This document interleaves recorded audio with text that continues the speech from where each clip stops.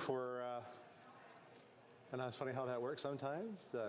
Sarnia Lambton, Ms. Gladue with the national anthem.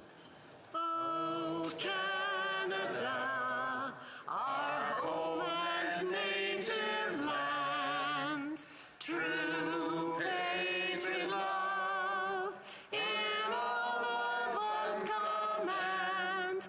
Cattle brasi porte le pays, il sait porter la croix. Ton histoire est une épopée des plus brillants exploits. God keep our land glorious and free. Oh, Canada, we stand on guard for thee. Oh, Canada, we stand on guard for thee. Well done.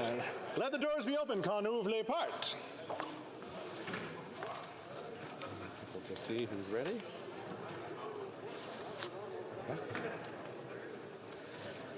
Statement by members. Déclaration de député. L'honorable député de Mont-Royal. Mr. Speaker, wherever you travel in the world today, you are likely to see a Chabad house. Chabad is one of the largest Jewish Hasidic movements. Chabad institutions seek to satisfy religious, social, cultural, educational, and humanitarian needs throughout the world. Right now, Chabad is playing a leading role in Ukraine, providing humanitarian support and assistance. The good works and outreach of Chabad was the vision of Rabbi Menachem Mendel Schneerson. Known as the Rebbe, people would travel across the world to his home in Crown Heights to seek his wisdom and advice. The Rebbe was born in April 1902, and this week would be his 120th birthday. 120 is a very special age in Judaism, and I want to use this special occasion to congratulate the Rebbe for all his good works, and to congratulate all of the Chabad envoys in Canada, including but not limited to Rabbi Mendel and Sarah Raskin in Côte St. Luc, Rabbi Moshe and Nechama New in Hampstead, and Rabbi Moshe and Dina Krasnowski in TMR, who do such incredible work in my riding. Thank you, Mr. Speaker. The honourable member for New Brunswick Southwest. Mr. Speaker, not too long ago, the federal government considered allowing new financial providers to enter Canada's protected banking sector. Canada's big banks argued additional competition would limit their ability to deliver in-person services and that they would act in the interest of our communities. However, these promises have been forgotten by at least one Toronto head office. Over 2,000 of my constituents on Grand Manan were recently notified the island's only bank would be shutting down. The bank says it's a business decision, even though Grand Manan is a very prosperous fishing community. Scotiabank wants islanders to take a 90-minute ferry trip to the mainland, which costs $40, plus drive another 30 minutes for in-person banking services. If this closure happens, it would signal to the entire industry that charging for in-person services is acceptable. Other G7 nations have taken steps to ensure rural communities aren't being gouged by an uncaring banking sector. The Liberal government must do something, and they must stand up for communities like Grand Manan. The honourable member for Etobicoke Centre. Mr. Speaker, today is Tartan Day in Canada and the anniversary of the signing of the Declaration of our Growth in 13. Contributions of Scots and their descendants to the fabric of Canadian society. Among early settler communities, Scots helped map Canada, build railway, create national parks, and found universities.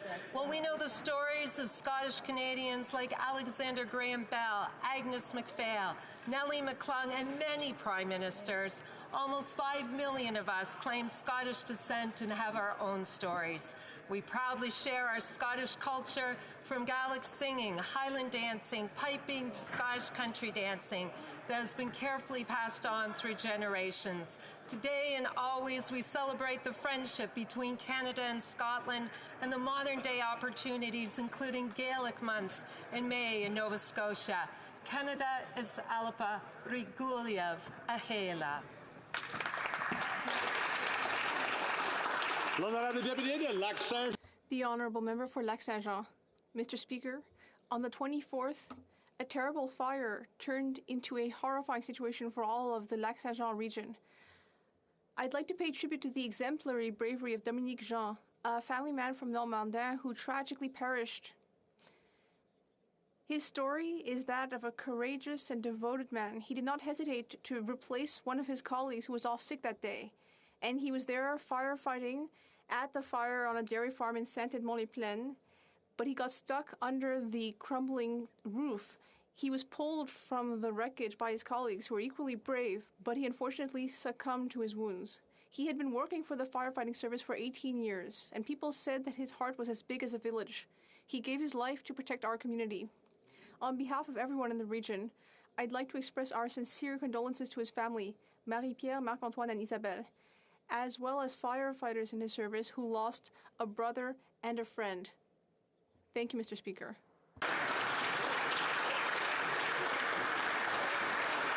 The honourable member for Oakville North, Burlington. Thank you, Mr. Speaker. Nav Bhatia arrived humbly in Canada in 1984 amongst anti-Sikh riots in India. He struggled to find work as a mechanical engineer and decided to work as a car salesman. With dedication and hard work, Nav became a success in the automotive industry and eventually became a Canadian icon and the Toronto Raptors superfan. During Sikh Heritage Month, we celebrate the many contributions Canadians of Sikh heritage have made to our country and communities.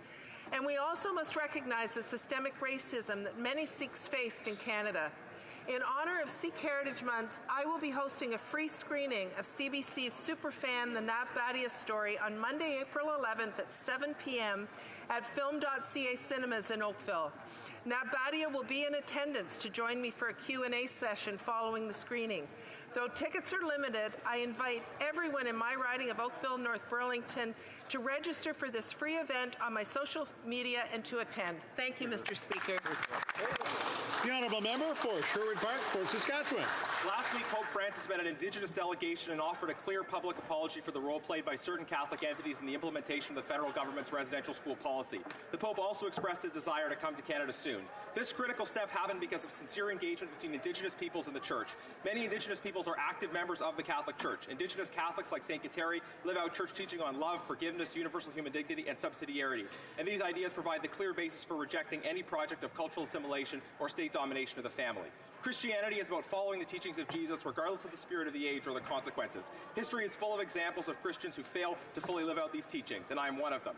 The call of Jesus to sacrificial love and to the affirmation of human dignity is always radical. And in an age when colonialism was widely accepted, many church organizations were simply not radical enough. Some here wish to use these failures to attack the church and further subvert it to state power, but that is the wrong direction and would enable other abuses. The failures of the residential school era should point to the need for the church to be an authentic moral witness for Christian teachings on truth and justice, regardless of government policy or the spirit of the age.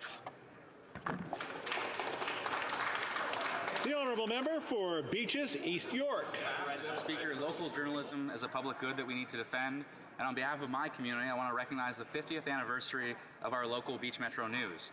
Its first edition was 4 pages, with an editorial that said, "Our success as a newspaper will depend on the quality of the news we write and the community's response to the idea of a paper that will reflect and comment on their interests and concerns." Well, both the quality of its work and our community's response and support has kept the paper going these 50 years. As a nonprofit committed to free distribution, the Beach Metro relies on a small but mighty staff and wouldn't exist without its huge network of volunteers. Thank you to everyone who has helped to make the paper what it is. 50 years is worth celebrating, but we also need to recognize the reality that relying solely on declining advertising revenue puts local journalism in jeopardy. So, congratulations, Beach Metro, on reaching such an important milestone. To its readers, let's directly support our community paper in its new fundraising drive and see it through another 50 years. It's a local public good that we need to defend. The honourable member for Davenport. It is my absolute pleasure to rise in the House today to recognize 2 residents in my downtown Toronto riding of Davenport who are listed in Maclean's power list of 50 Canadians. The first is Cameron Bailey, who serves as the CEO of the Toronto Film Festival, where he leads a team that annually delivers an exceptional program of international Canadian cinema. He's a champion for the arts, a champion for Canadian and international talent, and his work has attracted worldwide recognition of TIFF. Our second resident is Nick Saul, who's the co-founder and CEO of Community Food Centres Canada, an organization that tackles food insecurity by building health, belonging, and social justice through the power of good food. With 14 centres across the country, serving almost 180 communities, Nick has successfully started a good food movement that's improving the lives of millions of Canadians. Both Cameron and Nick are doing incredible work that's changing how we think and live. I've always said that Davenport is filled with amazing leaders, and I'm proud to have Maclean's recognize two of them on the power list. Thank you, Mr. Speaker. The Honourable Member for Calgary Signal Hill. Mr. Speaker, tomorrow is Budget Day, and this Liberal government will be reaping significant revenues, additional revenues paid for by hardworking oil and gas workers in Alberta and corporate taxes from oil and gas companies. Now, despite what the lefties will tell you, there are no subsidies for oil and gas companies. Mr. Speaker, however, this government should be saying thank you. However, it's the Liberals and the other fringe parties who want to phase out oil and gas, Mr. Speaker. So backed by the NDP, the Bloc and the Greens, the Prime Minister is determined to kill the goose that is laying the golden egg. Anywhere else in the world, Mr. Speaker, on Budget Day, governments would be saying thank you to the thousands of workers in the energy industry for driving this economic recovery. Not in Ottawa, though, Mr. Speaker. All Albertans can expect here from the SPEND-DP Liberal government is the middle finger made so famous by the Prime Minister's father. The Honourable Member for Labrador. Thank you, Mr. Speaker. For rural communities, including many in Labrador, the pandemic has magnified how essential access to reliable internet really is. And our government understands that. That's why in 2020, we launched a Universal Broadband Fund, a $2.75 billion investment that will help connect every Canadian to high-speed internet by 2030. Today, I want to share the great news, Mr. Speaker, that the Government of Canada will invest over $23 million to connect more than 1,500 households in rural areas across Labrador to high-speed internet. Funding will be allocated to the Nunavut government for a project benefiting the Inuit communities of Rigolet, Postville, Makkovik, Nain, Hopedale, and the First Nation community of Natwashish, and a separate contract to Big Land Networks to connect the residents of Northwest River and the Sheshatshiu First Nation.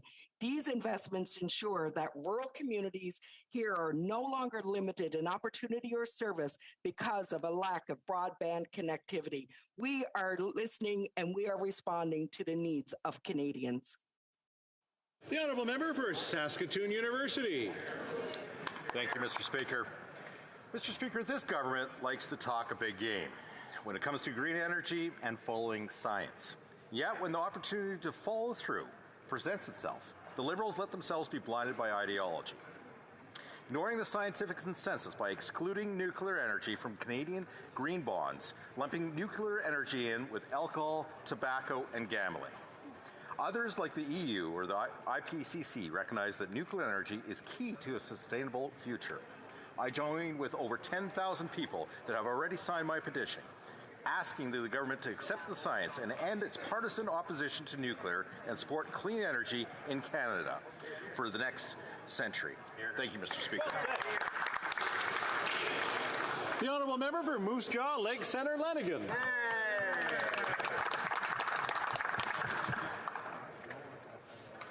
Mr. Speaker, everyone in this House and in this country remembers where they were 4 years ago today when the Humboldt Broncos hockey team was involved in a horrific crash.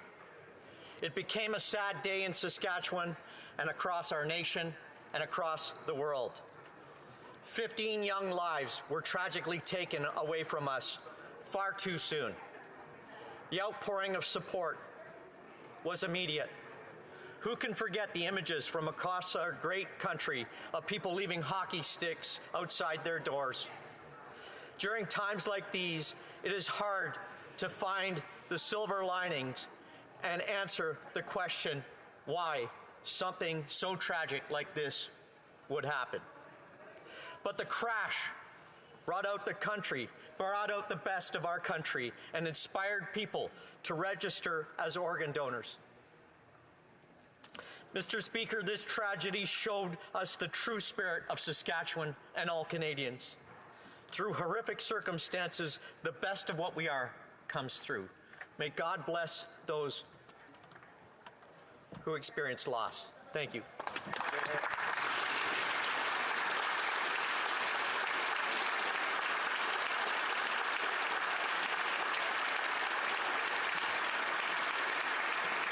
Well, the député de Hochelaga. The honourable member for Hochelaga. Thank you very much, Mr. Speaker. I'd like to recognize the extraordinary work of Jimmy Borivage-Vigneux, the Director General of the Business Development Corporation of Hochelaga Maisonneuve. He worked hard for 10 years to develop the neighborhood, and thanks to his leadership, the neighborhood during the pandemic was shown by its resilience and its presence in the streets of the neighborhood. With all sorts of activities, for example, the largest outside gathering of Quebec craftspeople, Jimmy and his team rethought the way streets could work and brought a creative and unique look at our community. And he also cared greatly about the environment and founded the 1,000 Tons Mission, and that is something he's going to continue to work on. To date, more than 20,000 people have participated in removing 240 tons of waste from waterways. All thanks to Mr. Vigneux's volunteer work over the last 4 years. Imagine what he's going to do once he's full-time. Thank you. The honourable member for Port Moody Coquitlam. Mr. Speaker, yesterday was Invisible Work Day. Invisible work is mostly done by women. Family care, elder care, family business supports, volunteering, these are an integral part of the economy. Yet this unpaid work is not respected. This lack of recognition is not by accident. It's rooted in gender discrimination. Invisible work is gendered. It is women and girls who carry the load. Dans le monde, 12 milliards de... Around the world, 12.5 billion hours of unpaid care and domestic work is done every day. It is time to acknowledge the size of this invisible workforce and its value. In Canada, invisible work equates to $350 billion per year. This is 16% of the GDP. The women and girls that take on invisible work are valuable. As government, we must recognize it in our words, measure it in our economy, and adopt policies to finally achieve gender equality. Hear, hear. L'honorable député de Belleuil-Chambly. Monsieur le Président, le 21... Mr. Speaker, on April 21st, I will be one of millions of Quebecers who are faced with a major loss. After District 31 stops airing, we'll have lost so many beloved characters. It's really hard. It's hard to accept. It's hard to lose what Luc Dion should have written before Annie would reprove him, and to lose everything that we saw when every week we were getting incredible episodes from this remarkable team. For his remarkable work on television, and thanks to having given Quebecers something to enjoy daily together, to talk about around the water cooler or with their families, I'd like to thank Luc.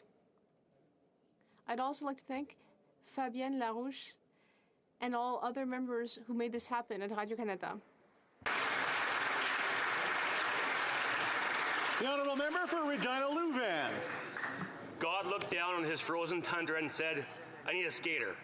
So God made a hockey player. God said, I need somebody strong enough to tussle with the enemy, yet sportsman enough to shake his hand when it's over. Somebody not afraid to lose, but with enough heart to despise not winning. So God made a hockey player. God said I need somebody to stand in front of a rush of sticks and skates, ice the bruises that show, rub the ones that don't, suit back up and do it all over again because your teammates are counting on you. So God made a hockey player. God said I need somebody with enough desire to never quit, enough passion to never be good enough, and with enough grit to take a piece of frozen rubber to the cheek occasionally. So God made a hockey player. God said I need someone who is an athlete, a warrior, unselfish, hardworking, strong-willed, sharp-eyed, and quick-witted, yet human enough to look around him, pause, and proudly call his teammates his family. So God made a hockey player. On the 4th anniversary, we remember our Humboldt Broncos, and I ask all of you to leave some sticks on the porch tonight, just in case they need a spare one upstairs.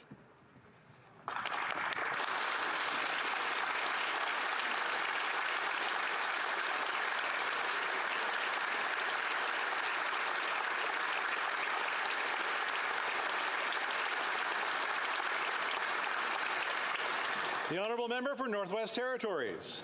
Mr. Speaker, 600 years ago, when the Europeans claimed America as their land, part of the justification they used came from the doctrine of discovery.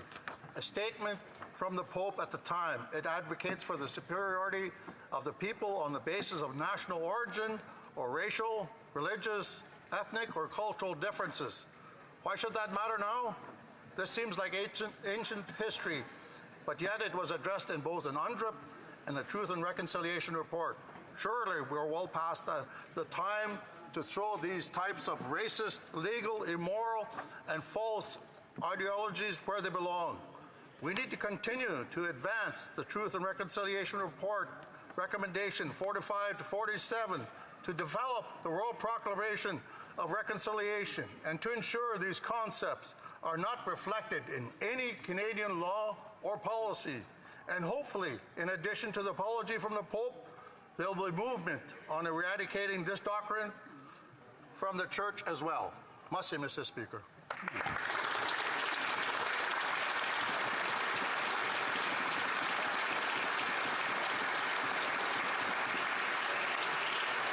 Now, I believe there's been agreement amongst the parties for a moment of silence on the loss of the players in the Humboldt crash.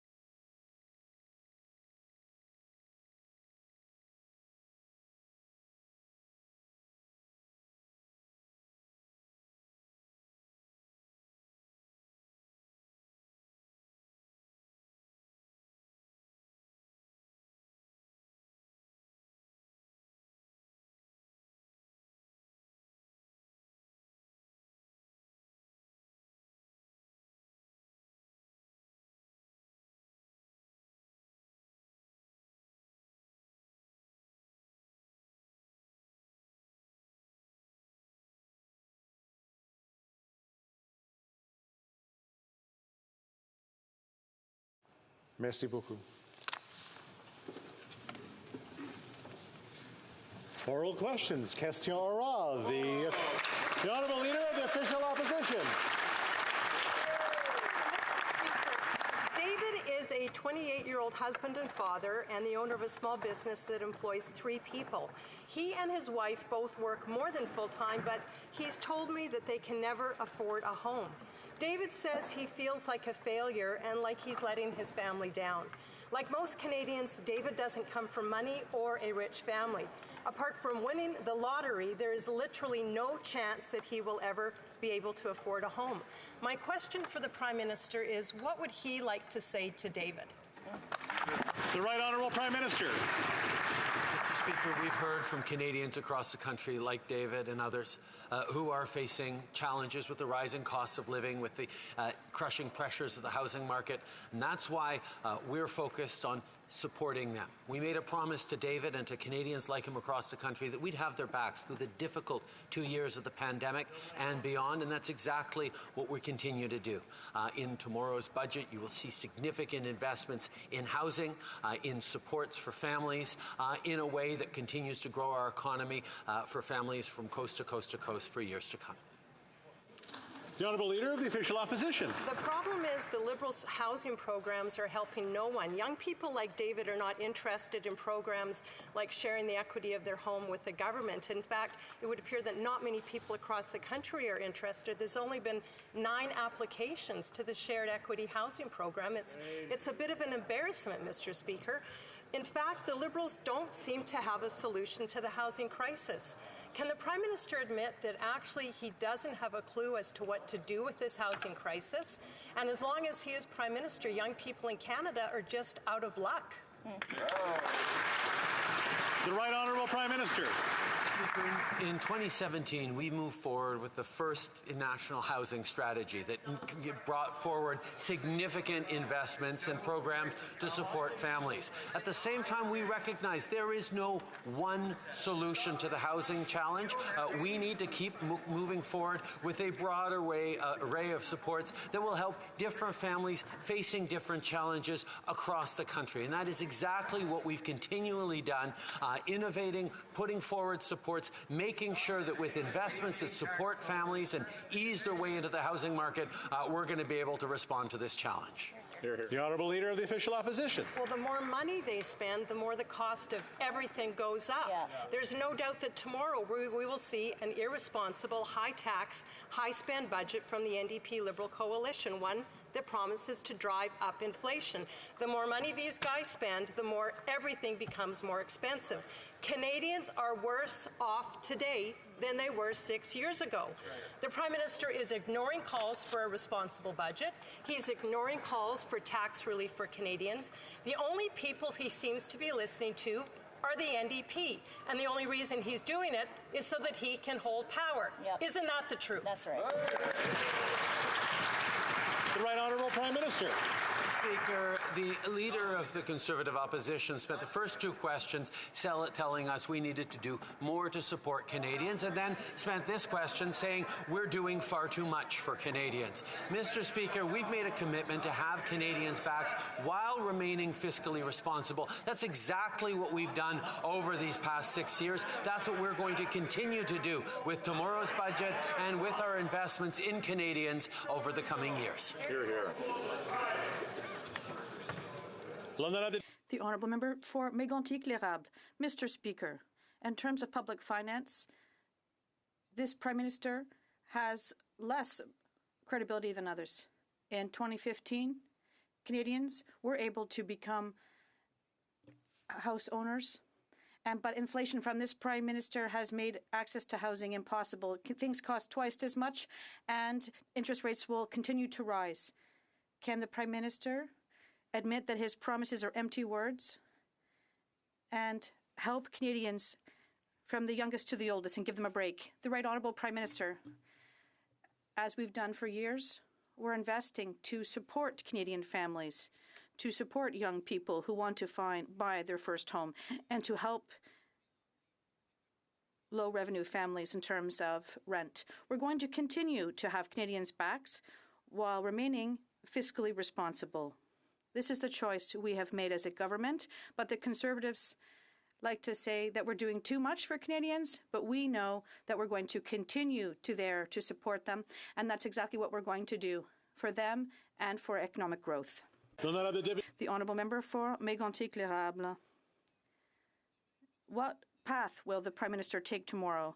The Honourable Member for Pontiac, who says she's fiscally responsible, revealed what is currently being said in the Liberal backbench. What I sense from my colleagues is that we're going to have to be more judicious in our spending choices. We'll have to do more with the dollar than we're doing now. That's a hard criticism of that fiscal management. Tomorrow, will the Prime Minister be smart and responsible, or will he turn his back on his own Liberal caucus and Canadians by implementing the NDP's agenda? The Right Honourable Prime Minister. Mr. Speaker, 2 years ago, we heard the same thing from the Conservatives. They were criticizing us to have invested too much to support families and small businesses and to support workers throughout this pandemic. And that's what we did, and this allowed our economy to come roaring back, and it allowed us to recover all the jobs that were lost. And we're going to continue to be there to support Canadian families. The Conservatives want us to do less for families, but we are going to continue to have their backs to support them and to be fiscally responsible. The Honourable Member for Belleuil-Chambly. Mr. Speaker, yesterday, the Minister of the Environment said a contradiction. He said that they were waiting for federal environmental evaluations with respect to Baie du Nord, and then he said it was provincial jurisdiction. A Liberal that mentions provincial jurisdiction, well, that's interesting. This, because there was no incoherence or clarity, it doesn't really give them much credibility in terms of GHGs. Can the Prime Minister now announce that he's going to say no to the Bay du Nord project? The Right Honourable Prime Minister. Mr. Speaker, for almost 7 years now, we were elected to show that economic growth and protecting the environment and the fight against climate change go hand in hand. And that's exactly what we've done for years. Now, we have the most ambitious and concrete plan that Canada has had in terms of reducing GHGs. And at the same time, we're investing concretely to help families and workers to get through this transformation period for energy. We're always going to be here to show that we understand that the economy and the environment go hand in hand. The Honourable Member for Belleuil-Chambly. We're discovering that the Bay du Nord project may be approved or is on the point of being approved. That's a surprise to no one. 1 billion barrels. The IPCC has been very critical with respect to governments and their responsibility. Although they didn't name our government, they know that they're talking about Canada. There is a serious incoherence between the proposed reduction plan by this government and this Bay du Nord project. Mr. Speaker, does the PM think that the IPC is wrong? The Right Honourable Prime Minister. Mr. Speaker, for several years now, we have made science-based decisions and the best recommendations from experts across Canada and worldwide to put forth the most ambitious and concrete projects we've had in our country to protect the environment and to fight climate change and to create economic growth and prepare for the economy of the future. We're in the midst of transforming our economy to reduce our GHG emissions, and it will take time to get there, but we're going to be here with great determination that the Canadians require of us. Member for Burnaby South. Thank you, Mr. Speaker. The IPCC report makes it absolutely clear that we are failing in doing enough to stop the climate crisis. Instead of presenting a real plan to fight the climate crisis, the government is doubling down on more fossil fuel subsidies with a carbon capture tax credit. Why does the government continue to insist on subsidizing wealthy oil and gas companies instead of investing in clean energy and workers? The Right Honourable Prime Minister. Mr. Speaker, Canadians know what's at stake in the fight against climate change. It's why we're stepping up our climate ambition by committing to more than $100 billion to climate action. We're ensuring we reduce methane emissions by 75% by 2030 and transitioning to a net zero electricity grid by 2035. We're also doubling our commitment to $5.3 billion to help developing countries fight climate change and protect biodiversity. And we will continue delivering ambitious and achievable climate action that protects our communities and builds a healthy future for everyone. L'honorable député de Burnaby Sud. The Honourable Member for Burnaby South. IPCC's report is clear. We didn't take enough action to tackle the climate crisis. And instead of presenting a real plan, the government continues to increase oil and gas subsidies with a carbon capture tax credit. Why is the government continue to increase wage subsidies rather than investing in workers and green energy? The Right Honourable Prime Minister. Mr. Speaker, our emissions plan is the most comprehensive in the world. It'll give us a strong economy for all Canadians. We have been credible about all the contributions that every sector must do to make our plan work, and Clean Prosperity and other scientists have all approved our plan.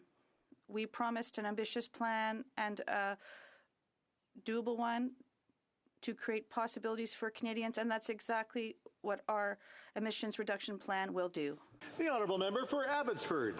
Well, Mr. Speaker, tomorrow we'll witness this Liberal government's very first NDP budget. The picture won't be pretty. Canadians should expect a tax and spend budget that will make inflation even worse than it is today. Gobs and gobs of unfocused spending, deficits as far as the eye can see, and of course higher taxes. So, can the Prime Minister tell us whether his budget will deliver a plan to fight the skyrocketing cost of living in Canada? The Right Honourable Prime Minister. Mr. Speaker, as is with every Liberal budget, our focus is on supporting Canadians and growing the economy for years to come. That's exactly what we're doing by making responsible investments in a fiscally responsible framework. That's what Canadians expect, and that's what we'll be delivering in investments in housing, investments to fight climate change and prepare for the clean economy, investments in Indigenous communities, making sure that we are growing the economy in ways that helps the middle class and everyone working hard to join it. That is our focus, Mr. Speaker. I just want to say we made it to 11 questions without a whole lot of heckling. The honourable member for Abbotsford. Well, Mr. Speaker, every Liberal budget is a tax and spend budget. More Liberal tax and spend policies mean even worse inflation. Wages haven't kept up with the cost of living, while the cost of groceries and gas and housing and pretty well everything else has become unaffordable. Millions of middle-class families have fallen behind. Remember when the Prime Minister promised to stand up for the middle class and those wanting to join it? What happened to that promise? The Right Honourable Prime Minister.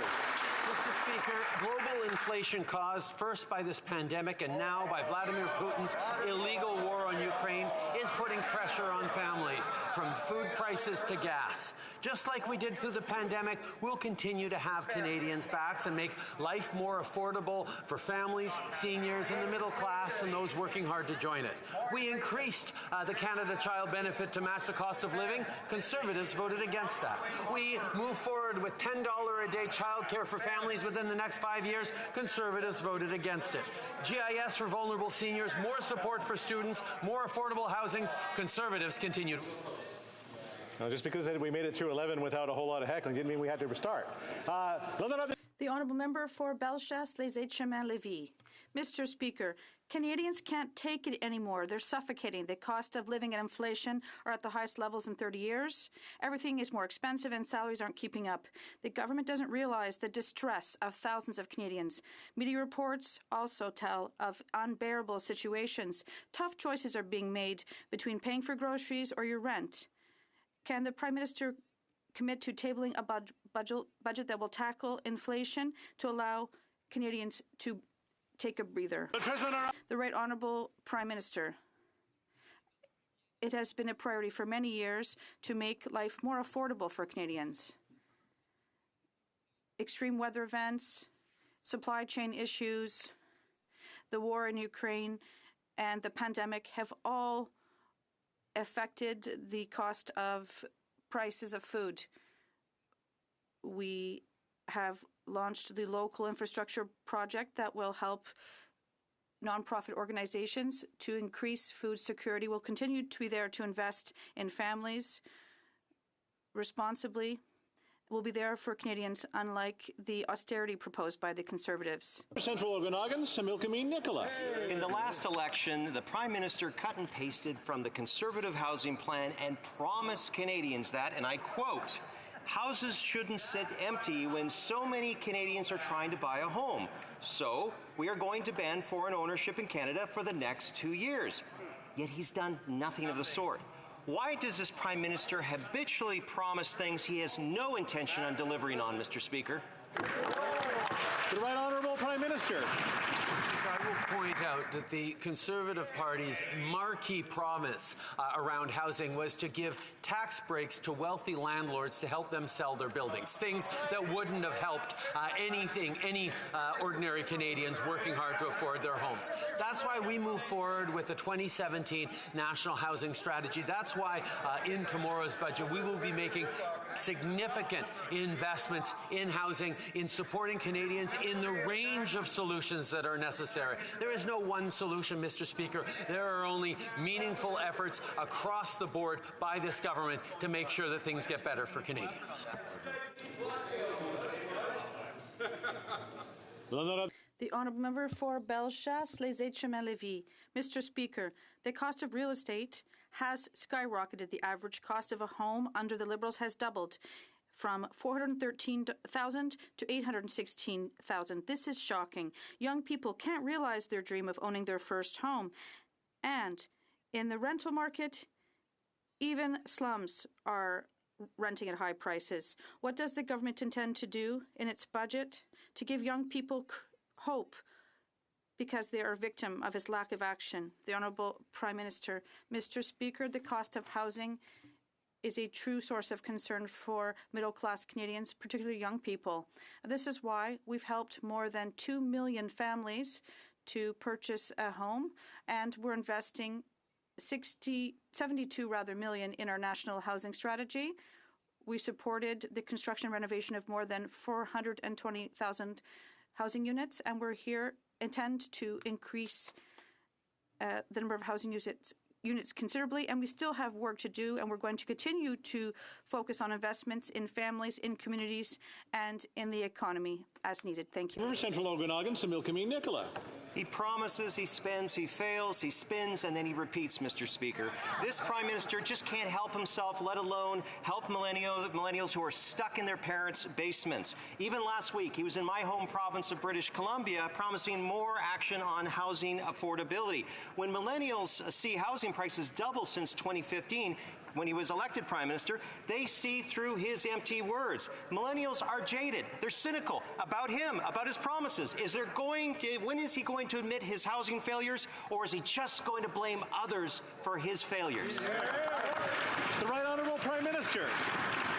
Mr. Speaker, we recognize the pressures faced by Canadians in the housing market, particularly young Canadians, which is why, contrary to what the Conservatives are recommending, we're going to continue to invest in them and support them, because over the past years, with our investments, we've helped over 2 million families get the housing they need. We've committed $72 billion for the National Housing Strategy.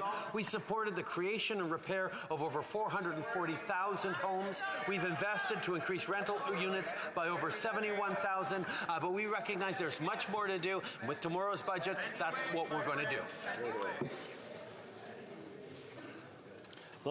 The Honourable Member for Belleuil-Chambly. Mr. Speaker, IPCC, the International Group of Experts on Climate, the highest authority in this area. Well, I don't know what the Prime Minister has done to undermine their expertise, but if we listen to the announcement this afternoon, the Baie du Nord project is a global catastrophe. Tell me, against this backdrop, is there someone thinks for real that Canada will achieve its reduction targets with this plan? The government should never be at the beck and call of oil companies. Right Honourable Prime Minister. Mr. Speaker, in recent years, we presented concrete plans and ambitious ones to fight climate change, and we are delivering on this necessary transformation in terms of reducing emissions. We are going to continue to do the work to bring Canadians to a carbon neutral future. We're going to do this by investing and forging partnerships and remaining committed to following the science. And that is how we're going to succeed and protect Canada and our planet and create good jobs for the middle class and for future generations. The Honourable Member for Repentigny. Last year, the International Energy Agency warned that a ban on new oil and gas development was necessary to stop global warming. But the science mentioned by the Prime Minister spoke. The IPCC spoke. It confirms that there's no more room for fossil fuel expansion, period. We have 3 years to cap emissions. 3 years, Mr. Speaker. So we must reject the Baie du Nord project and its 30-year extraction of billions of barrels of oil. How can the Prime Minister say that he's for science if he approves Baie du Nord? The Right Honourable Prime Minister. Mr. Speaker, our plan for reducing emissions is one of the most exhaustive in the world. It is going to offer pure air and a strong economy to Canadians. We have been credible in terms of all the contributions the sectors must bring to fight climate change, and we're going to respect these targets with all the decisions and choices we're going to make in the years to come. I'm not the only one to say that our plan is credible and concrete. The Climate Committee of Canada, Clean Prosperity, and other scientists have all approved our plan. We're going to continue to be there for Canadians in the fight against climate change. The Honourable Member for Louis Saint Laurent. Mr. Speaker, all Canadian families are affected by rising food, gas, and housing prices. That's what we call inflation. But this Liberal government has made prices rise in Canada. Why? Because this government has never controlled spending, and worse yet, it is increasing taxes like it did last Friday. We had to wait for the budget to be tabled, and this is the first time we're going to have an NDP Liberal budget. Can the Prime Minister say he will be responsible, control spending, and not raise taxes? Yes or no? The Right Honourable Prime Minister. Mr. Speaker, inflation is a global inflation caused by the pandemic and by the illegal invasion of Ukraine by Vladimir Putin. And it puts pressure on families across our country. We have been fighting the rising cost of food and oil, and that is why we continue to have Canadians' backs. As we've already done, we're going to continue to make families and seniors and middle-class lives more affordable with things like we've already done. We're going to enhance the CCB. We're going to create $10 a day childcare across the country. We're going to increase the GIS for the most vulnerable seniors. The Honourable Member for Louis Saint Laurent. Mr. Speaker, what I hope and what I feel, as my colleagues do as well, is that we're going to have to be more judicious in our spending choices. We have to do more with the dollar than what we do now. I am not the one, as a Conservative member, who said that. It's our Liberal colleague from Pontiac that stated this on behalf of their colleagues. So, once again, tomorrow we have an opportunity for a new budget, a new NDP Liberal budget. Can the Prime Minister listen to what their colleague is saying when she says we have to be responsible and not continue doing what we've been doing for 7 years, spending irresponsibly and increasing taxes? Even the Liberals are asking for this. The Right Honourable Prime Minister. Mr. Speaker, every year around the same time, we're listening to the same refrain. Conservatives want to have austerity. We have to cut in services and programs for Canadians. But fortunately for Canadians, we're not listening to the Conservative policies as they want to cut spending for Canadians. We are acting responsibly and wisely to create economic growth, to bounce back from this pandemic and to help seniors and students and to help families. That's exactly what we're doing and what we have been doing for 7 years, and we're going to continue to do so. We're going to be responsible and invest in families. For Kildonan and St. Paul. Mr. Speaker, tomorrow is Canada's first ever NDP Liberal government, and the stakes have never been higher for my generation. Many of us can't afford a house. We can't afford groceries. We can't afford to fill our tanks with gas.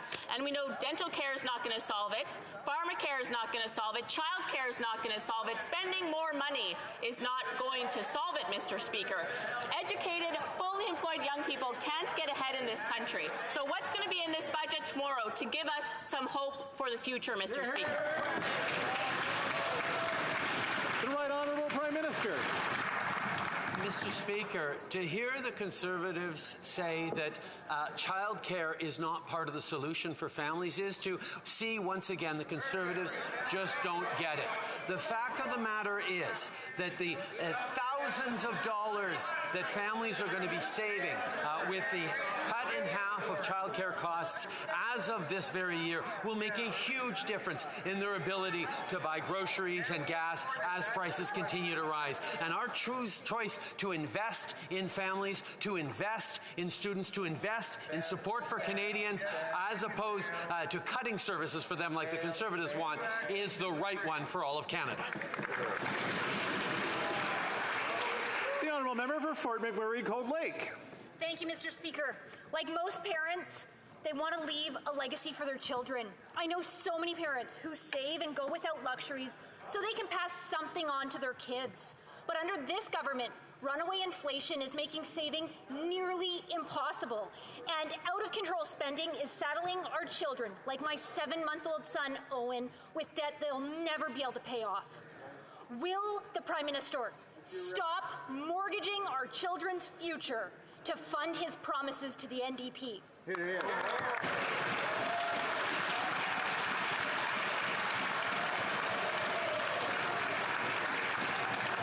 Right Honourable Prime Minister. Mr. Speaker, since 2015, we've been investing in families with a Canada Child benefit that Conservatives voted against. It gives hundreds of dollars a month tax tax-free to families that need it. We move forward with child care agreements right across the country that not only will cut child care costs in half this year, but reduce to $10 a day within 5 years right across the country. These are initiatives that not only support families now, but create economic growth that will leave our kids and our kids' kids better off for generations to come.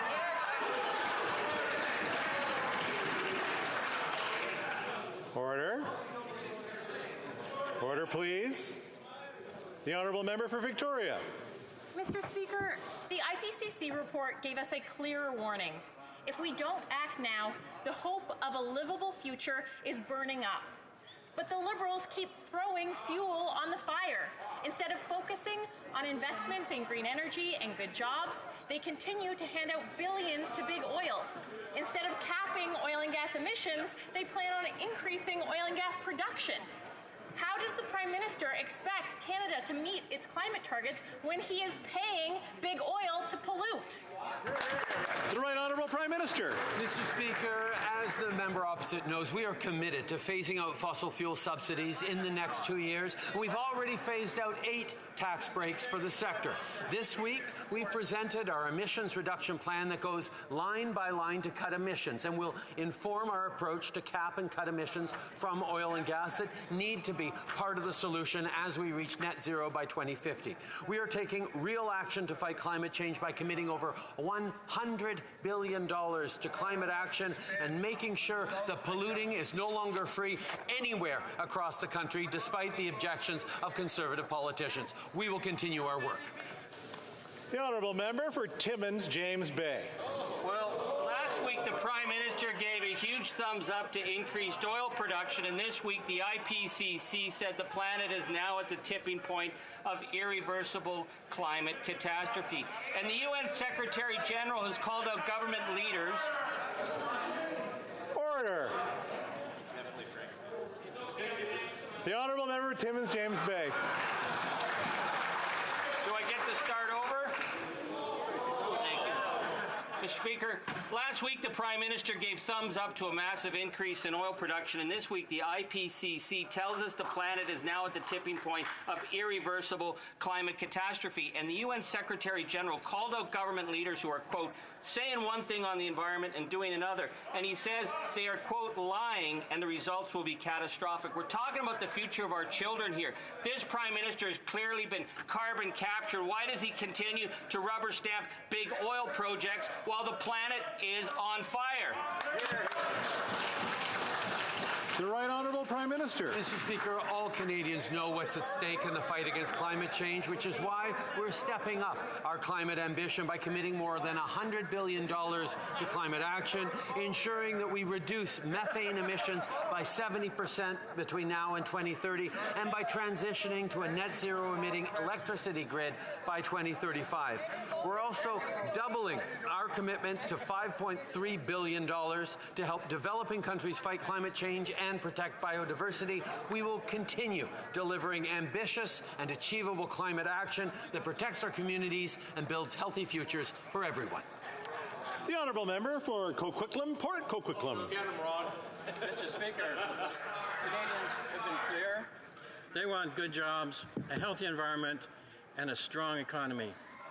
Last week, the Minister of Environment and Climate Change unveiled the emissions reduction plan outlining the next steps towards achieving these priorities for all. Can the Minister of Environment and Climate Change tell us what are the objectives of this plan? Well, I'm going to guess it's the Prime Minister who's going to answer that. The Right Honourable Prime Minister. Thank you, Mr. Speaker. I want to begin by thanking the member for Coquitlam, Port Coquitlam, for his question and his incredibly strong hard work on the file. Canadians know what's at stake in the fight against climate change, and the emissions reduction plan we tabled last week is one of the most comprehensive in the world. The emissions reduction plan invests $9.2 billion into credible climate solutions and lays out sector by sector how we meet our goals. Our plan is about delivering clean air and a strong economy for Canadians. And I'd like to thank leaders from the environment, business, public and private sectors for their support. The honourable member for Lakeland.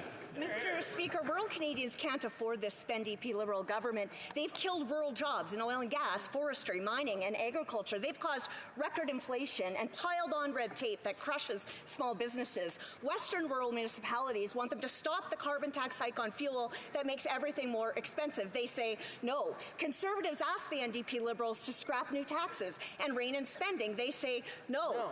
Will the NDP Liberals get out of the way and stop making things worse for rural Canadians?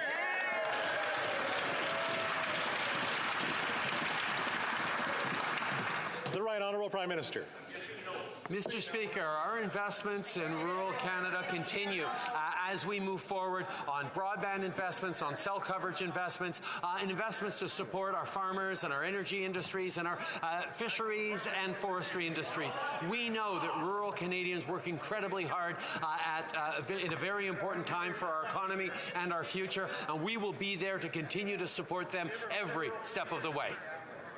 The honourable member for Lakeland. So that's a really long no. The NDP Liberals, just like the Prime Minister just did, always talk about big spending and top-down government programs, but the results are record prices for fertilizer, fuel, and food, for heating and housing. Rural Canadians pay a rural tax of over $1,500 just to travel for medical care. None of those are luxuries. Farmers can't change the distance to their fields or to the store. Rural jobs aren't in office towers walking distance from home.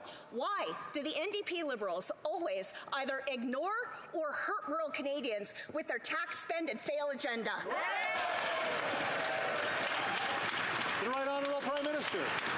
Speaker, over the past number of years, we've continued to be there for rural Canadians, whether it's investments in agriculture, whether it's support for small communities, whether it's reaching out to resource communities to prepare for the future. We will continue to stand by Canadians from coast to coast to coast, and we won't simply fall back on slogans and easy solutions like the Conservatives do. We will work hand in hand with rural Canadians and indeed people from coast to coast to coast to build the kind of future we know everyone deserves to offer their kids and their grandkids. Hear, hear. The honourable member for Thornhill. Mr. Speaker, housing in the GTA is scarce and expensive, and it's getting worse. Home prices have doubled under this government, and Canada still has the fewest homes per capita of any G7 country. This government will muse about their so-called plans to fund affordable housing just to have their new NDP dance partners at every level of government oppose actual development. When will the Prime Minister tell Canadians why he thinks only those with the trust fund deserve the dream of home ownership?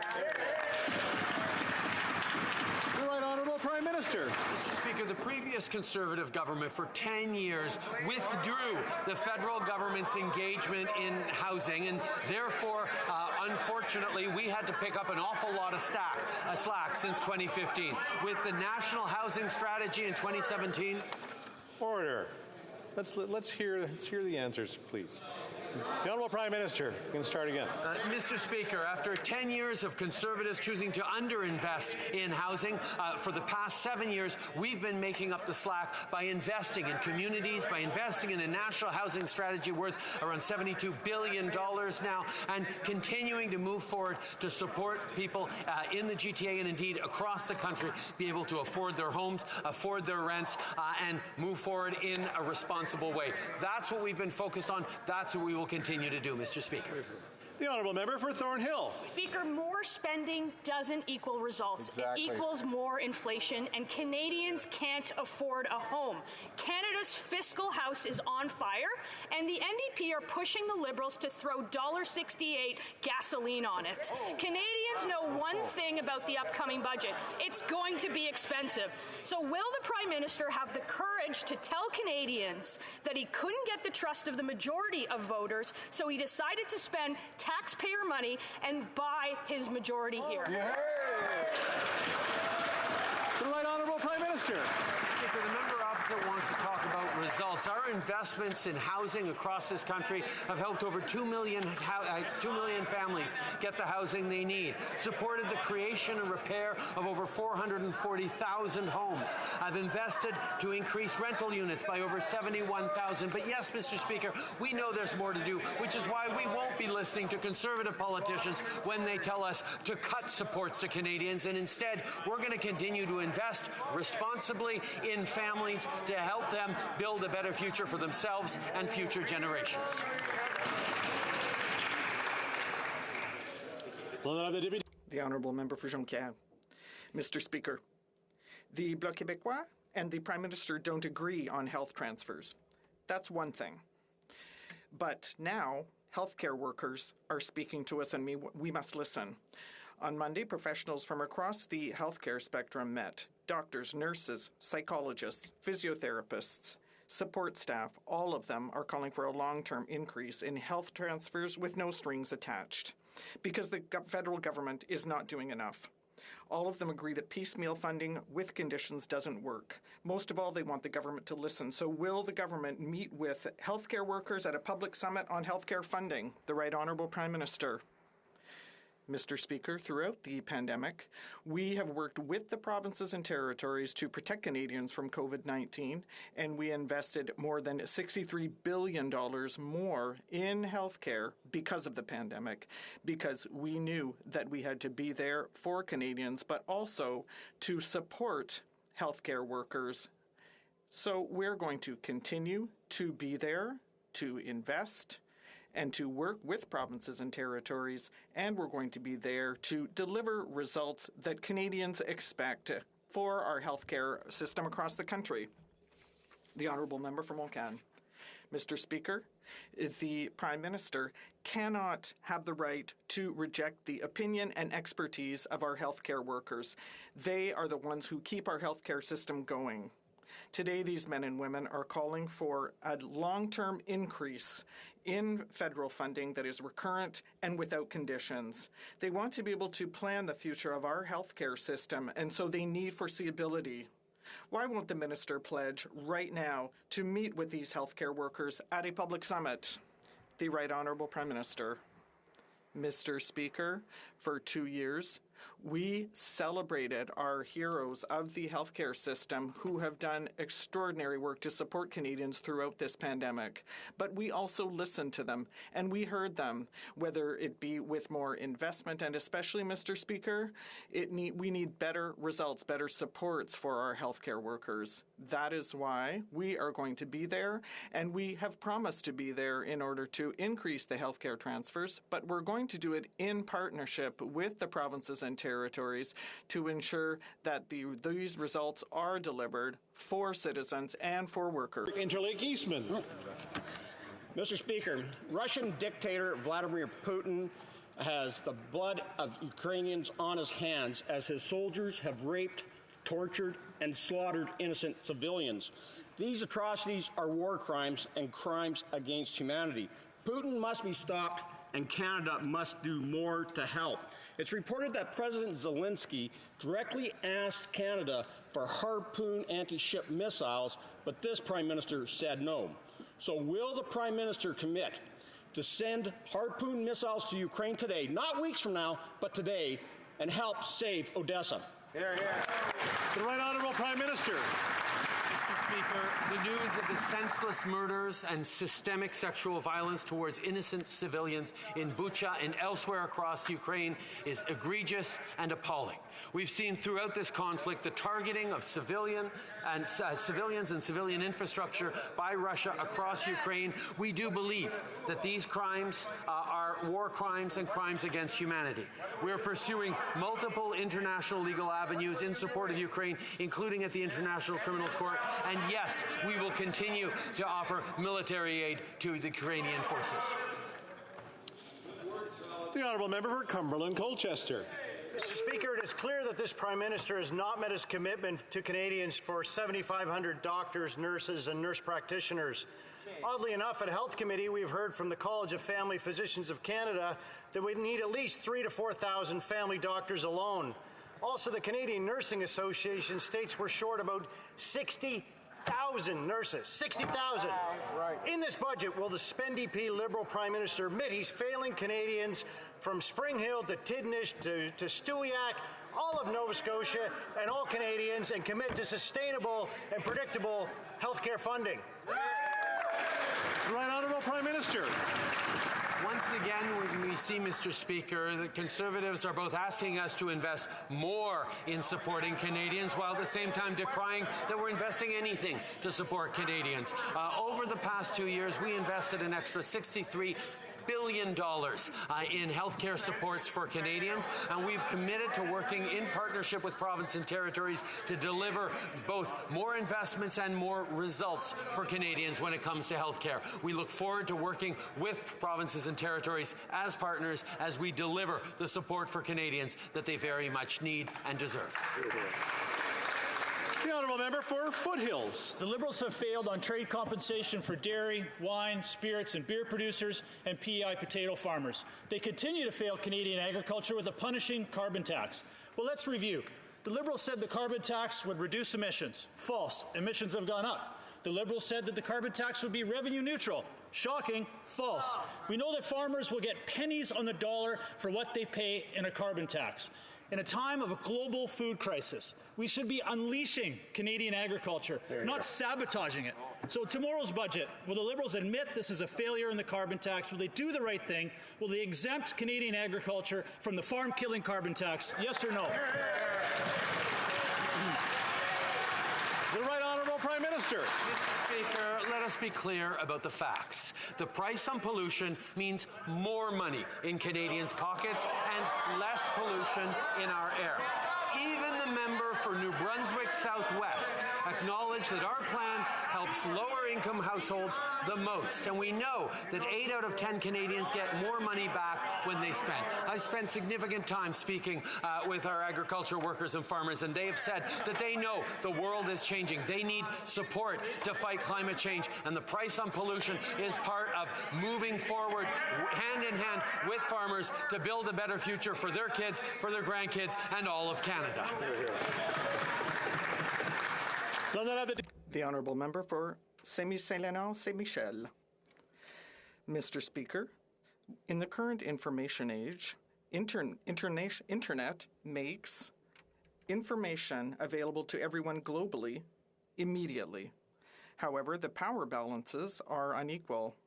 For years, hundreds of local news producers have had to close their doors in Canada because of a lack of income, whereas the web giants literally have a monopoly on who survives and who doesn't.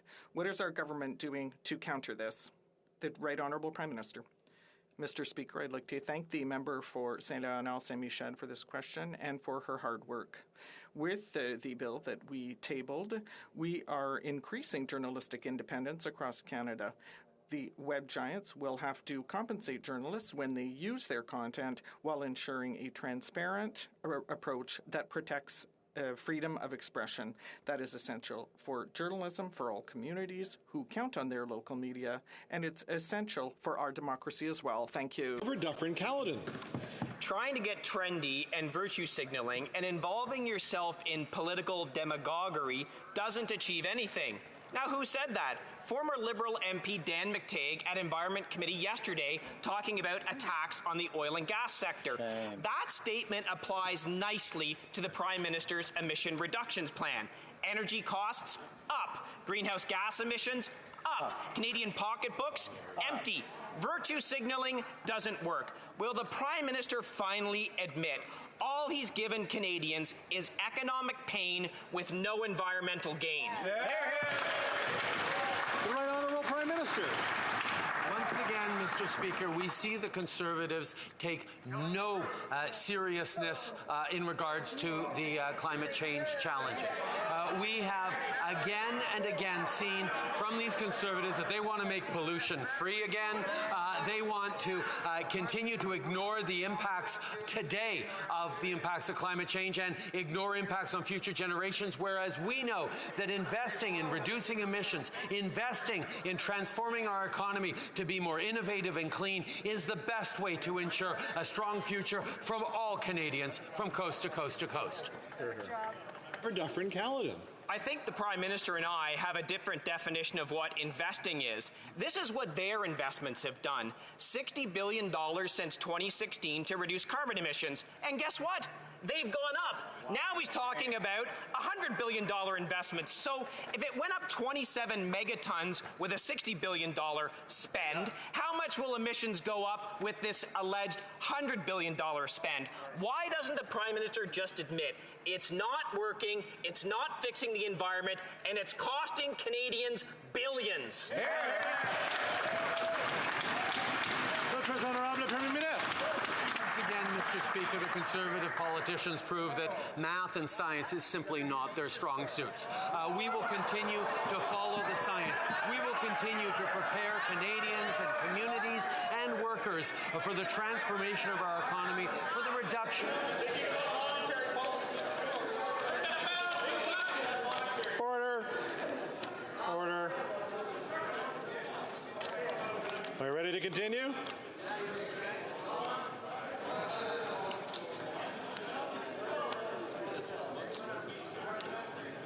Le très honorable Premier Ministre. The Right Honourable Prime Minister. Monsieur le Président. Thank you, Mr. Speaker. Mr. Speaker, the reality is when it comes to following the science around climate change, when it comes to doing the difficult and responsible things to prepare for the future, Conservatives choose to bury their heads in the sand still today in 2022. Mr. Speaker, Canadians from coast to coast to coast, no, we need to step up in our fight against climate change. We need to make investments to prepare the future, and that's exactly what we are doing. The Honourable Member for Battlefords Lloydminster. Thank you, Mr. Speaker. This Liberal government excluded other levels of government during the collective bargaining process with the National Police Federation. The agreement reached is much higher than anticipated, and despite their exclusion, rural communities have been left to foot the majority of the bill. Rural municipalities who face greater financial constraints have been desperately asking this government for assistance with the one-time back pay costs. So, Mr. Speaker, will rural communities find relief in tomorrow's budget, or will the Prime Minister continue to stick it to rural Canadians? The Right Honourable Prime Minister. Speaker, this collective agreement allowed RCMP members to receive their first pay increase since 2016 and ensured that their salaries were in line with other police services across Canada. Municipalities and provinces were at the table since the very beginning of these negotiations, and I can assure the member that increased costs are shared by the contract jurisdictions and the federal government, just like all policing costs in regions served by the RCMP. And I would like to take this opportunity to thank once again the members of the RCMP for their continued service to communities right across the country. The Honourable Member for London North Centre. Thank you, Mr. Speaker. The unspeakable and senseless acts of violence perpetrated by the Putin regime, including those recently uncovered in Bucha, demand accountability. This is why the RCMP will be deploying a specialized unit of investigators to the International Criminal Court in The Hague. Mr. Speaker, would the Prime Minister please elaborate on the RCMP's intentions to assist the investigation of war crimes committed in Ukraine? Thank you very much. Okay. Wait, so what's... Wait, hold on.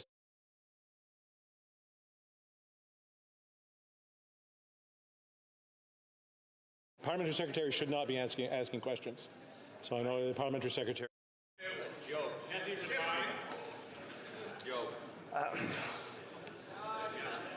The Honourable Member for... Oh, that's the réponse. No, there's no question, and therefore there's no answer. Okay? So we're going to move on to the next one.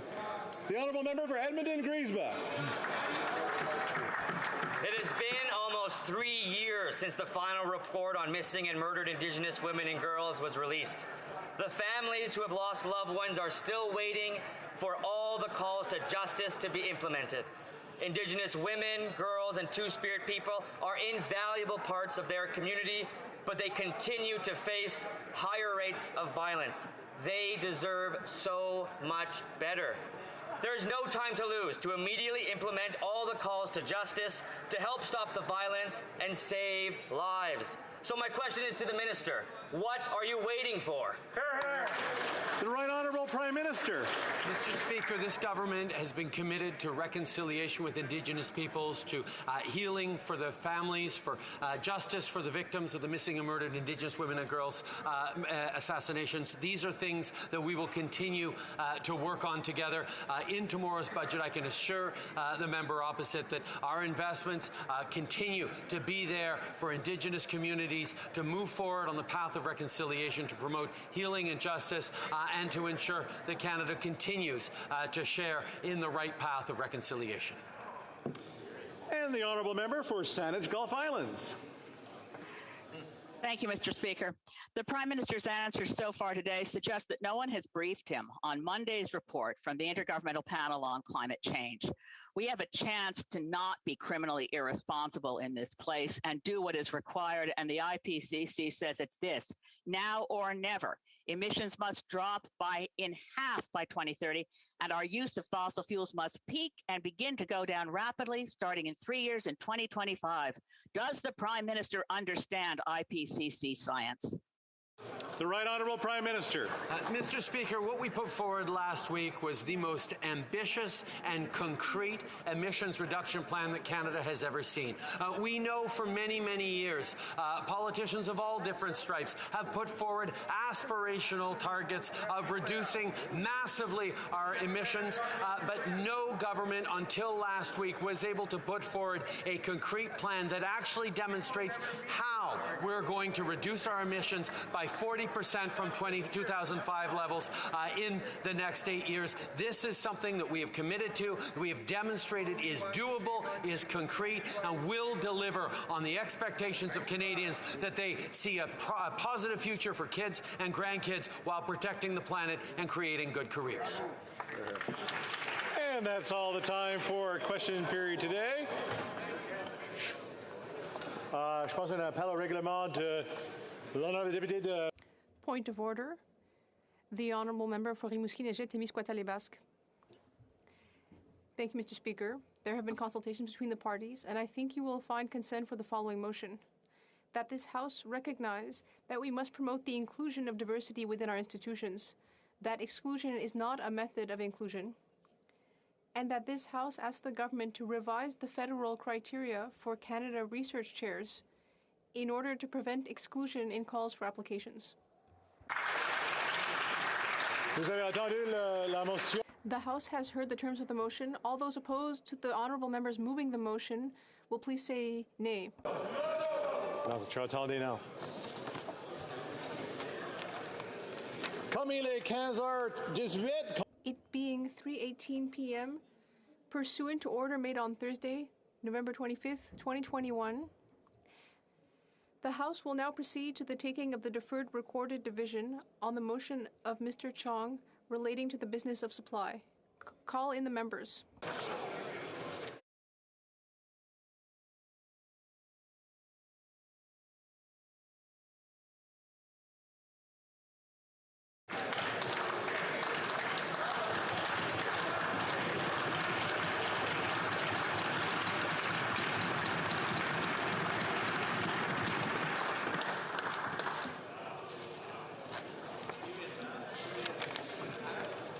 I guess I'm not going to get to dispense, so, you know.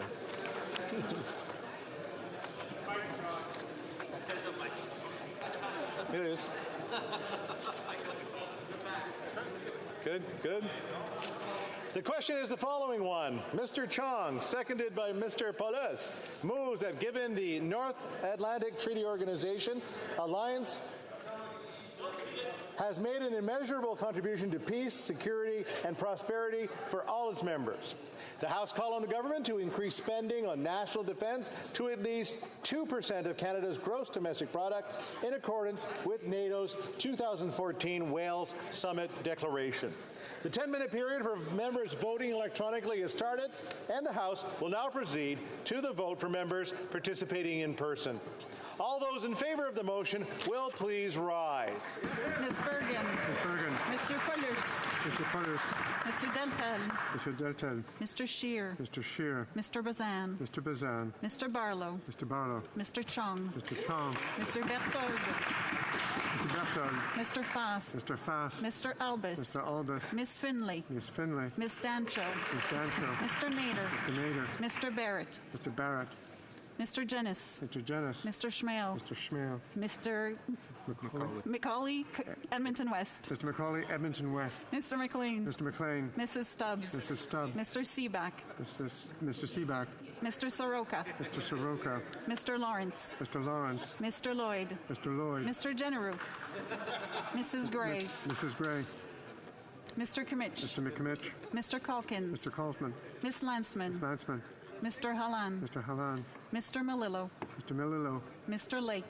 Mr. Lake. Mr. Vidal. Mr. Vidal. Mr. Reed. Mr. Reed. Mr. Tucker. Mr. Tucker. Mr. Viss. Mr. Viss. Mr. Caputo. Mr. Caputo. Mr. Small. Mr. Small. Mr. Williamson. Mr. Williamson. Monsieur Godin. Monsieur Godin. Monsieur Gourde. Monsieur Gould. Mr. Steinley. Mr. Steinley. Miss Rude. Miss Rude. Mr. Ellis. Mr. Ellis. Madame Vien. Madame Vien. Mrs. Goodridge. Mrs. Goodrich. Mrs. Cramp-Nyman. Mrs. Cramp-Nyman. Miss Ferrari. Miss Ferrari. Miss Gladue. Miss Gladue. Mr. Workington. Mr. Workington. Mr. Zimmer. Mr. Zimmer. Mr. Leipert. Mr. Leipert. Monsieur Reyes. Monsieur Reyes. Monsieur Généreux. Monsieur Généreux. Mrs. Block. Mrs. Block. Mr. Upal. Mr. Upal. Mr. McGuire. Mr. McGuire. Mr. Abultaif. Mr. Abutayev. Mr. Arnold. Mr. Arnold. Mr. Cooper. Mr. Cooper. Mr. Kelly. Mr. Kelly. Mr. Kitchen. Mr. Kitchen. Mr. Motts. Mr. Motts. Mrs. Falk, Battleford, Lloydminster. Mrs. Falk, Battleford, Lloydminster. Monsieur Lew. Monsieur Lew. Mr. Bragdon. Mr. Bragdon. Mr. Davidson. Mr. Davidson. Mr. Cram. Mr. Cram. Mr. Currick. Mr. Currick. Mr. Major. Mr. Mazer. Mr. Morantz. Mr. Morantz. Mr. Morrison. Mr. Morrison. Mr. Padzer. Mr. Patzer. Mr. Redekop. Mr. Redekop. Mr. Van Popta. Mr. Van Popta. Mr. Chambers. Mr. Chambers. Mr. Muse. Mr. Muse. Mrs. Roberts. Mrs. Roberts. Mr. Tolmie. Mr. Tolmie. Mr. Williams. Mr. Williams. Mr. Holland. Mr. Holland. Mr. Macaulay Cardigan. Macaulay Mr. Sagan. Cardigan. Mr. Sagan. Mr. Sagan. Mr. Blair. Mr. Blair. Miss Bennett. Ms. Bennett. Monsieur Duclos. Monsieur Duclos. Miss Qualtrough. Miss Qualtrough. Monsieur Rodriguez. Mr. Rodriguez. Miss Anand. Miss Anand. Monsieur Lametti. Monsieur Lametti. Mr. Algabra. Mr. Algabra. Monsieur Guilbeault. Monsieur Guilbeault. Mr. Wilkinson. Mr. Wilkinson. Miss Tassi. Mrs. Tassi. Madame Petitpas-Taylor. Madame Petitpas-Taylor. Monsieur Boissonneau. Monsieur Boissonneau. Miss Jazek. Miss Jazek. Monsieur Garneau. Monsieur Garneau. Miss Duncan, Etobicoke North. Miss Duncan, Etobicoke North. Mr. Scarpalagia. Mr. Scarpalagia. Madame Saint-Onge. Madame Saint-Onge. Miss Cara. Miss Cara. Monsieur Vandal. Monsieur Vandal. Madame Fortier. Madame Fortier. Miss Gould. Miss Gould. Monsieur McKinnon-Gatineau. Mr. McKinnon-Gatineau. Miss Ing. Miss Ing. Miss Haidu. Miss Haidu. Monsieur Miller. Mr. Miller. Monsieur Mendocino. Mr. Mendocino. Madame Leboussilier. Madame Lebouthillier. Madame Bibot. Madame Bibot. Madame Bendayan. Madame Bendayan. Monsieur Serré. Monsieur Serré. Monsieur Sanson. Monsieur Sanson. Madame Brière. Madame Brière. Mr. Kuzmerichek. Mr. Kuzmerichek. Mr. Biddle. Mr. Biddle. Mr. Fillmore. Mr. Fillmore. Mrs. Romanado. Mrs. Romanado. Mr. Lamoureux. Mr. Lamoureux. Miss Sahota. Miss Sahota. Mr. Varani. Mr. Varani. Mr. Oliphant. Mr. Oliphant. Mr. Ananda Sangare. Mr. Ananda Sangari. Mr. Duguid. Mr. Duguid. Miss DeBrusen. Ms. DeBrusen. Monsieur Lauzon. Monsieur Lauzon. Mr. Housefather. Mr. Housefather. Madame Lalonde. Madame Lalonde. Miss Dillon. Miss Dillon. Monsieur Elkoury. Monsieur Elkoury. Mr. Hardy. Mr. Hardy. Mr. Nagvi. Mr. Nakvi. Mr. Vancouverden. Mr. Vancouverden. Miss Sachs. Miss Sachs. Miss Derowitz. Miss Zerowitz. Mr. May Cambridge. Mr. May Cambridge. Mr. Sidhu Brampton East. Mr. Sidhu Brampton East. Mrs. Suds. Mrs. Suds. Mr. Badaway. Mr. Badaway. Mr. Biddle. Mr. Baptiste. Correction, Mr. Baptiste. Mr. Baptiste. Ms. Damoff. Mr. Moff. Mr. Franciscados. Mr. Fagascados. Monsieur Drouin. Monsieur Drouin. Mr. Chang. Mr. Chang. Madame Martinez Ferrada. Madame Martinez Ferrada. Miss Khalid. Miss Khalid. Monsieur Sassi. Mr. Sassi. Monsieur Sassi. Mr. Long. Mr. Long. Mr. Longfield. Mr. Longfield. Mr. Maloney. Mr. Maloney. Mr. McKinnon, Coquitlam, Port Coquitlam. Mr. McKinnon, Coquitlam, Port Coquitlam. Mr. McLeod. Mr. McLeod. Mr. Morrissey. Mr. Morrissey. Mr. Sarai. Mr. Sarai. Madame Shanahan. Madam Shanahan. Miss Sidhu, Brampton South. Miss Sidhu, Brampton South. Mr. Sarbara. Mr. Sabara. Mr. Spengeman. Mr. Spengeman. Mrs. Zaid. Mrs. Zaid. Miss Yip. Miss Yip. Mr. Dong. Mr. Dong. Mr. Lewis, Kitchener-Conestoga. Mr. Lewis, Kitchener-Conestoga. Mr. Pulowski. Mr. Pulowski. Madame Mendez. Madame Mendez. Mr. Van Bynen. Mr. Van Bynen. Mr. Ali. Mr. Ali. Miss Bradford. Miss Bradford. Mr. Chahal. Mr. Chahal. Madame Chatel. Madame Chappell. Mr. Collins, Hamilton East, Stony Creek. Mr. Collins, Hamilton East, Stony Creek. Madame Diab. Madame Diab. Mr. Gahir. Mr. Gahir. Mr. Hanley. Mr. Hanley. Miss Hefner. Miss Hefner. Miss Kayabaga. Miss Kayabaga. Madame Lapointe. Madame Lapointe. Mr. McDonald Malpec. Mr. McDonald Malpec. Mrs. Valdez. Mrs. Valdez. Monsieur Blanchet. Monsieur Blanchet. Monsieur Sainte-Marie. Monsieur Sainte-Marie. Monsieur Villemur. Monsieur Villemur. Madame Normandin. Madame Normandin. Monsieur Simard. Monsieur Simard. Monsieur Garon. Monsieur Garon. Madame Gill. Madame Gill. Madame de Bellefeuille. Madame de Bellefeuille. Madame Michaud. Madame Michaud. Monsieur Brunel Duceppe. Monsieur Dubois, Duceppe. Brunel Duceppe. Monsieur Thériault. Monsieur Thériault. Madame Larouche. Madame Larouche. Monsieur Perron. Monsieur Perron. Monsieur Barsalou Duval. Monsieur Barcelou Duval. Madame Vignola. Madame Vignola. Monsieur Savard Tremblay. Monsieur Savard Tremblay. Madame Posé. Madame Posé. Monsieur Champoux. Monsieur Champoux. Monsieur Lemire. Monsieur Lemire. Madame Sinclair de Gagny. Madame Sinclair de Gagny. Madame Chabot. Madame Chabot. Monsieur Trudel. Monsieur Trudel. Monsieur Blanchette-Jonca. Monsieur Blanchette-Jonca. Madame Bérubé. Madame Bérubé. Monsieur Vong. Mr. Vong.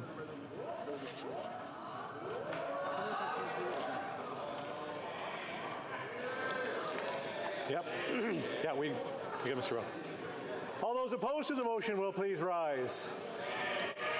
Mr. Julian. Mr. Julian. Mr. Garrison. Mr. Garrison. Miss Idlout. Miss Idlout. Mr. Cannings. Mr. Canning. Mr. Johns. Mr. Johns. Miss Kazan. Miss Kazan. Mr. Green. Mr. Green. Miss Barron. Miss Barron. Madame Hughes. Madame Hughes. Miss Cirillo. Miss Cirillo. Miss Collins Victoria. Miss Collins Victoria. Mr. Angus. Mr. Angus. Miss Matheson. Miss Matheson. Mr. Desjardins. Mr. Desjardins. Miss McPherson. Miss McPherson. Mr. Blakey. Mr. Blakey. Mr. Morris. Mr. Morris. The House will now wait for the electronic voting period to end before resuming its proceedings.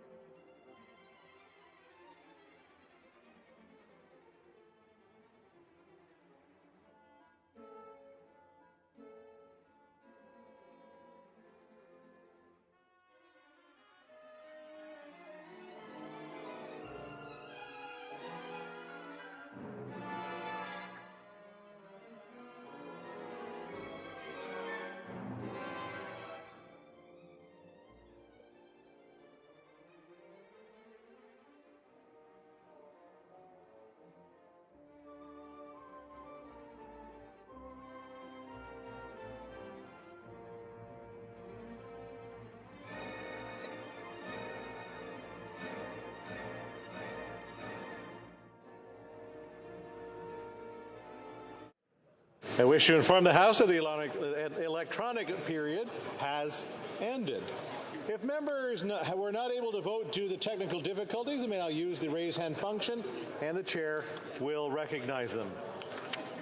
Mr. Waugh.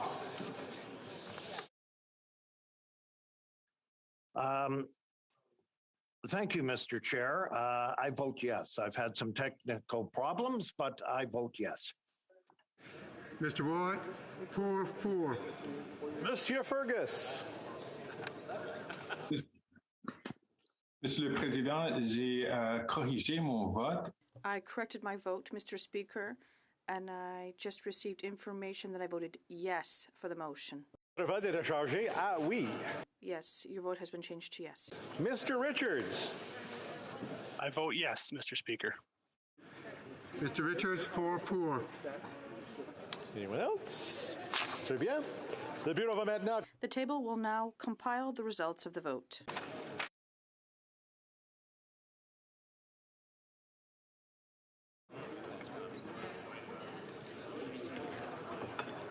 Yeas pour 303, 63.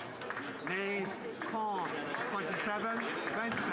I declare the motion carried.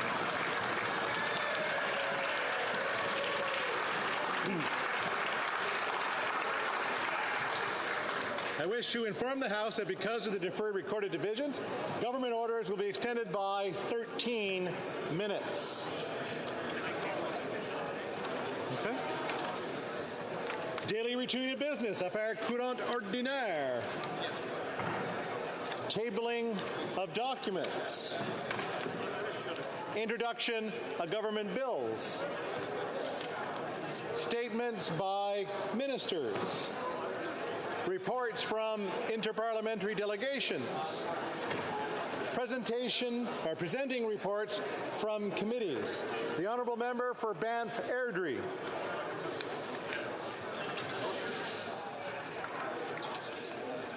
Is the first report of the Standing Committee on Joint Committee for Scrutiny of Regulations, entitled The Review of Statutory Instruments. Si la Chambre donne son consentement. If the House gives it consent, I have the intent to propose the adoption of the first report later today. Thank you. Under presenting reports from committees, let me just remind folks to take their conversations outside, please. The Honourable Member for New Brunswick Southwest. Mr. Speaker, I have the honor to table in both official language the two reports of the Public Accounts Committee, Special Examination Report, Public Sector Pension Investment Board, and the 11th report entitled Securing Personal Protective Equipment and Medical Devices. Pursuant to Standing Order 109, the committee asked the government to table an overall response to each of these two reports. Thank you. Merci beaucoup. Dépôt. Thank you. Introduction of private members' bills. Première lecture de projet. First reading of Senate public bills. Donc, motion. Motions. The Honourable Member for Banff Airdrie. Thanks again, Mr. Speaker. If the House gives its consent, I move that the first report of the Standing Joint Committee, for the Scrutiny of Regulations, entitled Review of Statutory Instruments, presented to the House earlier this day, be concurred in. All those opposed to the Honourable Member moving the motion will please say nay. Therefore, the House has heard the terms of the motion. All those opposed to the motion will please say nay. Motion is carried. And thank the member. The Honourable Member, or the Honourable Parliamentary Secretary to the Leader of the Government in the House. Yes, thank you, Mr. Speaker. There have been discussions amongst the parties, and if you seek it, I believe you'll find unanimous consent to adopt the following motion: that notwithstanding any order adopted by the House as of April 25, 2022, at their discretion, witnesses appearing before any standing joint, special joint, or legislative committees may either do so in person or by video conference. All those opposed to the Honourable Member moving the motion will please say nay. It's agreed. The House has heard the terms of the motion. All those opposed to the motion, please say nay. The motion is carried. Now, presenting petitions, the honourable member for Winnipeg South Centre.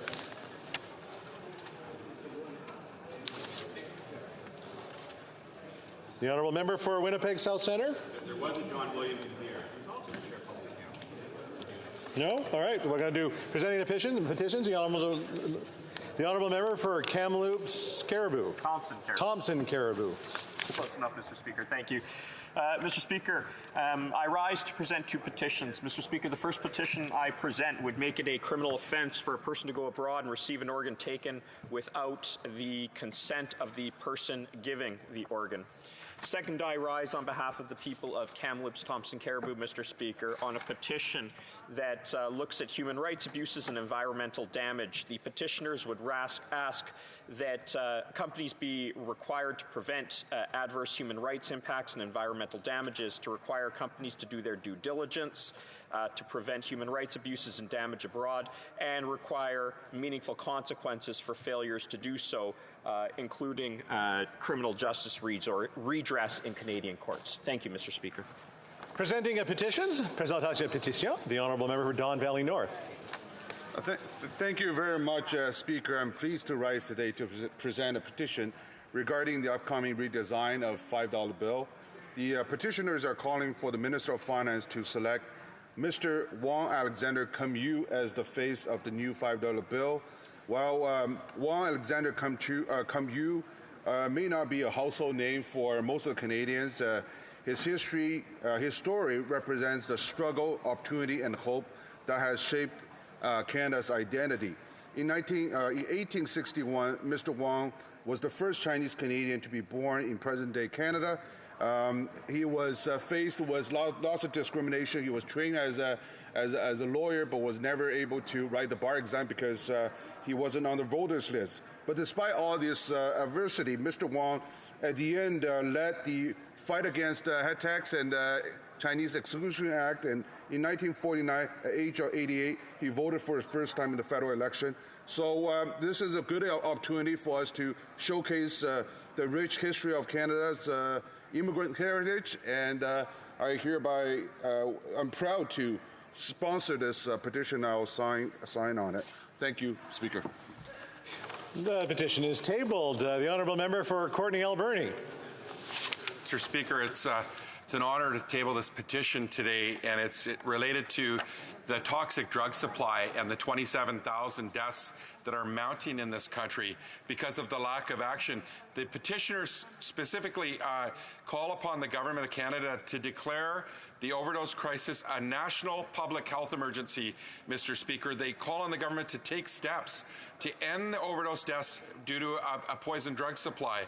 And they want the government to immediately collaborate with the provinces and the territories to develop a comprehensive strategy and action plan to address this crisis. They want that plan to ensure that there's regulation of drugs to ensure of a safe supply, decriminalization for personal use, and changes to a flawed drug policy and policing. And this emergency is taken seriously with adequately funded programs and supports. This is the eve of a budget. I'm honored to table this petition today. Présentation de pétition, presenting petitions, the honourable member for Northumberland, Peterborough South. Thank you, Mr. Speaker. It's my honor to introduce two petitions to the House today.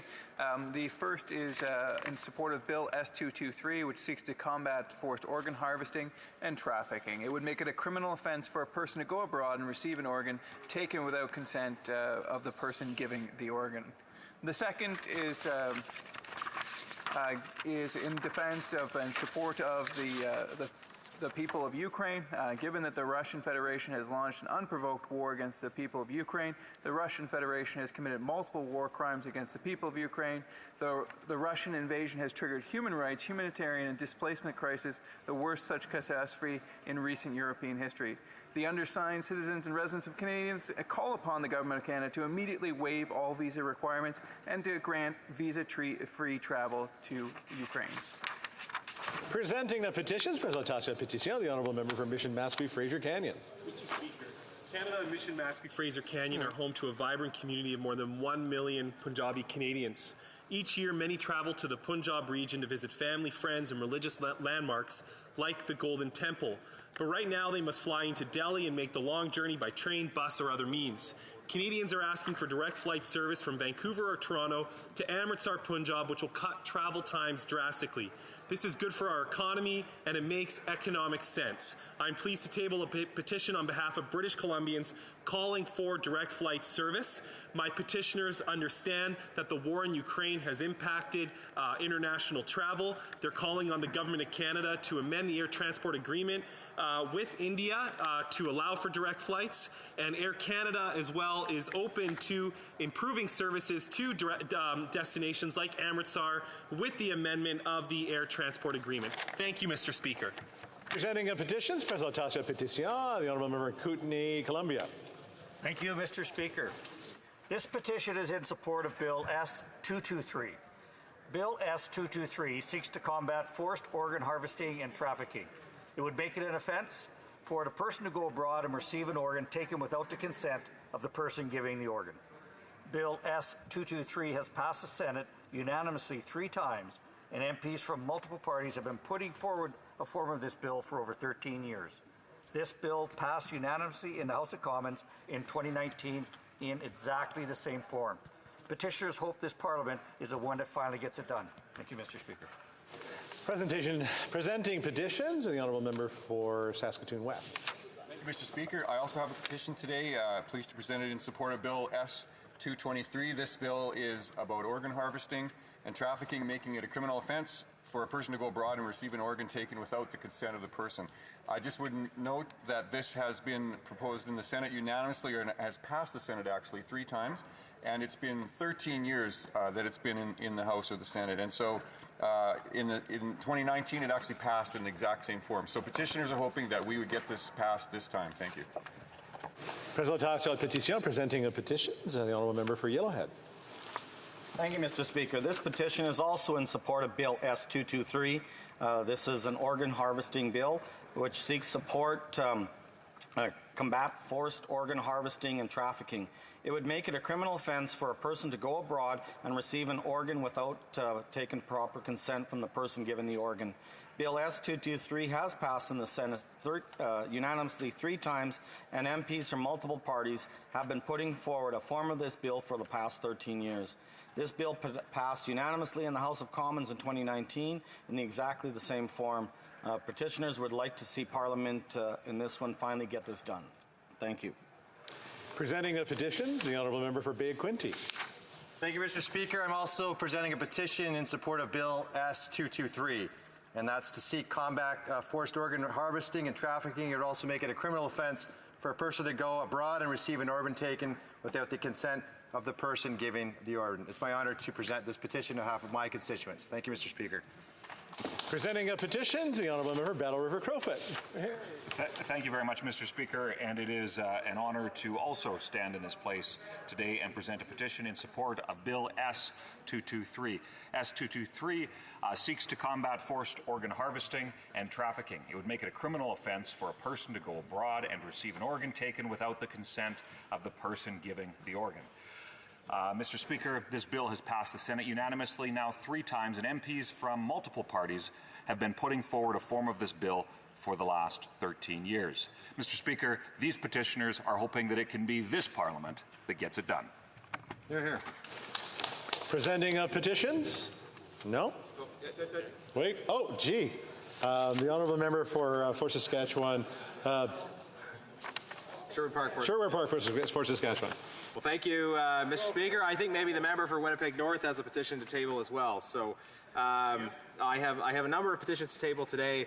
The first petition is in support of Bill S-223, a bill that would make it a criminal offense for a person to go abroad and receive an organ taken without consent. And I want to assure members that there will be no more petitions tabled on this bill as soon as it is passed. So maybe that will help light a fire under some members to support the speedy passage of that important piece of human rights legislation.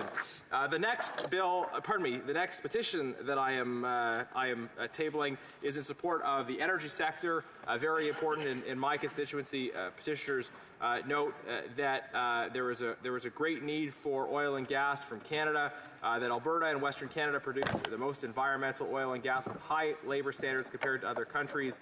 and whereas Canada should only be using oil and gas from Canada rather than importing it from other countries, this issue of energy security is so important now, given the Putin regime's reliance on gas exports to fund its war machine. Therefore, petitioners are calling on the government and the House Commons to work to eliminate all importation of foreign oil and gas into Canada within the next 5 years. The next petition is highlighting the ongoing human rights and humanitarian challenges in the Tigray region of Ethiopia. Petitioners note various events, credible reports that war crimes have occurred, extrajudicial killings, large-scale massacres, looting, sexual violence.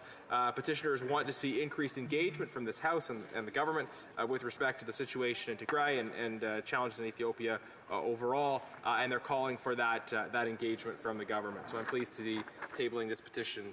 The next petition I'm tabling is seeking to bring more attention to the situation of Mr. Hussein Khalil, a Canadian citizen who has been detained in China for well over a decade now.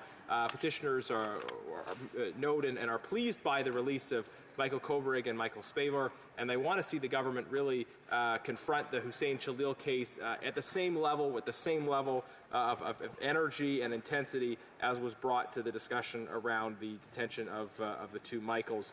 So the asks in this petition are to demand that the Chinese government recognize Hussein Khalil's Canadian citizenship and provide him with consular and legal services in accordance with international law. They want the government to formally state that the release of Hussein Khalil from Chinese detention and his return to Canada is a priority of the government of Canada of equal concern as the unjust detention of the two Michaels. They want the government to appoint a special envoy to work on securing Mr. Khalil's release, as well as to seek the assistance of international partners such as the Biden administration. The government had been active on the case of the two Michaels, seeking the support of international partners on that, and petitioners want to see the government do the same with respect to the case of Mr. Khalil.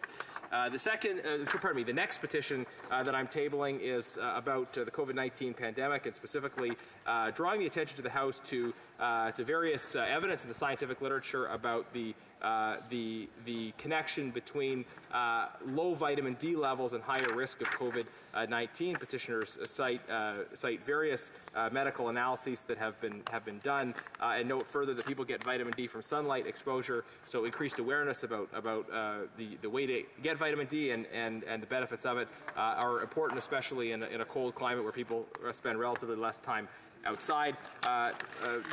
Petitioners want the government to number one, recognize the emerging scientific evidence that low levels of vitamin D are associated with worse outcomes from COVID-19, and work to increase public awareness about the importance of individuals maintaining recommended vitamin D levels. The next petition is specifically highlighting the situation of the Hazara ethnic minority in Afghanistan. Hazaras are a minority community, typically religious minority as well as ethnic minority. They come from the Shia Muslim community as opposed to Sunni. And they faced various challenges, various violations of human rights even prior to the Taliban takeover, and of course the situation has gotten substantially worse. Petitioners want to see the government actively speak out and work to defend the Hazara community, in particular also to recognize that the Hazara community have been victims of various genocides, and to designate September 25th as Hazara Genocide Memorial Day. The next petition is about a Liberal Party election platform commitment. When in the 2021 election platform, Liberals committed to politicizing charitable status and removing charitable status from organizations that don't share the government's views with respect to abortion. This politicization of charitable status could jeopardize the status and the good work being done by hospitals, houses of worship, schools, homeless shelters, and other charitable organizations. This is another values test reminiscent of the Liberals' attack on conscience that we saw as part of the Canada Summer Jobs program. Petitioners want to see the government and the House work to protect and preserve the application of charitable status rules on a politically and ideologically neutral basis, without discrimination on the basis of political or religious values, and without the imposition of another values test, and also to affirm the right of Canadians to free expression. Mr. Speaker, the next petition that I'm tabling is with respect to the continuing detention of Armenian prisoners of war in Azari custody following the end of hostilities. Petitioners note that this continuing detention is a violation of international law, and of course petitioners are concerned by recent events and would like to see the Azari government abide by the 2020 ceasefire commitment and also ensure that supplies of gas are not disrupted to critical areas. Petitioners want to see the government do all it can to advance peace in the region and also call for the release of these prisoners of war. I think that's my time, Mr. Speaker. Has expired for petitions. The honourable member, honourable parliamentary secretary to the government house leader. So thank you, Mr. Speaker. I ask that all questions be allowed to stand at this time, please. Notice of motion for the production of papers. The honourable house leader for the official opposition.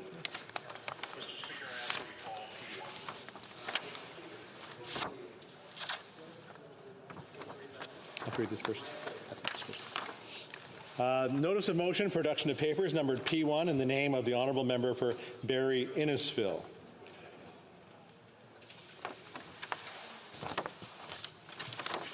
The honourable Minister of Sport.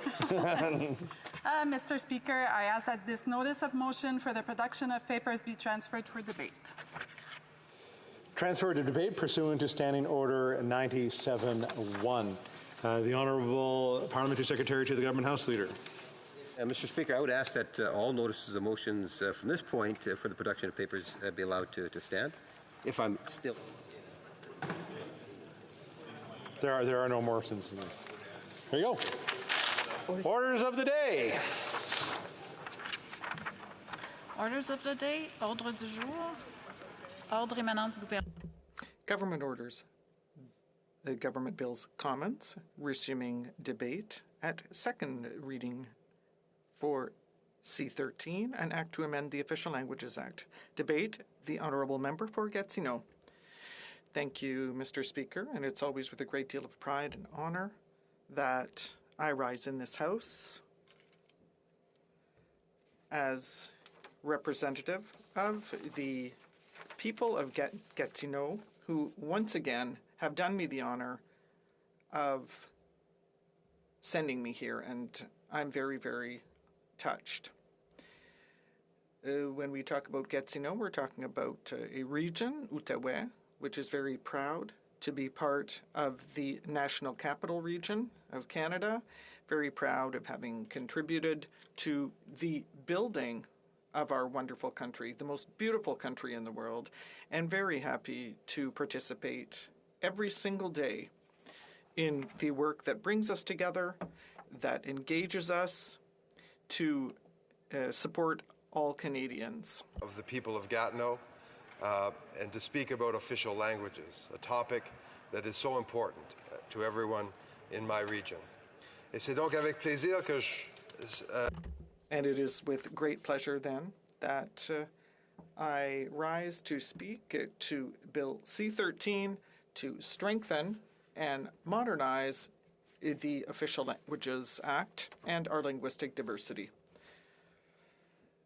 All Canadians expect and deserve to receive services from the Government of Canada in the language of their choice. And this is a principle that we have been defending as Liberals for decades. The federal government must also be a leader in promoting official bilingualism and the representation of linguistic duality in Canada. And as part of our modernization efforts for the Official Languages Act, we are working government-wide to ensure that we will improve our communications and our services in both official languages, in emergency situations, and in our daily operations. And here, I would like to commend the work of this institution here, the interpreters who are working here today, and everyone in the language industry in Canada. And I'd like to especially point out that this institution, the House of Commons, dates back many, many years. But this reform is much more than that. This long-awaited reform aims to modernize this Official Languages Act, which is 50 years old. And this modernization has long been called for. And it was a political commitment, and it was part of our election platform, and I would like to commend the minister who has brought this bill forward in order to modernize our language regime. So what do the people of Gatineau want? Well, they want the respect of both our languages, our official languages, which are at the very origin of our country. It goes all the way back to the explorers, Radisson and La Vérendrye, and the discovery of Canada.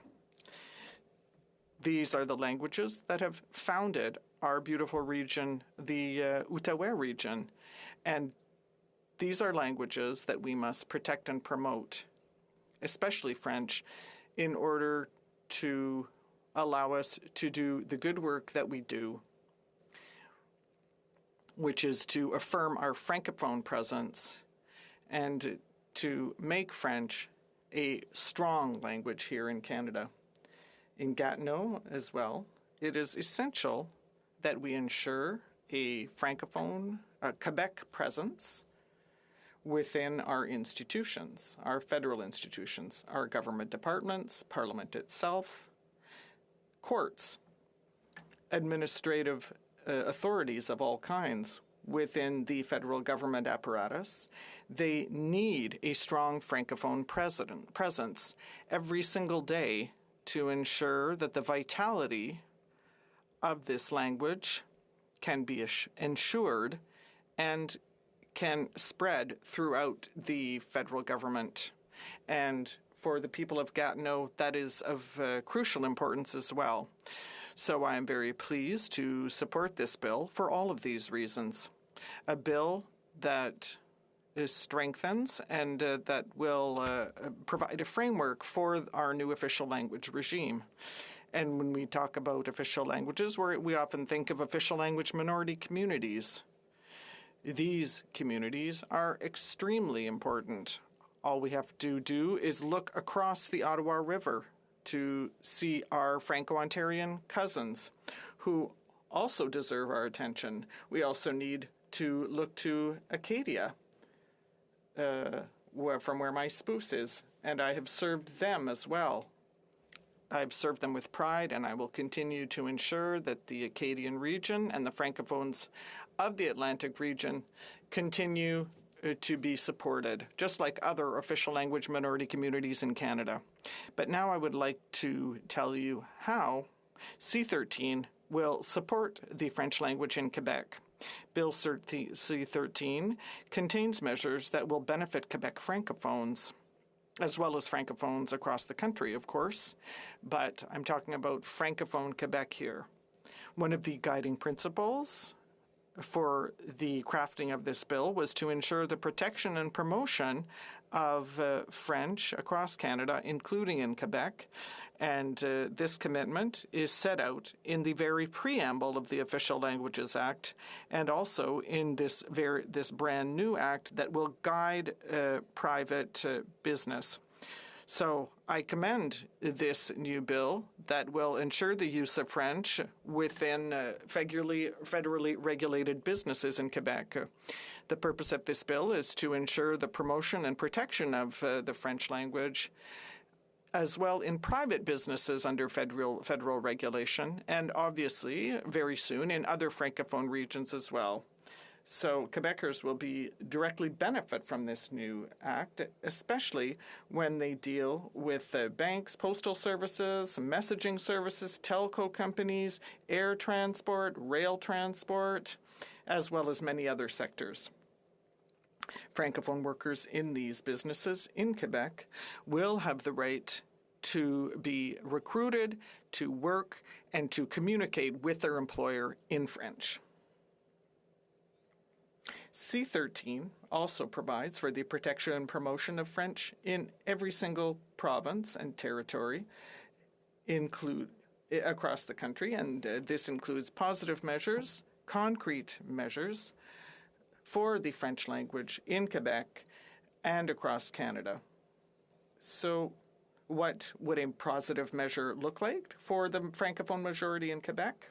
Well, federal institutions will be able to support the dissemination of scientific knowledge and to support the development and promotion of Francophone culture across Canada. Au Québec. Et n'oublions pas. And also, we should not forget strengthening the powers of the Treasury Board and the additional obligations that it has to strengthen compliance regarding the use of French for communication and service in the Government of Canada, in Quebec, in the National Capital Region, and elsewhere in Canada. This is a central role, a central institution, the Treasury Board, and we've heard a lot of requests for this. The Treasury Board will play a coordinating role throughout the federal government and institutions in order to ensure that compliance is respected and in order to ensure that the appropriate planning takes place.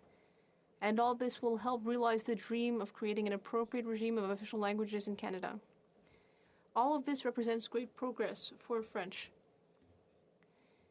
This progress is something people in my riding can be proud of, and people throughout Quebec and Canada as well. We are very proud of this remarkable modernization and the way we are strengthening the official languages policy in Canada. Something that will concretely benefit people in my riding of Gatineau and that will promote French throughout Canada and Canada as a francophone country throughout the world. Thank you very much. Questions et commentaires. L'honorable député de Sarnia-Lambton. Merci, Monsieur le Président, et merci. Thank you very much, Mr. Speaker. And I'd like to thank the member for his speech. Treasury Board and how the Treasury Board is going to have the responsibility over all of the departments to make sure they are complying with the official languages and that they will be the ones with the plans. So how do we make sure that the Treasury Board, which has a lot of different priorities, keeps this as a priority? And what will the Minister of Official Languages be doing then? Thank you. Le whip du gouvernement. Merci, Monsieur le Président. C'est une demande express qu'il y ait un rôle de coordination. Well, it plays a coordinating role as seen in the legislation. How can we ensure the Treasury Board does its work? Well, that will be laid out in legislation. Regulations will be added. And of course, the Treasury Board will have the appropriate resources in order to carry out its legal mandate. The mandate that will be conferred on it by Parliament. The Minister of Official Languages, who is an important minister in our government, a minister whose role carries great weight, will help bring together the various stakeholders. Heritage Canada has a role to play, the Treasury Board, the Official Languages Commissariat, so there are many things to be done. L'honorable député de Pierre-Boucher, Les Patriotes. The Honourable Member for Pierre-Boucher, Les Patriotes Verchères. Thank you very much. I must say very candidly that I found it very, very upsetting to listen to my colleague's speech. And in fact, I am insulted by the somewhat jovial tone he took regarding this bill.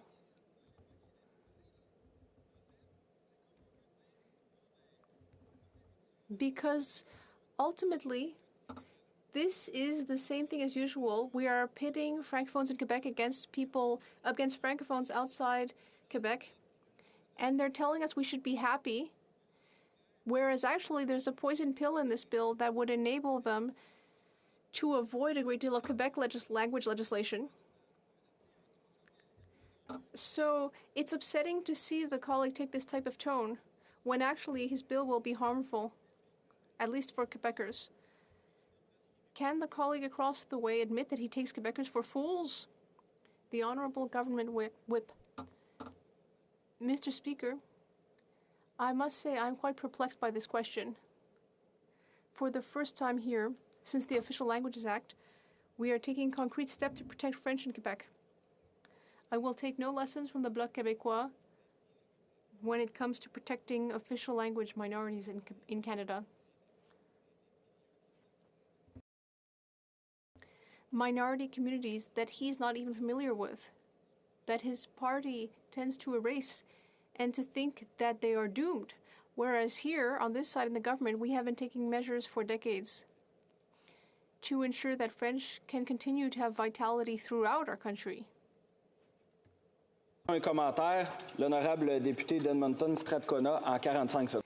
45 seconds, please. And I'd like to thank my colleague for his intervention. He will know that in Edmonton Strathcona we have a large Francophone population, and we are home to the only Francophone campus in Western Canada, Campus Saint-Jean. And I know that the government has been found has failed in its obligations as found by the Federal Court of Appeal twice, that they were not meeting the obligations for French speakers outside of Quebec and protecting minority language rights. We've seen our Alberta government not support Campus Saint-Jean. We have seen the federal government step up to provide that support. But what else can the federal government do to make sure that provinces like Alberta provide those French language teachers that are required? Thank you. Honorable Whip du gouvernement, 35 secondes. Merci à la députée. Moi, j'ai été impliqué dans les... I'd like to thank the member. I was involved in Francophone education and minority community French education throughout my career, and I'm very pleased that the Government of Canada is stepping up in this area and is significantly funding post-secondary Francophone education throughout Canada. Since I myself graduated from one of those institutions, the University of Moncton, I'm very proud of that. And I know that Campus Saint-Jean, which my colleague mentioned, and others throughout Canada will continue to benefit from the support of the government. L'honorable député de Beauce. The honourable member for Beauce. Thank you very much, Mr. Speaker. I will let you know right away that I will be sharing my time with the member for Sarnia-Lambton. Mr. Speaker, I rise today in this House, which I'm very pleased to do, but I would like to share with my colleagues my concerns about Bill C-13, an act to amend the Official Languages Act. I've listened to many debates on this, and I have some conclusions. The French language has been declining for years in Canada.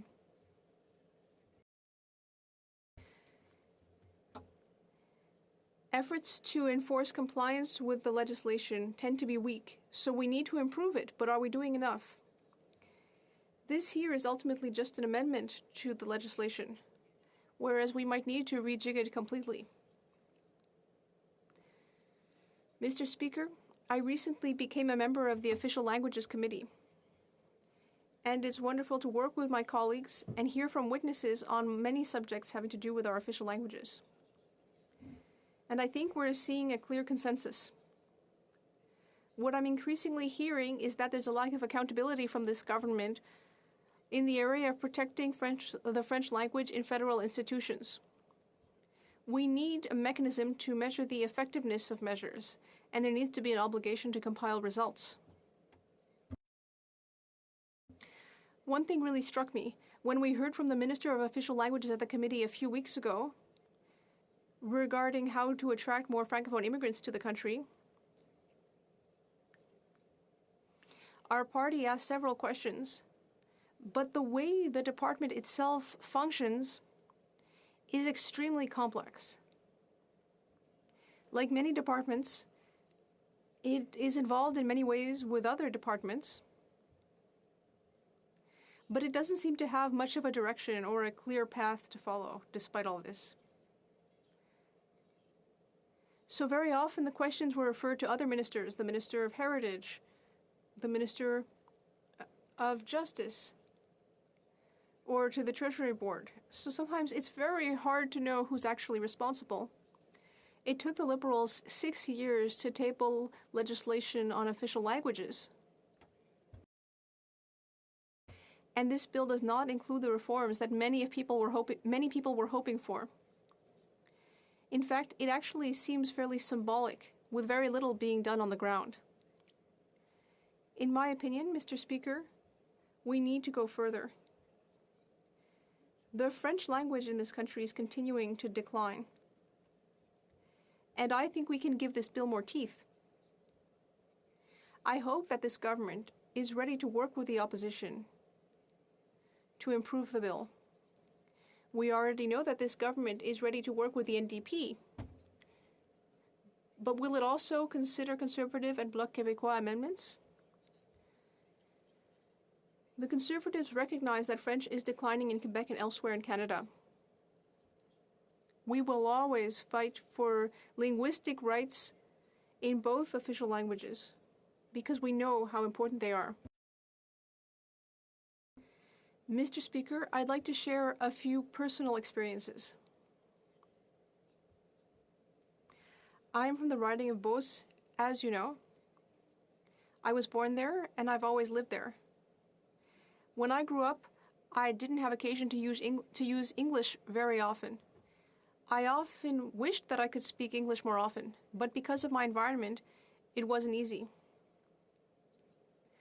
Whether when it came to business dealings that I was involved in, or frequent trips to the other side of the border, to Maine, New Hampshire, or Vermont, it was always clear to me that I needed to improve my English. And my colleagues will be happy to hear that I take English classes 3 times a week and that I'm improving every day. But that does not mean that I feel confident when I use English daily. I am working hard, though. Now, when I come to Ottawa, to our beautiful national capital region, I see that outside the Hill, it's quite hard to get any services in French. And when I go to Montreal, I see the opposite. Many people seem to be speaking English, and French is disappearing rapidly.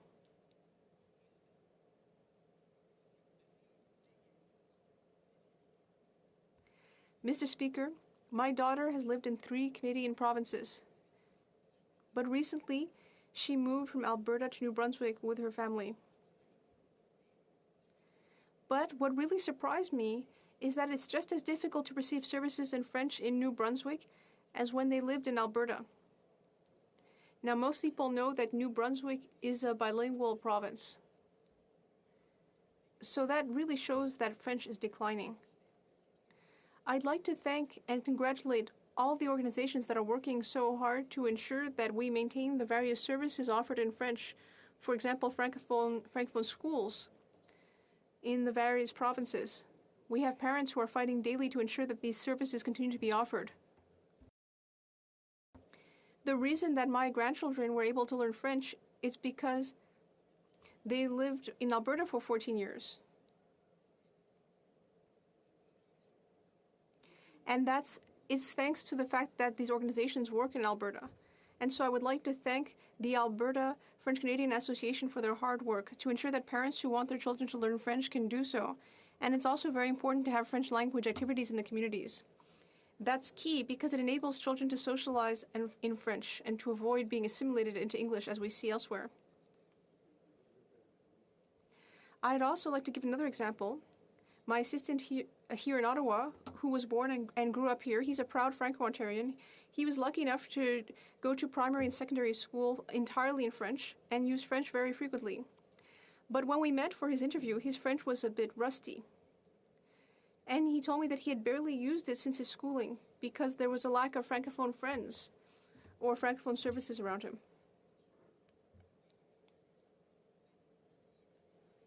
And he told me how much he enjoys working in both official languages so that he could come back to his love for the French language. And so, Mr. Speaker, the French language is clearly very fragile, and we need to protect it. We saw that recently, a real sign of the times recently, when not only the Minister of Immigration but also the Minister of the Environment participated in press conferences and technical briefings only in English. That's unacceptable. I know that they are both bilingual. I think that it's very important that these ministers speak to all Canadians, including journalists, in both official languages. And now I would like to discuss the Federal Public Service.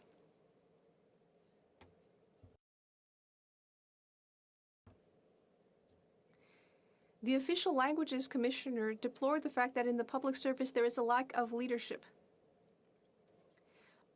Everything's fine on Parliament Hill, but when we look at certain departments, French is barely used in many offices in the country. My staff is often confronted with many difficulties when they try to get answers from Service Canada or IRCC in French. Wait times are much longer because there's a lack of bilingual employees there.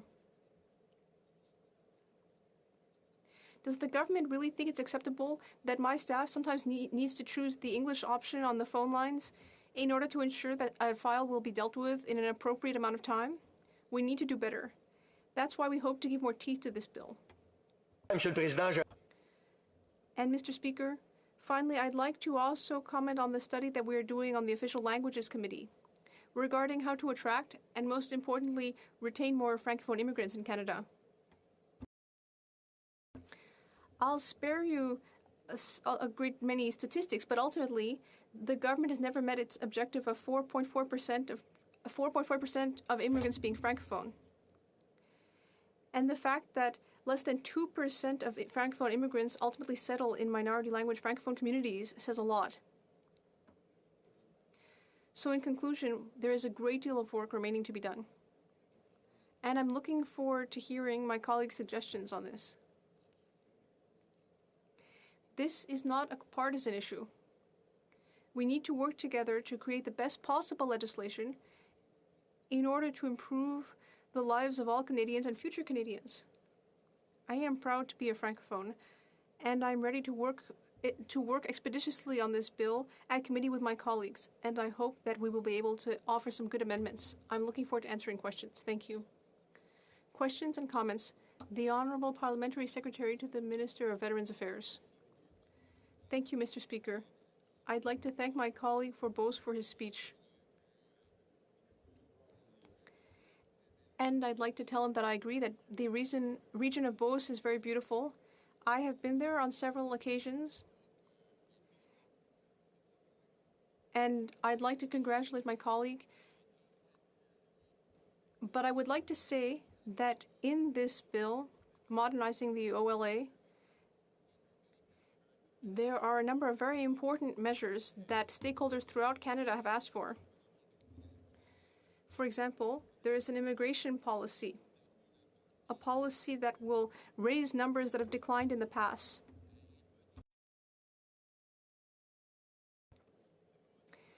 And I'd also like to say to my colleague, I know that he wasn't there at the time, but I'd like to say that during the Conservatives' time in power, we actually saw a decrease in investments in the roadmap. And even today, I don't think his party actually is favorable to appointing bilingual judges to the Supreme Court. The Honourable Member for Beauce. Thank you very much, Mr. Speaker. I'd like to thank my colleague across the way for his question. I'd like to thank him for all the nice things he said about Beauce. I'd invite him to visit any time. I'd always be happy to host him. Now, yes, there are some important measures here, and I'm looking forward to seeing the bill at committee to ensure that we can analyze it more closely. But I've also heard from many organizations just over the last 2 weeks that I've been sitting at the committee that say that this legislation lacks teeth and isn't going to do enough. So I think it could be improved. Because even though there are some good things in it, we need also some clear measures to measure progress. Commentaires. L'honorable. Questions and comments. The Honourable Member for Abitibi Bay James. Thank you, Mr. Speaker. I'd like to thank my colleague for his nice speech. We also recognize that advancements in terms protection for Francophone communities outside of Quebec. Well, yes, we do have some, but it's not. We can go further even. I'd like to know, And despite that recognition of the French minority, the federal government still remains the same. We have two minorities, one in Canada and one outside of Quebec. Can Francophones in minority settings, do they not deserve special attention? Thank you, Mr. Speaker. I'd like to thank my colleague for her question. Yes, there's the whole issue of French outside of Quebec. Well, it's important, but I'd like to look at the importance of also supporting Francophone communities across Canada. And on several occasions, I was able to meet with various members of associations, including the Franco-Albertan Association. And I discussed the issues that these people face daily. This is a major problem. And something I mentioned quickly and I'd like to work on in committing is the whole issue of assimilation. What's happening right now in other Canadian provinces with the assimilation of Francophones? Well, we're looking at this, but assimilation is happening much too quickly. We have to work on this. Yes, in Quebec, we have to have the same concerns, but we have to look at things differently as well. Questions and comments. We have a time for one 40-second question. The honourable member for Skeena-Bulkley Valley. Merci. Thank you, Mr. Speaker. And I'd like to thank my colleague for his speech. To be able to debate functionally in this important language. My question for my colleague, the last revision of the Official Languages Act was in 1988, and he noted in his speech that it's taken the Liberals 6 years in power to bring forward official languages legislation. Now, of course, his party was in power for 10 years prior to 2015. I'm wondering if you could help us understand why the Conservative Party didn't bring forward similar legislation earlier. The honourable member for the Beauce, 35 seconds. Thank you, Mr. Speaker. I appreciate my colleague's question, especially since it opens the door to a part of the answer in terms of the last amendment of the OLA. Well, it was done by the Conservative Party. So we have to put things into perspective. Yes, there were amendments that must be made, but we're talking about this more and more. And I hope we will end up with legislation that will meet the expectations of all Canadians. Thank you. Resuming debate, the honourable member for Sarnia-Lambton. Thank you, Mr. Speaker. It is a pleasure for me to rise today and speak to C-13, the modernization of the Official Languages Act in Canada. I will start by being clear. French is very important for Canada. When I was young, we received French lessons at my first year of school until I continued through to secondary school. It was mandatory. And I think that is the reason why I can speak French today. In fact, I worked in Quebec for 15 years, and that was a great experience that allowed me to learn French. When I came here to the Hill, I received French lessons twice a week to improve my French and to learn all of the parliamentary terms, bill, second reading, etc. And that is exactly the training that we need everywhere in Canada if we really want to be bilingual everywhere. But this is not the case right now. In most provinces and territories, there are Francophone and Francophile populations, but the language of business is mostly done in English. In Quebec, we see that the Francophone portion of the population is decreasing, and we will need Francophone immigration. That is the situation there. So how can we increase French in Quebec and in the rest of our country? How can we protect it? So enter C-13, a bill that wants to improve the situation federally. For me in Sarnia-Lambton, we received the designation of a Francophone riding in Ontario. We have many Francophones and Francophiles, and I'm very proud to be able to offer services in my office in both official languages. but we are lacking services in French in other areas of the government. When I was at the Official Languages Committee, there was a study to examine the situation of the Francophone nation in Canada, and I heard from witnesses that said that we are lacking services in terms of access to French programs at university. And this was similar to testimony I heard at the status of women in a few studies as well. There are few programs for birthing outside of Quebec, and they were cancelled. Women in the army who have experienced sexual harassment lack legal services in French as well. This is unacceptable. So to rectify the situation, we must receive training in both French and English everywhere. This bill does not address this need. But I hope that the government will participate with the provinces and territories in order to create training and start with young people. Secondly, we need legislation. C-13 will clarify the need for French in all federally regulated offices. That's nice. But if people don't respect this legislation, what will we do? That's the issue now.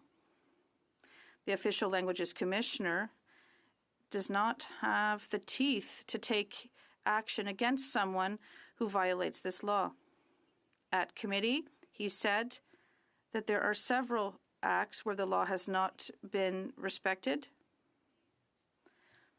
In reality, the consequences aren't very severe, so the problem persists. Today, we have government ministers who are doing announcements only in English. This is not right. But there's no punishment for this. So this legislation will allow the Official Languages Commissioner to work for the Treasury Board and not for the Official Languages Board. And finally, there will be consequences if this act is not respected, but I don't think these consequences are well defined. The Treasury Board has many issues to deal with, and I think that violations of Official Languages Act will fall to the bottom of the pile.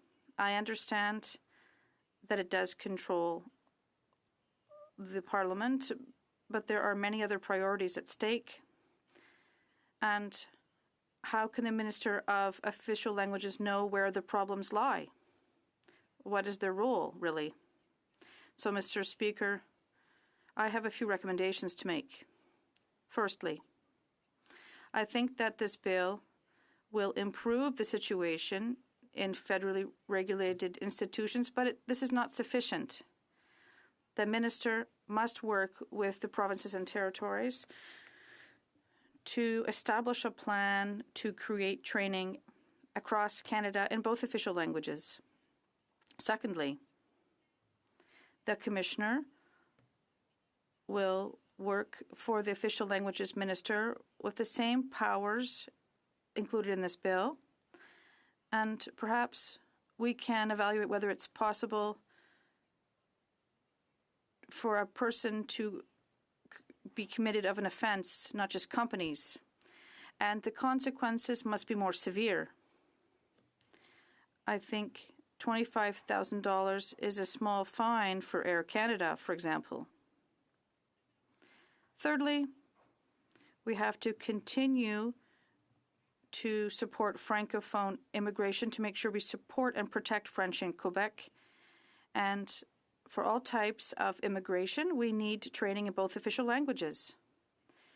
You know full well that we did not achieve our target for immigration in this respect.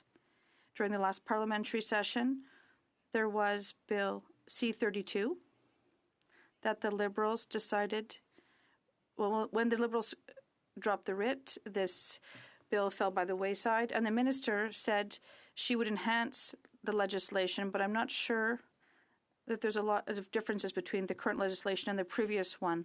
The Liberals promised to table this bill in 100 days after their election, but it took more than 200 days to do so, and I don't know why. There are many things in this bill still that are vague. For example, the responsibility to determine appropriate positive measures are unclear. We're not sure when these measures will come into effect. It's unclear if a strong Francophone presence will change by region. Will be an official definition, or does it depend on where you live? I think we need some amendments at committee to clarify these points. I've spoken a lot about French, and now I'd like to spend some time ensuring that people who speak English are also protected. There are 1 million Anglophones in Quebec. It's not fair to force everyone to learn French. I would like to see the day where all Canadians can speak both languages, but I think we need some reasonable accommodation. For example, our interim leader does not speak French, but every day she tries to speak it, and she always sends a message in both official languages, and she receives support from the joint leader to make sure she does announcements in both official languages. That is an accommodation that is reasonable. For the president of Air Canada, I heard that he's learning French, but when he's doing so, while he is, he should receive assistance in producing messages in both official languages. In cities where there is a language minority, whether it's English or French, we have to try to find solutions to obtain services that are lacking. Right now, I think we can do more to establish both official languages across the country.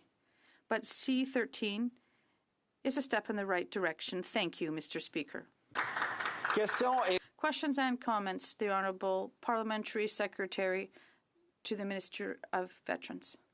Thank you. I'd like to thank my colleague for her speech and her very impressive French. You have to say that since I've been here in Ottawa, that there are many Anglophones making efforts, and it's greatly appreciated, no doubt. I'd simply like to say that in terms of the Commissioner,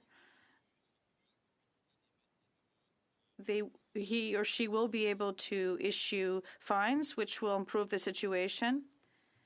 That Commissioner is still the central body of the whole issue, and it also takes political will. This government is improving the situation, but I'd like to see if the Conservatives will support the appointment of bilingual judges at the Supreme Court. The Honourable Member for Sarnia-Lambton. I think it's really important to have people who can speak both official languages. Well, when I was at the Status of Women Committee, we heard women who were sexually harassed, and they received no justice and were not offered services in French. So I will support all efforts to have many more services in both official languages. Questions and comments? The Honourable Member for Pierre Boucher, Les Patriotes. Thank you, Mr. Speaker. I'd like to congratulate my colleague for her nice speak in French and also for the answer she was able to provide in French. It's nice to see that there are people who are aware in terms of our language, and it's nice to see this. I would like to discuss another point. It seems to be a topic that is close to her heart. She seems committed to it. But I'd like to know if she is not sad to see that in terms of Quebec, particularly at the Quebec government and at the Bloc, we think that this bill is somewhat,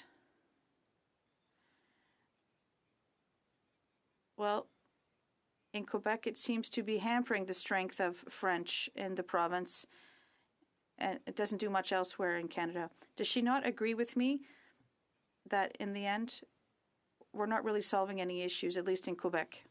The Honourable Member for Sarnia-Lambton. Thank you. That's an excellent question.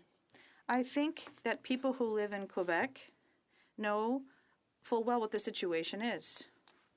And in terms of solutions that we need, they know what they are. I think that the government has to work with the provinces and territories and not against them to obtain services and add training sessions and to help with immigration, which is seriously an issue in Quebec. Thank you, Mr. Speaker. Questions and comments? We have the time for a 45-second question. The Honourable Member for West Kootenay. Thank you very much, Mr. Speaker. I'd like to thank my colleague, the member for Sarnia-Lambton, for her speech. Believes that the Commissioner of Official Languages must have more powers to ensure that the Official Languages Act is respected, and if not, there are consequences. And I would ask the Conservatives, will they support changes in committee so that the Commissioner has these necessary powers? The Honourable Member for Sarnia-Lambton, 1 minute. Thank you, Mr. Speaker. Absolutely. This is necessary for the Commissioner. They need to have more powers. And I think we shouldn't just have one fine. If one breaks the law twice, there should be increased fines. So I will work with my colleagues to find solutions so that there's the power for people to respect this legislation. Pursuant to Standing Order 38, I would like to announce to the House the topics that will be discussed at adjournment tonight. First, the Honourable Member for Calgary-Midnapore, the economy. Secondly, the Honourable Member for Courtenay-Alberni, transport. And thirdly, the Honourable Member for Victoria, climate change. Resuming debate, the Honourable Member for Lac St. Louis. Thank you, Mr. Speaker. It is a pleasure for me to rise in the House today to debate this bill, which is very important for our country and for official language communities across the country. In Canada, we have a constitution that is customized for a modern federation like ours, postmodern, I would say, where people are not all the same. It means we have a federation that covers cultural differences, different people that live together in mutual respect and that accommodate each other and work together to build a society that is anchored in principles that we all agree on. I'm obviously talking about Indigenous peoples, Francophones from New France, British immigrants, and over the decades and centuries, people from other cultures have arrived, and together we have built this new Canadian reality. But this Constitution is one that is made for the modern world, one that is increasingly complex, where national borders don't always reflect historical cultural groups, where different groups share the same country. Constitutional democracy is the Charter of Rights and Freedoms, one of the world's wisest and most progressive bills of rights. A diverse country calls for moderation and the sense of compromise. And the Charter contains the distinctive Section 1, whereby rights are not considered absolute, but rather are tempered where it is reasonable to do so. Another defining pillar of our democracy, in addition to the constitutional recognition of Indigenous rights, is the entrenchment in the Charter of Rights of official language minority rights. It's very important to be clear, and I think it's a message that I want to get across to many who might be watching today, who are from minority language communities. It's very important to be clear that language rights in our Constitution are beyond the reach of the Notwithstanding Clause, a clause that has attracted a great deal of attention and that I would say has begun to be used in a perfunctory manner by different governments. I'm speaking of minority language education rights under Section 23 of the Charter, as well as the right, by virtue of Section 133 of the British North America Act, to use English or French in the federal courts and in Quebec courts, a right that also extends to Manitoba courts by virtue of Section 23 of the Manitoba Act of 1870, and in New Brunswick courts owing to the province's 1993 amendment to the Charter. These rights are beyond the reach of the Notwithstanding Clause, and this is important for minority language communities.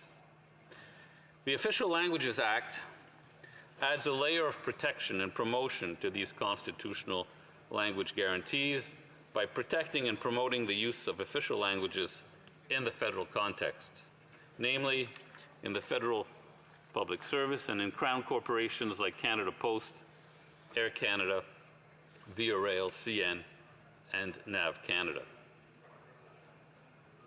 In our constitutional democracy, independent courts adjudicate constitutional rights through the prism of our most fundamental values. And perhaps no program has been more valuable in protecting official language minorities in this country than the Federal Court Challenges Program. The program offers funding to those launching legal challenges to protect their rights, including linguistic rights, from laws and policies that threaten those rights. The Court Challenges Program was recently used by Quebec's English language school boards to protect them from the Legault government's Bill 40, which aims to eliminate school boards, which are central community institutions for Quebec's English-speaking minority. As we know, there was a court decision that said that the Quebec government could eliminate school boards, but not English-speaking school boards, because the community has protection under the Constitution as regards minority language rights, and this case continues through the courts. Earlier, the program was vital to protecting Ottawa's Montfort Hospital against callous attempts by the then Harris government to close this institution that is so vital to Eastern Ontario's Francophone population. As promised, Bill C-13 strengthens the Court Challenges Program by de facto referencing it in the legislation, namely in Section 43(1)(c). I admit the reference could be more explicit, more definitive, and we'll see what happens in committee. We'll see if someone proposes an amendment to make that clause a little more affirmative. However, like any government program, whether it's in law or not, its effectiveness is ultimately directly related to its budget. Challenging a bill like Bill 40 through the long process of court appeals can be costly. I've heard it could cost up to $1 million to fight Bill C-40 for the school boards in Quebec, the English-speaking school boards in Quebec, to fight Bill 40 all the way to the Supreme Court.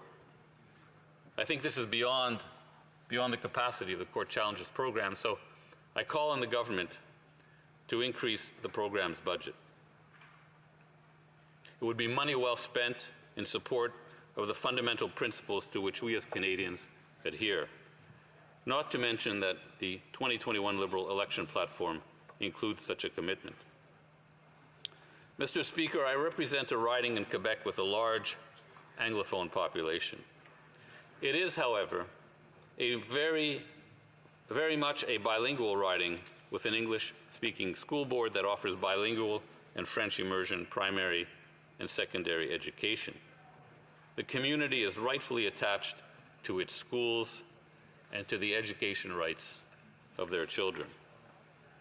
The new Section 41(4) of the Modernized Official Languages Act would help maintain those rights by requiring the government to proactively, through the census, help estimate, quote, the number of children whose parents have, under Section 23 of the Canadian Charter of Rights and Freedoms, the right to have their children receive their instruction in the language of the English or French linguistic minority population of a province or territory, including the right to have them receive that instruction in minority language education facilities. And I would like to pay homage to my colleague sitting to my right here, who worked very hard on having the census be used to estimate the number of people of minority language communities across this country that have rights under the Constitution. Whether their roots stretch back generations or they have more recently arrived, Quebec's Anglophones are deeply rooted and embedded by choice in Quebec society. They are profoundly attached to living in the only place in North America where French is broadly spoken every day, and they wish to remain in Quebec and contribute to its development. But, of course, they require employment opportunities to be able to do so. The representation of Anglophones in the federal public service in Quebec is, as I understand it, below the community's share of the population. Bill C-13 will hopefully help eliminate this gap in two ways. Section 41(5) of a modernized Official Languages Act would place a duty on the federal government to take concrete positive measures to enhance the vitality of English and French-speaking linguistic minority communities in Canada and assisting their development, including, presumably, by ensuring that Anglophones have their rightful place in the federal administration in Quebec. Moreover, the role of the Treasury Board would be expanded as a result of Bill C-13. The Treasury Board would have a duty to establish directives and policies to give effect to the requirement to institute positive measures, as well as responsibility for, quote, general direction and coordination, unquote, of these positive measures across departments. This is a very important addition to the Official Languages Act.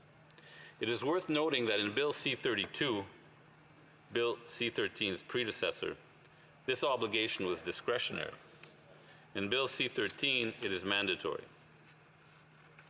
Also, Bill C-13 will require the Treasury Board to, quote, monitor and audit federal institutions in respect of which it has responsibility for their compliance, end quote, with the aforementioned directives and policies.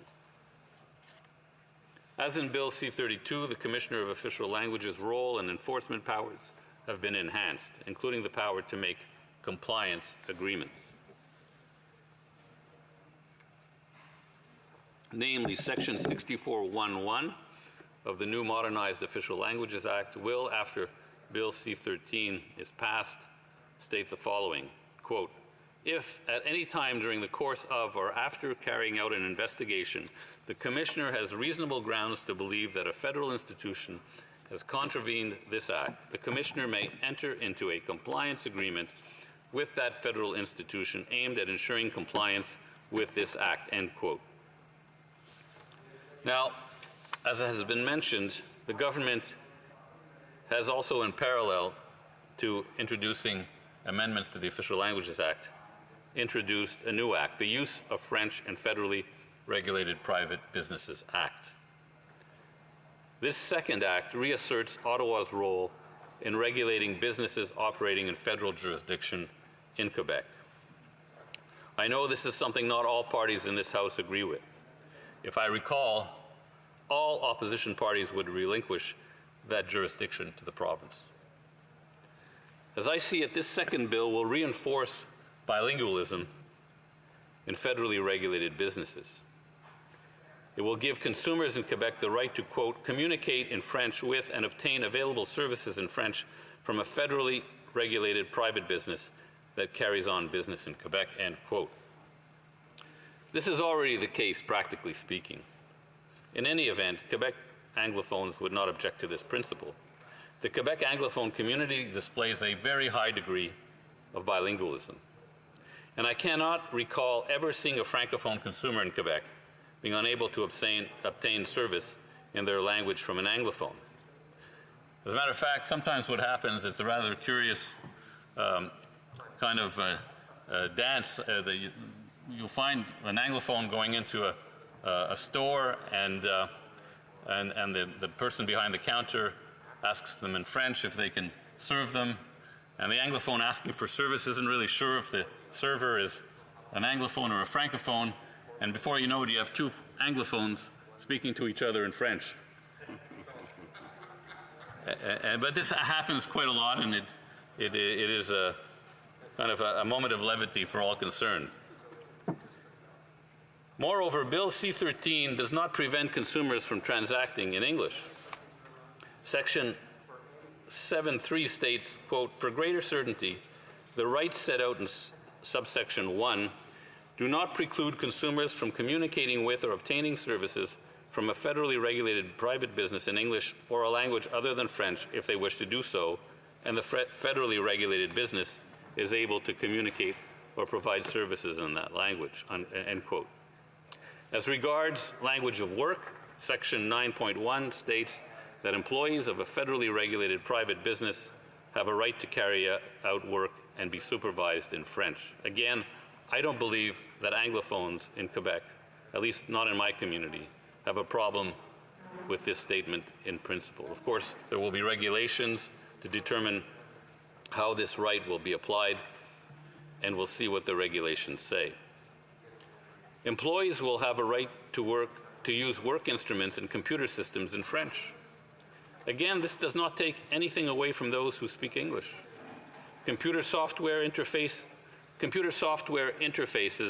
provide for this flexibility. I trust the regulations will recognize this software flexibility.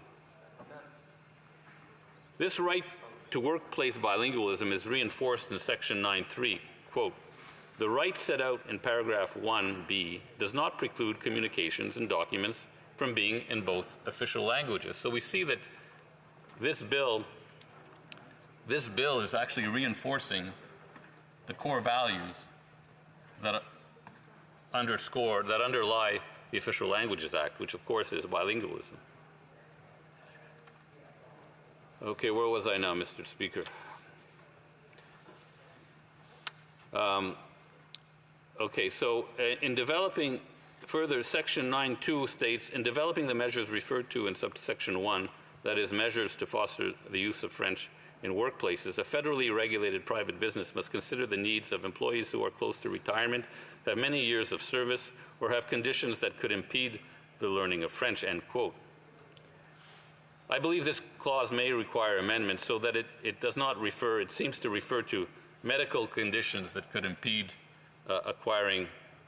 having learned French. But there are many reasons why some individuals remain unilingual. That has nothing to do with medical conditions. I think that needs to be taken into account. Further, Section 11.2 states, quote, a federally regulated private business must not treat adversely an employee who occupies a position on or before the day on which this subsection comes into force for the sole reason that the employee does not have a sufficient knowledge of French, end quote. Again, the vast majority of Anglophones in Quebec, Mr. Speaker, are bilingual and growing more so every day, and should not be negatively impacted by this particular clause. Again, the regulations will be the key to ensuring an appropriate flexibility that protects everyone. Many, if not most, federally regulated businesses deal with entities outside the province. One thinks of logistics and freight forwarding companies, of which many are located in my community. This further reinforces the practical value of bilingualism in the federally regulated private sector. Which brings me to section 11.3, which states that, quote, requiring an employee to have a knowledge of a language other than French does not constitute adverse treatment if the federally regulated business is able to demonstrate that a knowledge of that language is objectively required by reason of the nature of the work to be performed. Again, federally regulated businesses tend to deal internationally. So there is a role for bilingual individuals in these businesses. All that said, I feel strongly that no one, Anglophone or Francophone, should be prevented from working in a federally regulated business because they do not have knowledge of the other language, just as they are not prevented from working in the federal public service because they only have knowledge of one of the official languages unless the position requires a level of bilingualism. I hope the regulations will respect this fundamental principle of the Official Languages Act. I would like to see the regulations that will follow under Bill C-13 guarantee in some way this right to work. Perhaps this could be done through amendments to the bill. On a practical level, given today's acute labor shortage, it will be in the best interests of employers and the provincial economy to ensure that the law does not hamstring federally regulated businesses in their ability to recruit and hire qualified personnel. Thank you, Mr. Speaker. Questions and comments? The Honourable Member for Edmonton West. For his well thought out and politely delivered speech. I do have a simple question for you, and it's not really a partisan one. It's one about following the rules, and he did mention it throughout his speech, and especially around the Treasury Board. One of the Treasury Board requirements on Treasury Board submissions when it affects people in Canada of both languages, obviously English, Canada, and Quebec, is an official languages analysis has to be completed as part of the Treasury Board submission. We heard from the former Treasury Board president that during the WE scandal, the money was not actually put through the Treasury Board or the official languages analysis. The government skipped over a required regulation. We put through an order paper question and found numerous times where the government, the Treasury Board, refused to perform the official languages analysis. I'd like to see if the member will stand and confirm that he will work with us, all parties, so that the Treasury Board is following rules as laid out in the Financial Administration Act, so that they are performing the Official Languages Act for all required submissions. L'honorable député de Lac-Saint-Louis. The Honourable Member for Lac-Saint-Louis. Mr. Speaker,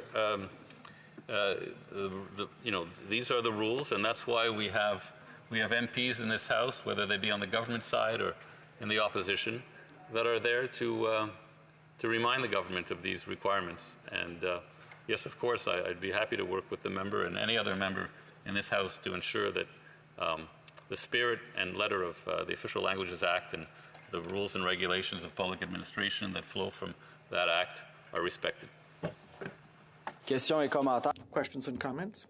The Honourable Member for Pierre Boucher Les Patriotes. Thank you, Mr. Speaker. I would like to give my colleague across the way the opportunity to correct what he said when he said that there's never been a problem receiving services in French in Montreal. Maybe that's his personal experience, because that is actually not the fact.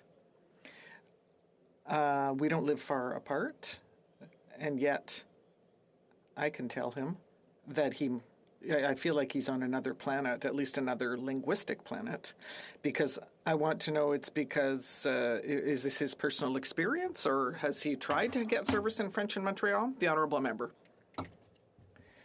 I would not be as categorical as to say that it couldn't happen, but where I live is an Anglophone bilingual community, and so one might believe that if someone couldn't get service in French, it would be in my sector. But quite honestly, according to my personal experience, everyone makes an effort and everyone gets along. And I really can't remember any incident where I saw Francophones complaining that they couldn't get service in French. Perhaps it wasn't always perfect French, but people are of good faith. They make an effort, people get along, and they want to continue to do so. Questions and comments? The Honourable Member for Edmonton Strathcona, rather. Speech, and I wanted to ask him a question about immigration because, of course, for a place like Edmonton, Alberta, immigration is a key component for ensuring the vitality of the French language is able to be maintained.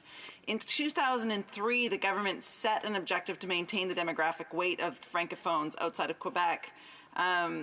And that was meant to ensure that 4.4% of immigration settled outside of Quebec and the rest of Canada and that they could speak French. We've never made the target. The government in 20 years has never reached that 4.4.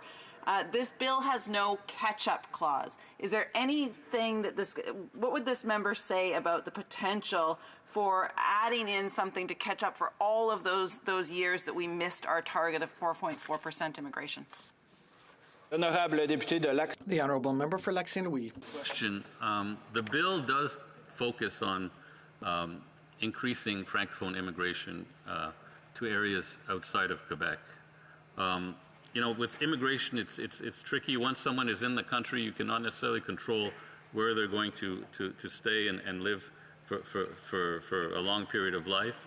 But I think this is a very important part of this bill because if we want vibrant Francophone communities, we need to get Francophone teachers to those communities because it's all through education that cultural groups survive. I know my own wife did French immersion in Calgary.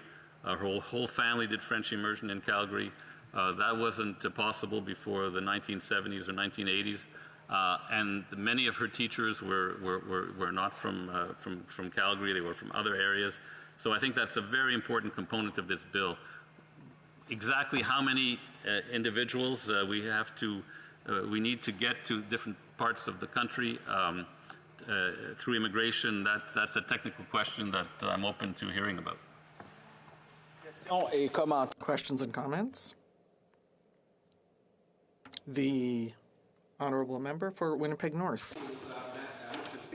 And, I really and truly believe that, French is such a beautiful language, and it's something in which, it pleases me a great deal when you go to schools, bilingual schools in the north end of Winnipeg. I think of Stanley Knowles or Garden Grove, and you'll see individuals, let's say, of Filipino heritage being able to speak French, English, and Tagalog, or of Indo-Canadian heritage, French, English, and Punjabi. And I'm wondering if my colleague could just talk about just the benefits of how Canada has been evolving, where more and more young people, children, through bilingual programs, have recognized the true value of just how beautiful the French language is and why it is we need to continue to support our schools. The Honourable Member for Lac-Saint-Louis. Canadians from all across the country are proud to be able to speak French. I think if you looked at this House of Commons 50 years ago, the only people who would speak French in the House of Commons would be MPs from Quebec and maybe some from minority language communities outside of Quebec. Today, we see people from MPs from all provinces stand up. We saw the member from Sarnia-Lambton, the member from Fort McMurray speaks an excellent French, and there's some other Alberta MPs who speak an excellent French. That's because there's a love of the language in this country, and it's because it's part of our fabric. And if members in this House from outside of Quebec can speak so well, so eloquently in French, it's obviously because of the school system and through programs such as French immersion and so on. So this is the outcome of the Official Languages Act of 1968. This is the heritage of Pierre Trudeau. Questions and comments? The Honourable Member for Fort McMurray, Cold Lake. I'd like to thank my colleague for his speech. The reality is that there are Francophones outside Quebec who have been Francophones for centuries. In Alberta, the first European language spoken was French. So those are not just people who choose to learn French. There's an entire French heritage that is very, very strong in my province. You have pointed out that French immersion is very important, so why in C13 is there no support for Francophone schools or for French immersion classes? The Honourable Member for Lac Saint-Louis. I'm going to go back to the bill, but I think the principle is clearly expressed in the bill. That is, that the federal government has an obligation to ensure that the official language communities can thrive and so that includes support for education. So I do believe that it is expressed in the bill. There is time for a very brief question, 20 seconds. The Honourable Member for Pierre Boucher, Les Patriotes Verchères. Thank you, Mr. Speaker. Given the speech that my colleague across the way has given, I'd like to know what he thinks with regard to the decline of French in Quebec and if there are any measures in this bill that could counter this decline, because I don't think there are. Does he think that this bill is going to help, and if there actually is a decline of French in Quebec? The Honourable Member for Lac Louis, 20 seconds. Yes, there's certainly pressure on French in North America, and that comes from digital communication. For example, when we tabled C11, we were trying to deal with that. But this bill gives the right to Francophones to work in French. Resuming debate, the Honourable Member for Lévis-Lobinière. Thank you, Mr. Speaker. I'm going to be splitting my time with my honourable colleague from Fort McMurray Cold Lake. It's an honour for me to speak to C13, an act to amend the Official Languages Act to enact the use of French in federally regulated private businesses and to make related amendments to other acts. From the outset, I'd like to point out to the Honourable Minister that I was the Parliamentary Secretary for Official Languages in the 41st Parliament from May 2011 to September 2013. Not to say anything against him, but I would like to point out that his government is not the first to emphasize the importance of our two official languages. And in fact, I'd like to say that the French language has always been in danger and is even in danger more than ever, just like the rest of Canada since 2015. Mr. Speaker, I worked on Canada's Roadmap for Linguistic Duality, which expired in 2013, and we made unprecedented investments of $1.1 billion to support linguistic duality, and this brought together 15 departments and agencies. Mr. Speaker, I'll forgive the minister because she wasn't elected yet. And there are so many achievements by the previous Conservative government that have simply been eradicated with the arrival of the Liberals in 2015. We have been verifying and examining this act for a very long time to ensure that it ensures real equality between the two official languages of Canada. I'm a unilingual Francophone, and so I know how hard it is to come from a small town which is unilingual, but I'm very proud of my roots and my mother tongue. Our two official languages are part and parcel of our identity, and it's a real privilege for me to see my children being able to speak both languages much better than I could do at the same age. It is of paramount importance that people be able to grow, live, and work in their mother tongue, and I understand the fragility and the many challenges that our official language minority communities have to deal with. Allowing Francophones to benefit from federal government services in their language and giving federal public servants the possibility of using the official language of their choice at work is still a very clear challenge in 2022. We can't pretend it's otherwise. In fact, we can't say that since this government came to power in 2015 that things have gotten any better. And I'm not even talking about the balanced budget, the deficit, the loss of our AAA rating, which is a possibility, and what about our justice system or the liberal heritage of allowing our children to access cannabis? Mr. Speaker, it's scandalous, but let's come back to C13.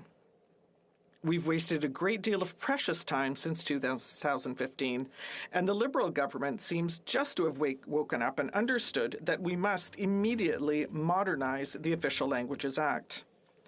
Mr. Speaker, I can guarantee that as a Member of Parliament and a member of the Standing Committee on Official Languages, I will personally ensure, along with my colleagues, that Bill C-13 finally corresponds to current linguistic realities and that it encourage a substantive equality between French and English while contributing to the vitality of official language minority communities who desperately need our help. This bill could have been adopted during the last Parliament in its form of Bill C-32. But we must remember that the Prime Minister thought it was a good idea to send us into an unnecessary and costly election. But, as we all say, better late than never. Unlike what the Minister said last week, we have long been working in collaboration with community partners, provinces and territories, the Official Languages Commissioner, the Senate Committee on Official Languages, and, of course, with the Standing Committee on Official Languages of the House of Commons. And I really care about all this work. We have a noble objective, Mr. Speaker, and this speaks to our commitment, which is to modernize this bill so that it reflects the reality of Francophones who live in Quebec, Anglophones, official language minority communities, Acadians, and English Quebecers. However, the hardest work still remains to be done, Mr. Speaker, to ensure that the Liberal government will not try once again to play us for fools, shirk its responsibilities, or drag out what should have been done a long time ago. Because, as you know, Mr. Speaker, the situation of French is very concerning, and in fact, it's even critical and in danger. There are 8 million Francophones in Canada in a sea of over 360 million Anglophones in North America, so the protection of French deserves our immediate attention, and we are going to make sure that the federal government plays its role in protecting official language minority communities. We will ensure that Bill C-13 meets the challenges of the French language in North America and the challenges of official language minority communities. First, we will ensure that the bill recognizes the language realities of each province and territory. The federal government is working with its provincial and territory counterparts to offer services to official language and minority communities to ensure that their vitality is enhanced. The federal government must also cooperate with Indigenous communities across the country in order to preserve and protect Indigenous languages. This modernized act must not affect the reinforcement and revitalization of Indigenous languages. Mr. Speaker, as you know, I do not like scandals, and we're going to continue to say and clearly that French is declining in Canada. It's a scandal that this is happening in 2022, and this Liberal government has to work to make sure that this decline is countered. It must do more to protect and promote French in Canada, especially in Quebec. We will also ensure that Francophones can live in French, and we must establish new rights to allow Francophones to work in French and to ensure that people can be served in French in private businesses under federal jurisdiction. In that regard, Mr. Speaker, the minister told us on Friday that these new rights would be part of a new law regarding the use of French in private businesses under federal jurisdiction, and that these rights would apply in Quebec as well as regions that are designated with a strong Francophone presence. So, of course, we will ensure that the Liberal government does not forget that the private sector has a role to play as well, to promote our official languages and to support the enhanced vitality of official language minority communities. I'm eager to see how the government will ensure better access to justice in both official languages by introducing new legislation imposing bilingualism on the Supreme Court of Canada. This is a big challenge, and Liberals are not good at meeting challenges. That being said, Mr. Speaker, we are going to ensure that C-13 keeps the promise of coordination and application of the Official Languages Act through strengthening the role of the Treasury Board. Its oversight, audit, and assessment powers have been discretionary to date, but now they will be mandatory. We will also ensure that the powers of the Official Language Commissioner are reinforced.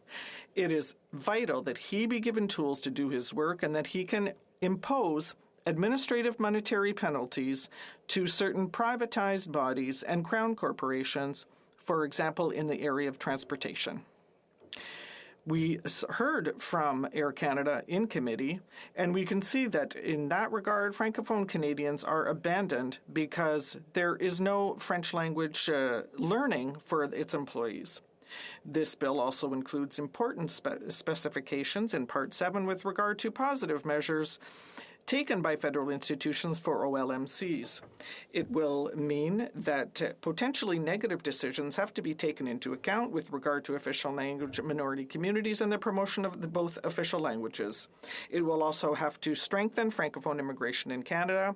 We need objectives, targets, and indicators in order to increase Francophone immigration outside Quebec.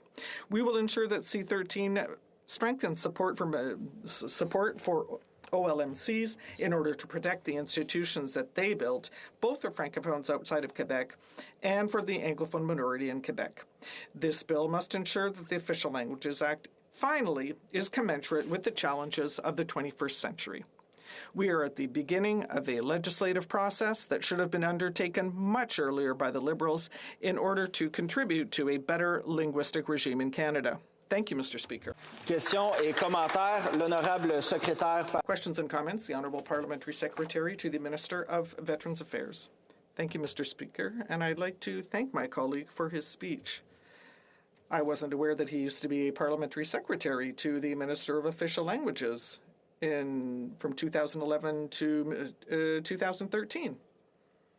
But I would just like to set him straight, because during that time I was the Director General of a French language school board in Acadia, and there was nothing for us in the road map. I know that they invested money, but there was no money for us, and it was our government in 2018 who added additional funding to try to catch up on what was missing.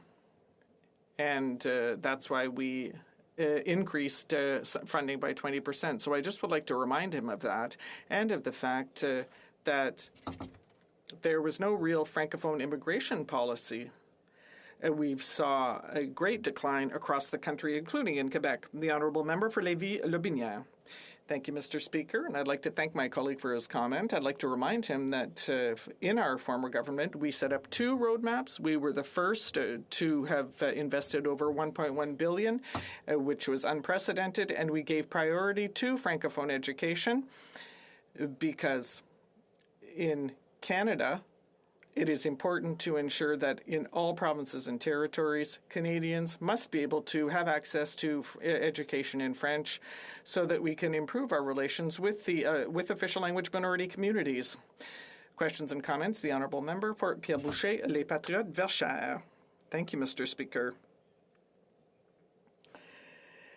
I especially have, because despite what was said here in the House when we have seen since 1867 is a continuous decline of French in Canada. And what history tells us is that we cannot trust either the Liberals or the Conservatives in terms of protecting French.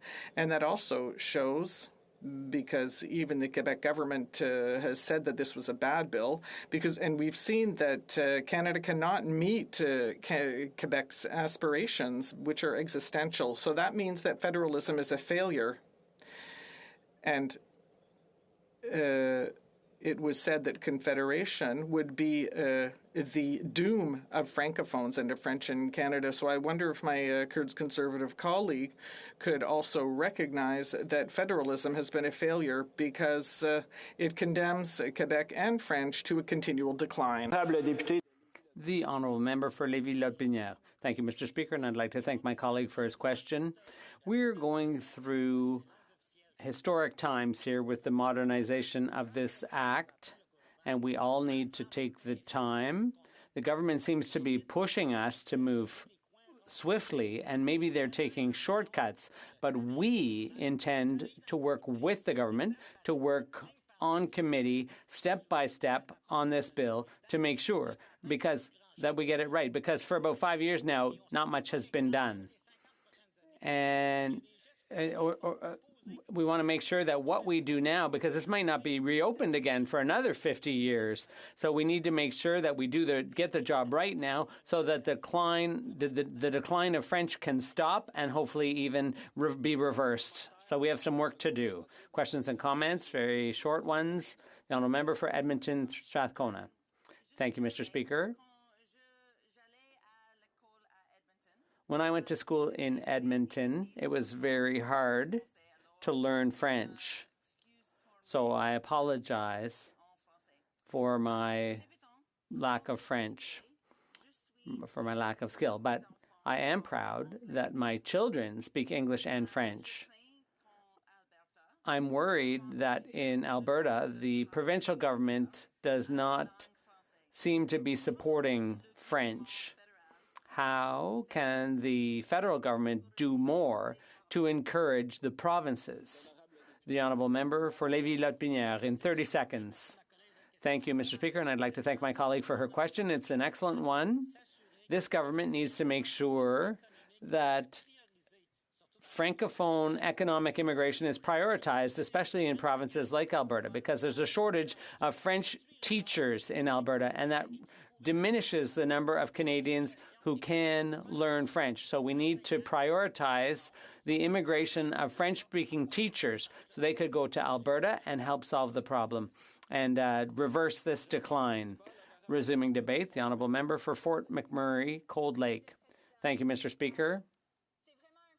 It's truly a pleasure to rise today to speak to Bill C-13, an act that would modernize the Official Languages Act.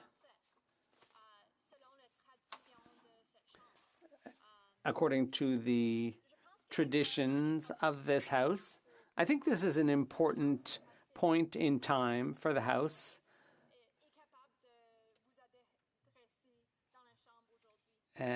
And I'm happy to have this opportunity to speak to the House at this juncture.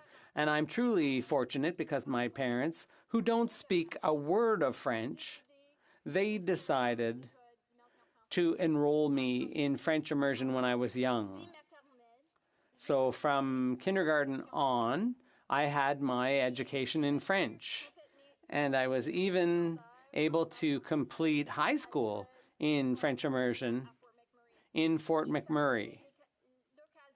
And that gave me an opportunity to enroll in St. John campus, which is the Francophone University of Alberta. And it's known as the FAC. That's our little affectionate name for it. And so I was able to do my post-secondary there. And so I was able to live in the heart of the Francophone Albertan community. And after all that, I consider myself a Francophone by choice, not just by circumstance. And I am among the growing Francophone population in Alberta. And French, because this is important, it's important to know that French was the first European language spoken in the province of Alberta, and it was brought there by the coureurs de bois in the 17th century. And there are all kinds of place names in Alberta, Parendon, Grande Cache, all kinds of place names are French, and there are French-speaking communities all over Alberta, all over the province. And so we have a growing Francophone population in Alberta, according to StatsCan. 25 of the French-speaking population in Alberta were born there, 24 immigrated there, and 50% came from other parts of Canada. So Francophones came from other provinces and abroad, and they have contributed to the vitality of our very vibrant French-speaking communities in Alberta. Alberta has also brought in a higher number of French speakers than the national average. 10.3% of immigrants to Alberta are French speaking. That's higher than in other parts of Canada. And these are highlights that illustrate how strong and dynamic and vibrant the French-speaking communities in Alberta are. And the federal government really needs to take up this challenge along with its provincial and territorial counterparts and provide ongoing, predictable, stable funding.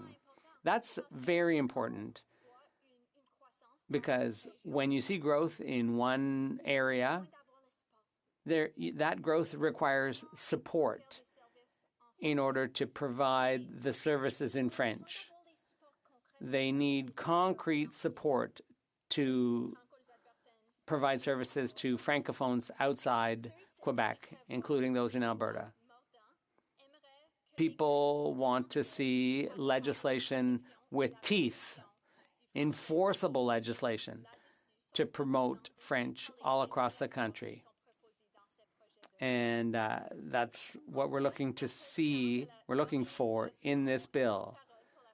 And the spokesperson for the Alberta French-Canadian Association said there's still a lot of work to be done because our communities want to see a Treasury Board designation as the one and only central agency responsible for the implementation of the Act.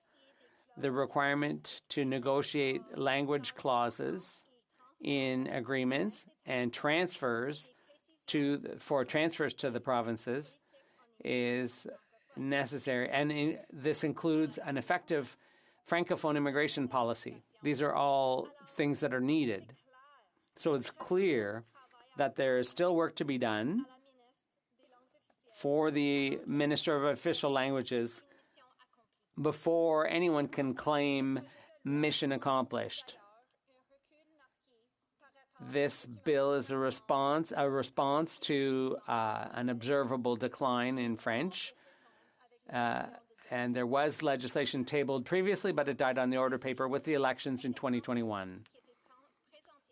That was C-32, which was presented by the previous minister, and it acknowledged asymmetry between English and French in Canada, but that concept is missing from the new bill.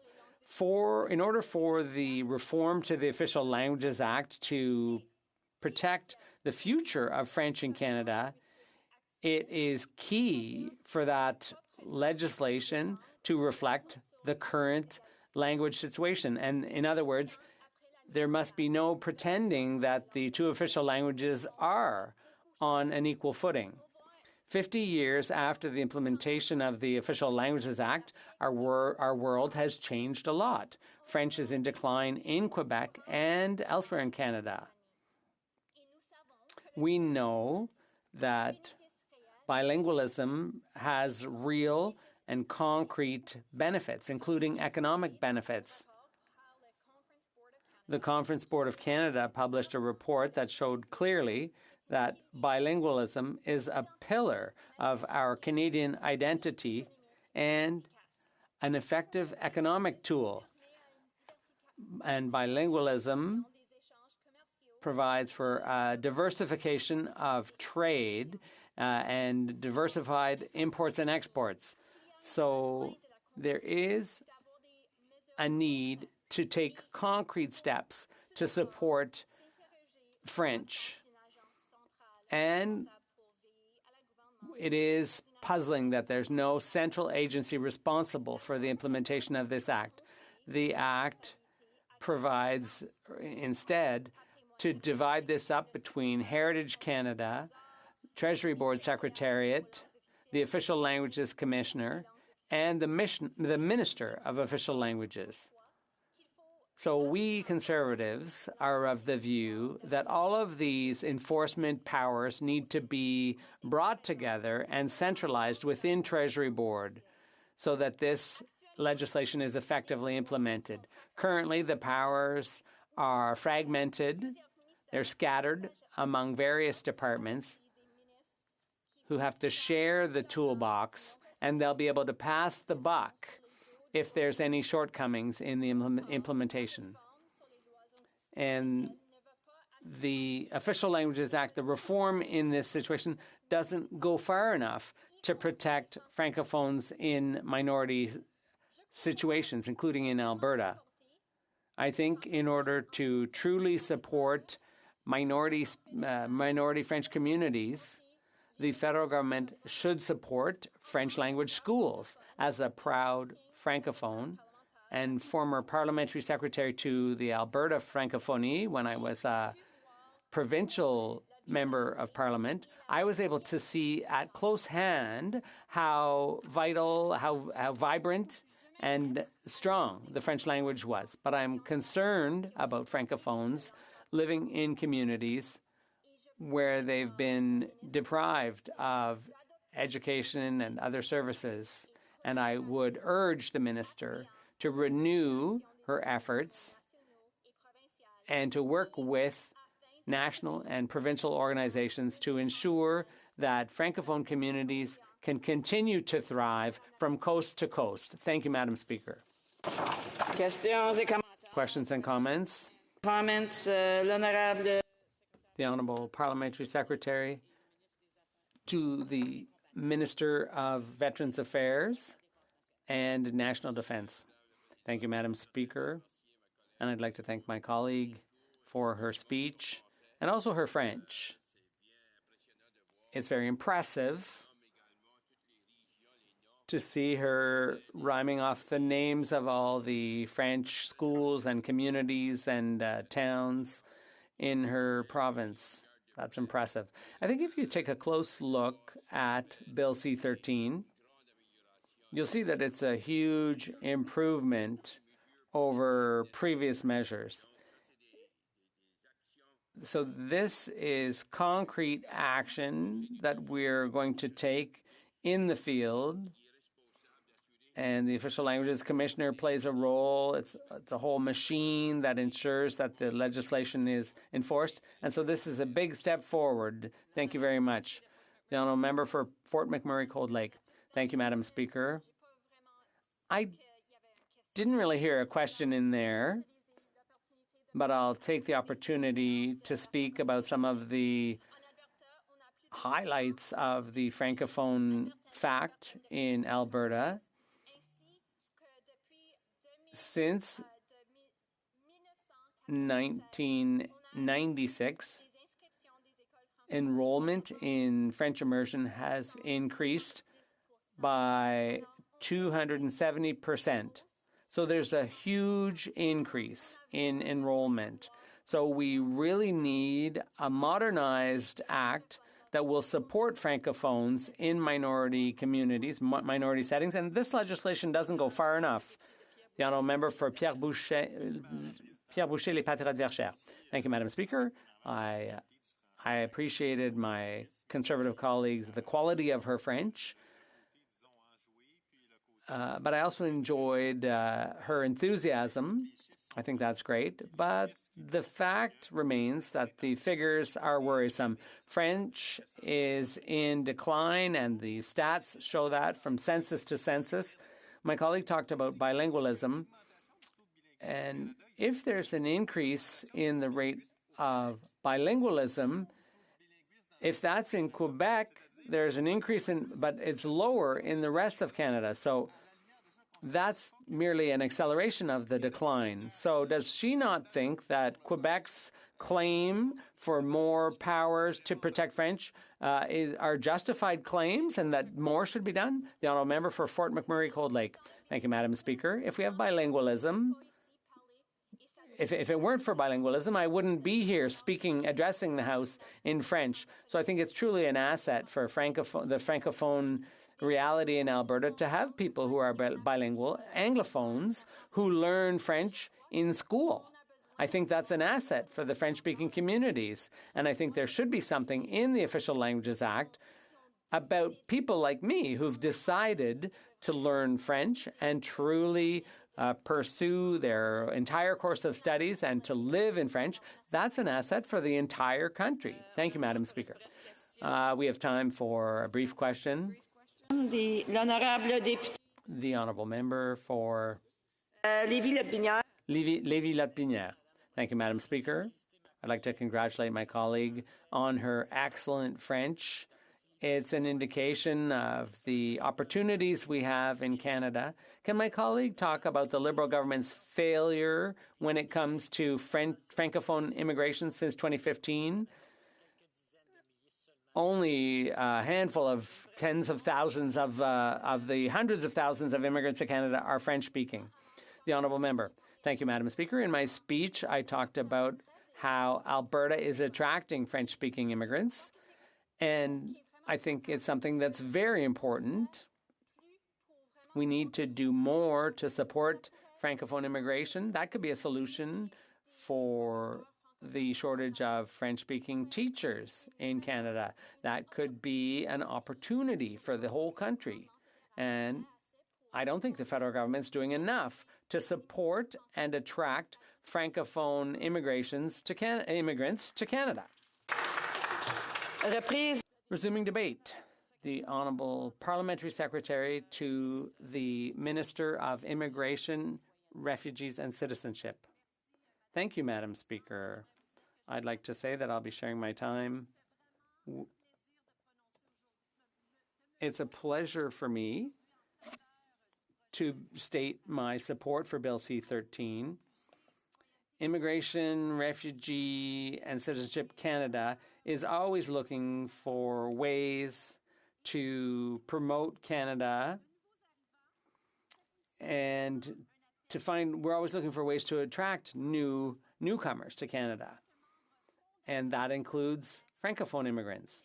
As members of one of the founding peoples of our nation, Francophones have contributed to the edification of this country in a fundamental way. The importance of French in Canada's culture and history is undeniable. In Quebec and in other French-speaking communities elsewhere in Canada, the strength, wealth, and vitality of French are great sources of pride. Given the unique bilingual nature of our country, we try to attract people to come and settle in French-speaking communities in large numbers, not just in Quebec, but all across the country. The Government of Canada recognizes that immigration is helping us meet labour market needs in key industries, including healthcare, entrepreneurship, and agriculture. But immigration also plays an important role in building and maintaining the diversity of communities in Canada. Given that fact, Francophone immigration remains an absolute priority of the Canadian immigration system. The Government of Canada will continue to support Quebec in innovative ways to use immigration to make up for labour shortages in Quebec while supporting the French language and the distinctive Francophone identity of Quebec. The same thing goes for the very many dynamic French-speaking communities all across Canada, from Maillardville in Coquitlam in BC to the very many Franco-Ontarian communities, and I'm a representative of one of them in Orleans, from Port-au-Port to Newfoundland, the Yukon, in Whitehorse, and many Acadian communities in Nova Scotia. French has deep roots in many Canadian communities. The government recognizes that immigration plays an important role in supporting Francophone communities in minority settings all across Canada. In 2019, Immigration, Refugees and Citizenship Canada, or IRCC, announced a Francophone immigration strategy that includes a 4.4% target for Francophone immigrants outside Quebec by 2023. Our government has taken a number of initiatives in order to reach that goal, including awarding extra points to French-speaking candidates and bilingual candidates under the immigration point system. In 2021, the department introduced temporary residence access, a way to get permanent residence for essential workers and foreign students who had studied in Canada. Our Francophone immigration strategy has already been promising. In 2020, 3.6% of all immigrants were outside Quebec were French-speaking, which was a 2.8% increase over the previous year.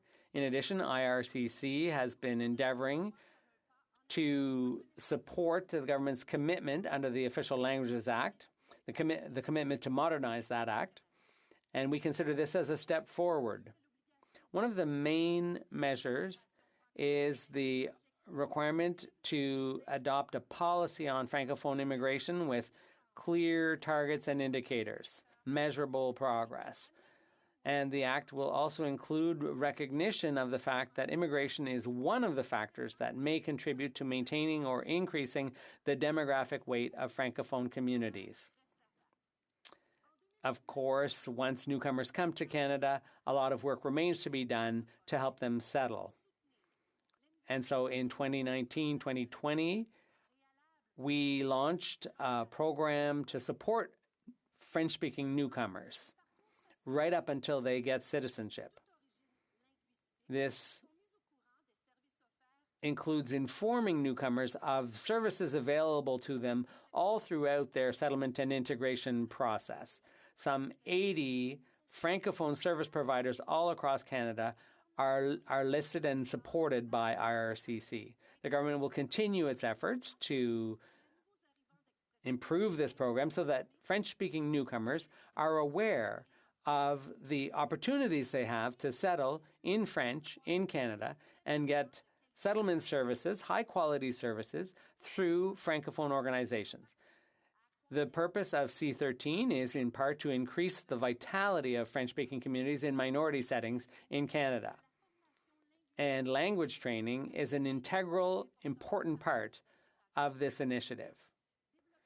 This was developed together with Francophone communities all across the country, and our goal is to provide all newcomers with an opportunity to settle and be successful in French and to make a positive contribution to Canadian society.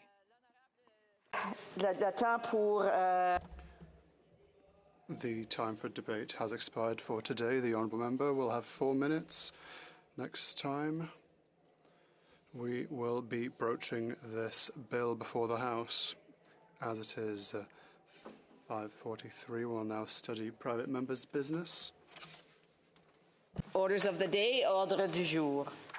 Private members' business, consideration at second reading of Bill C-245, an act to amend the Canada Infrastructure Bank Act, standing in the name of Ms. Ashton. Ms. Ashton, seconded by Ms. Zerillo, moves that Bill C-245, an act to amend the Canada Infrastructure Bank Act, be now read a second time and referred to the Standing Committee on Transport, Infrastructure and Communities. Debate. The honourable member for Churchill-Kiwanis-Nookasky. Thank you, Madam Speaker.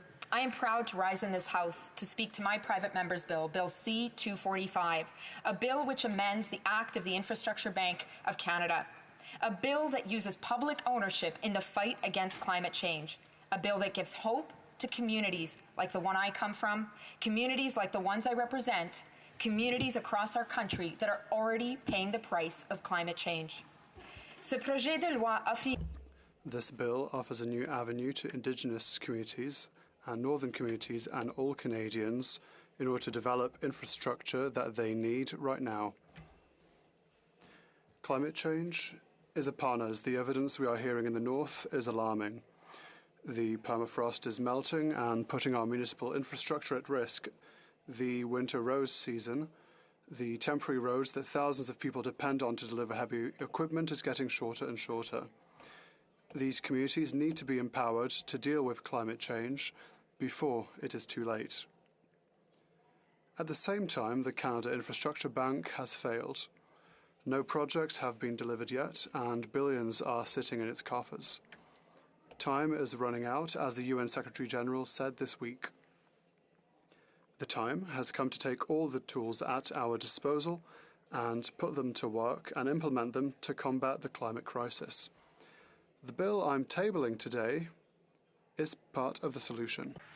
This past September, I sat with the Chief and Council of Pangasi First Nation at the hotel in Winnipeg where they were evacuated. They were into the third month of their forced evacuation from wildfires raging in eastern Manitoba and northwestern Ontario. This was their third evacuation in 4 years. This time, it lasted 4 months. We sat in one of the hotel meeting spaces that had been converted into a makeshift school. The leaders and principal of the school shared their concerns. These fires are only getting worse, they shared. We need support to keep our communities safe, they said.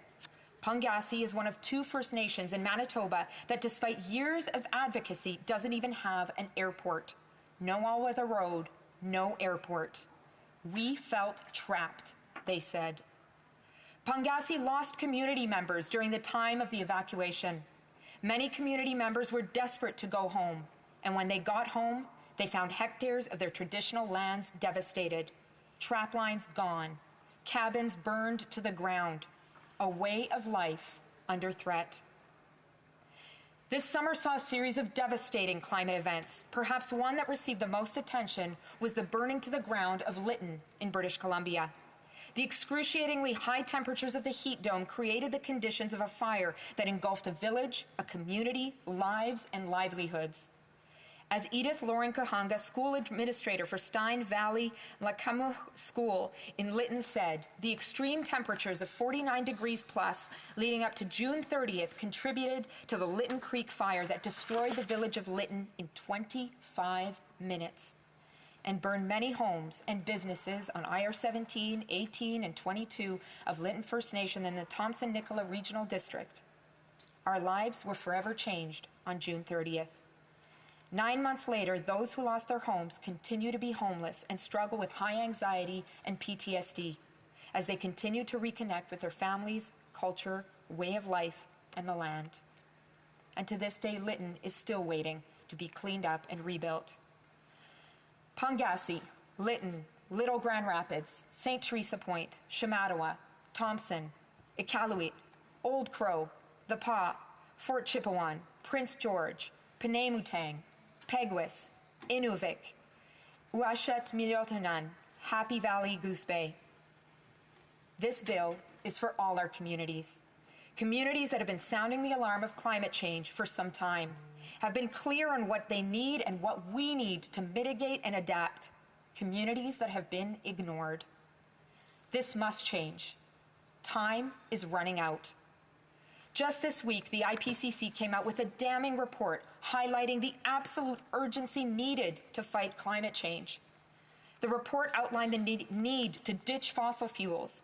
UN Secretary General Antonio Guterres described the report, but just as easily could have been talking about the Liberal government record on climate change as a, quote, litany of broken promises, a file of shame cataloging the empty pledges that put us firmly on track towards an unlivable world. The jury has reached a verdict, and it's damning. We are on a fast track to climate disaster, he said. There's been many reports and many words, but not enough action. The Liberals continue to maintain the anti-science fallacy that fossil fuel investments will pay for a clean energy transition. This government has given more to oil companies than even the previous Conservative government could have dreamed of. We're shamefully the worst G7 country when it comes to GHG emissions.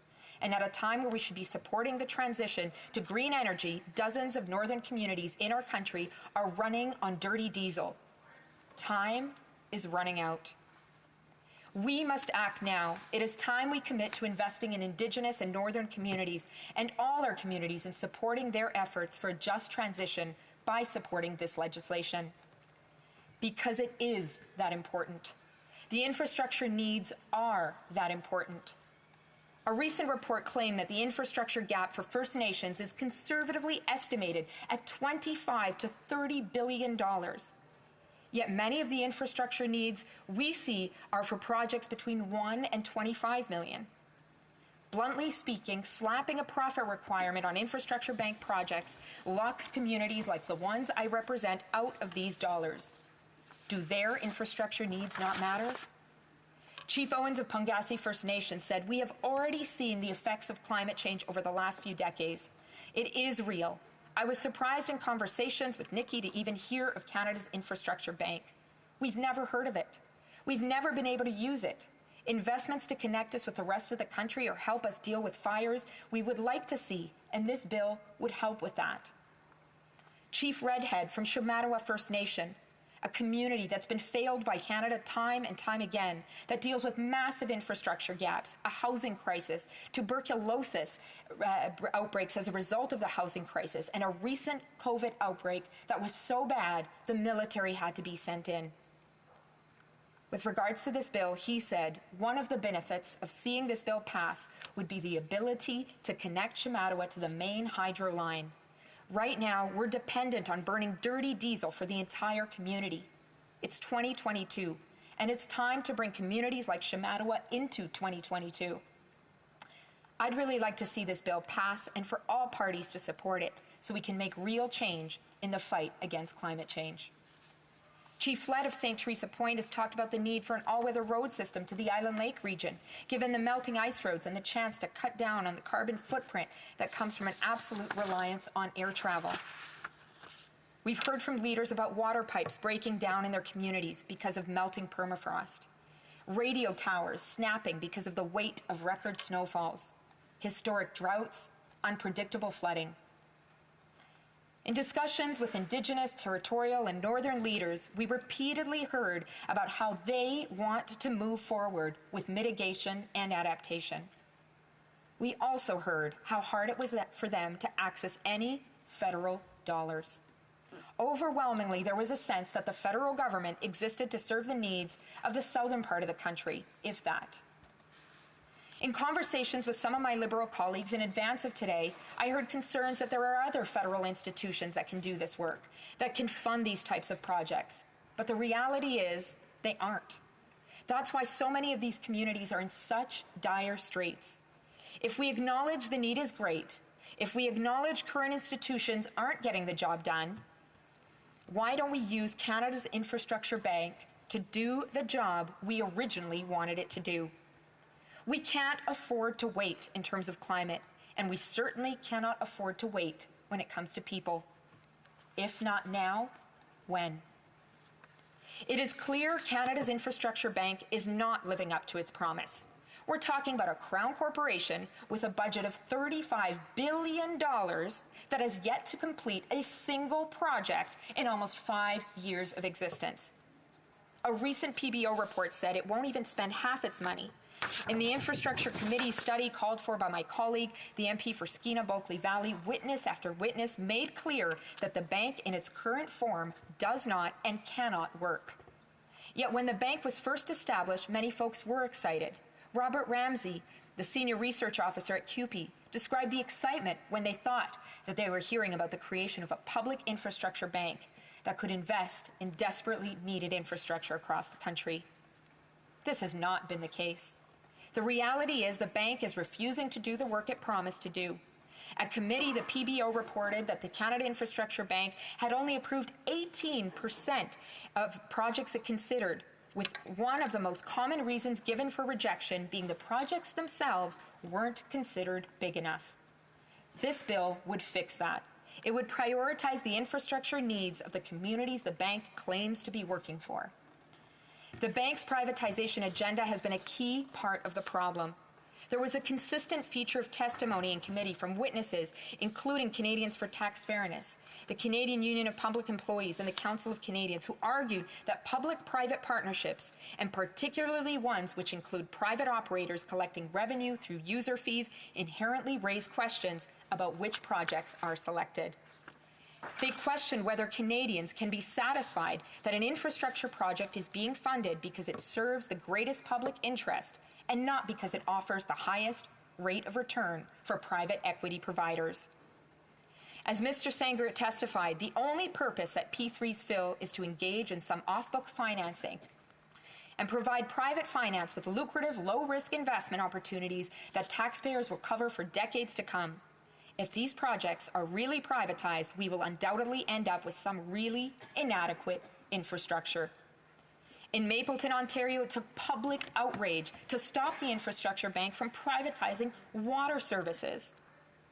As Angela McEwen, senior economist at CUPE, said, the most critical infrastructure needs in Canada aren't ones that work with a profit attached to them. It's basic infrastructure that communities need to go about their daily lives. It should be publicly financed and publicly owned so it benefits the most people. I'm really excited to see this bill. This is what we've been asking for at CUPE and the broader Labour movement, for the bank to move in this direction. Along with its privatization agenda, there's a lack of transparency from the bank. Yves Giroux, the parliamentary budget officer at committee, discussed the bank's refusal to share information, saying that the bank was probably less transparent than the Department of Infrastructure. He also pointed out that parliamentarians had yet to receive a full status update on the bank, because the government has not kept track of information on all funded projects. This is obviously unacceptable. We are also calling through this bill on the bank to include First Nations, Inuit, and Métis voices in its governance. If we acknowledge that the greatest infrastructure gap in the country is within these communities, it is frankly inconceivable that in 2022, and in the age of reconciliation, that these communities don't have a say in what's happening on their land. It is clear the foundations of the Canada Infrastructure Bank must be rebuilt. We can do this work. We know that the fight against climate change requires bold collective action. It requires the leveraging of public investment in historic ways. Crown corporations are key tools in this fight.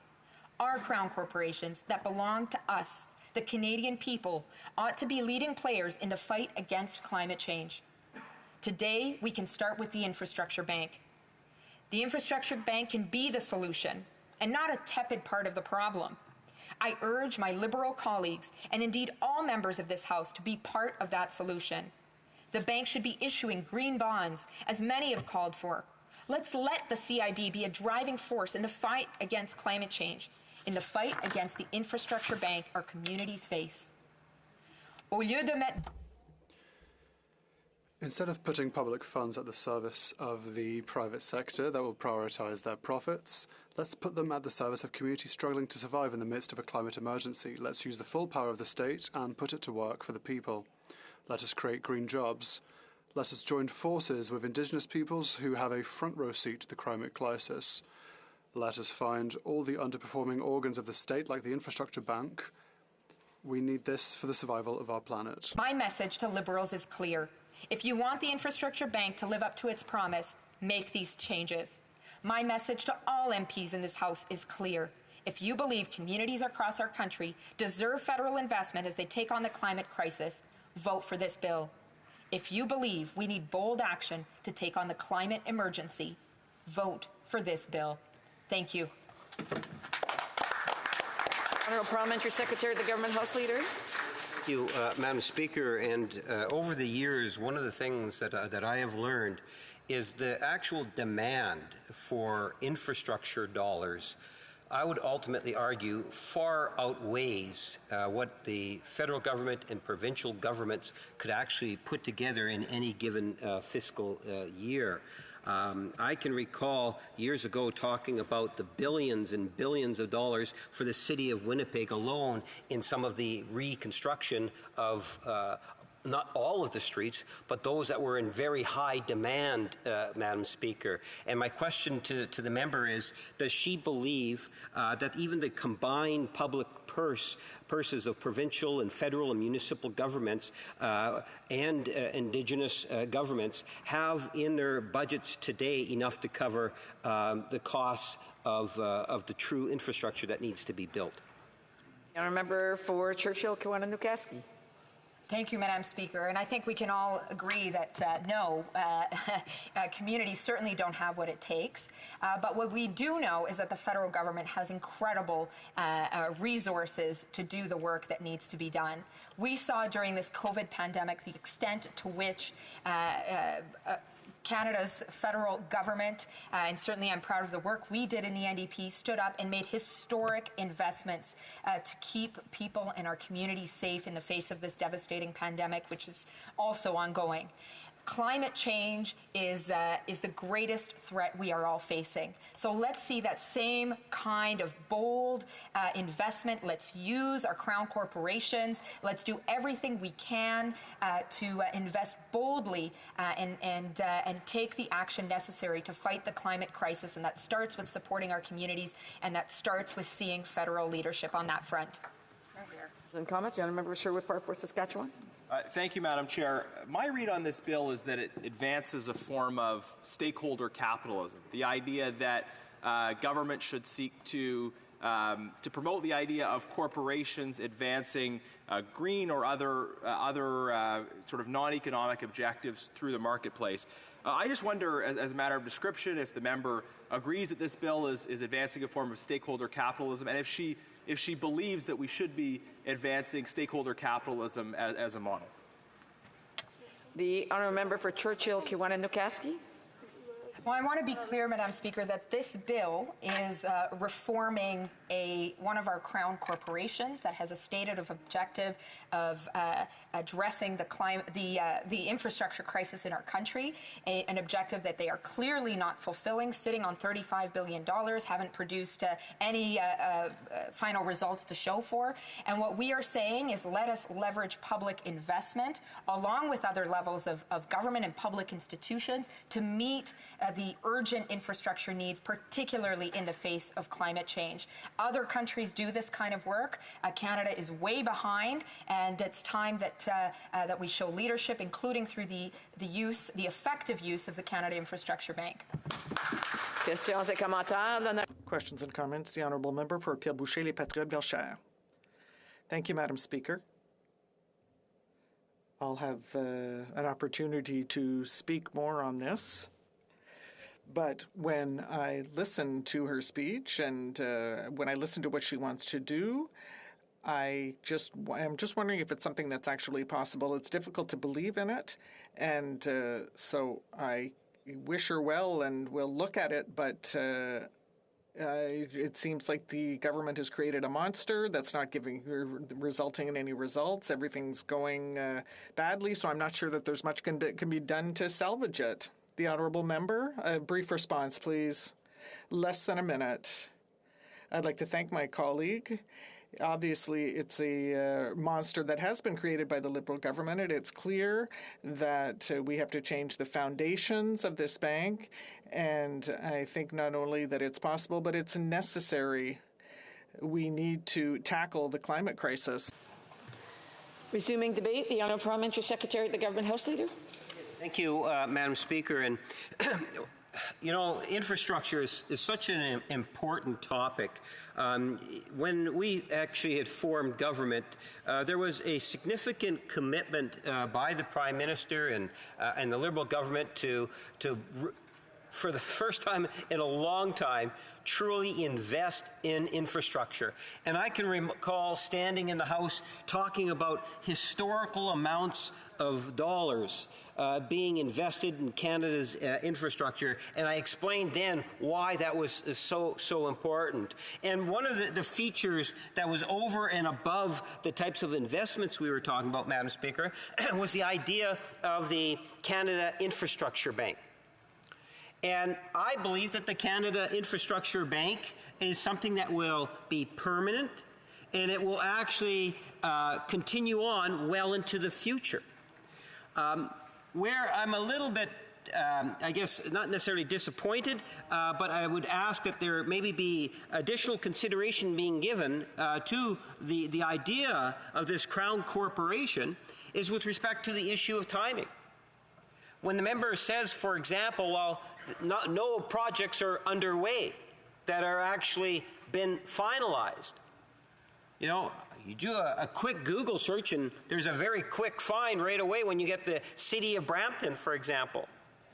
That is, looks like they're appearing to be able to conclude a deal which is well over $400 million, which will see zero emission buses, 450 zero emission buses going to that community. And I suspect, Madam Speaker, that the Canada Infrastructure Bank is playing a critical role in that. I think that the government has demonstrated its willingness to look at ways in which we can build our infrastructure. Even when we passed the legislation, Madam Speaker, it was agreed back then that there would be a review in terms of the process and what has taken place. And that is supposed to be coming up in 2022, later this year, Madam Speaker. When we had talked about it in its creation, a great deal of time was talked about trade and transportation, that infrastructure. Canada is a trading nation, Madam Speaker.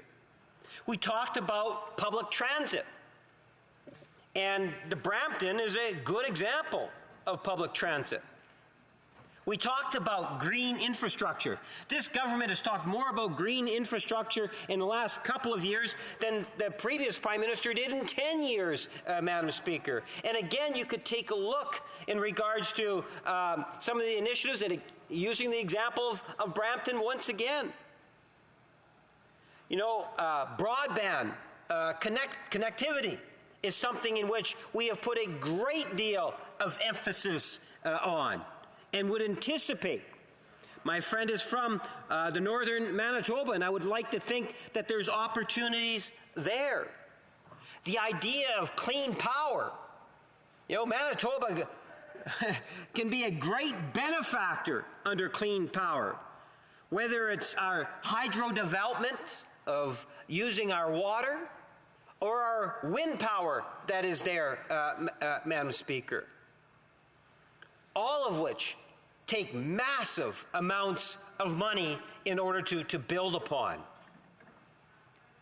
There are an enormous number of Indigenous projects, many of which, if they were acted on and we could get that financing commitments, Madam Speaker, and with the infrastructure dollars, would provide more opportunities, whether it's the building or assisting of community development or even economic trading opportunities. I think all of us would recognize the importance of infrastructure. That's why, again, if you go back to 2015, the late 2015, when we had taken government, Madam Speaker, you will find that we had put into place a multi-billion-dollar long-term commitment towards building Canada's infrastructure. The question that I had posed to my friend opposite was in regards to just how severe the need for infrastructure dollars is there today. The number of projects is, quite frankly, unbelievable. We have a serious infrastructure deficit. And that is something that hasn't been created over the last few years. It's because of many years of, ultimately, many would argue, of neglect. It would also speaks in terms of just the number of projects. When we look at expanding Canada's economy and our communities and providing a better quality of life, whether it's in urban centers or rural centers. In other words, those new projects. So when you think of infrastructure, not only is it the redoing or rebuilding. It's also the new projects that are there, Madam Speaker. And there's no shortage of either. And that's one of the reasons why, under this administration, we have seen historical amounts of money allocated in every budget that this government has provided in the last 6 years, Madam Speaker. And we have seen record numbers of projects in every region of our country. We have seen allocations coming from Ottawa going directly through to our municipalities in the form of gas tax type transfers, Madam Speaker. When I'm driving on some of the roads in Winnipeg North, I often think about when you see the pits that are dug in order to really replace a road that had to be replaced. I think of a street like McGregor, for example, or Salter, or Selkirk. Those are huge cost factors.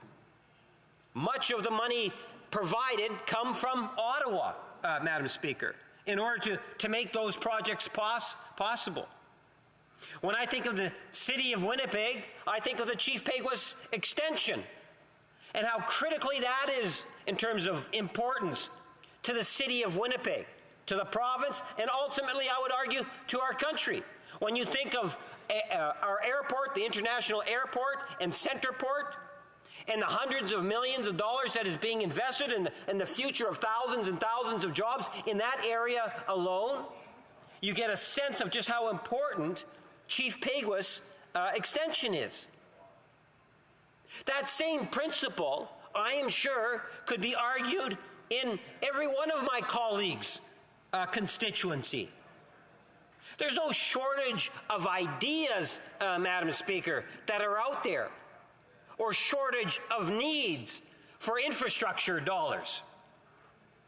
That's why, as a national government, not only are we providing those badly needed financial resources in historic amounts, we're also working with municipalities and provinces, and in many ways allowing them to establish the priorities because they're much more into the community, Madam Speaker, and they're establishing where those priority needs really are.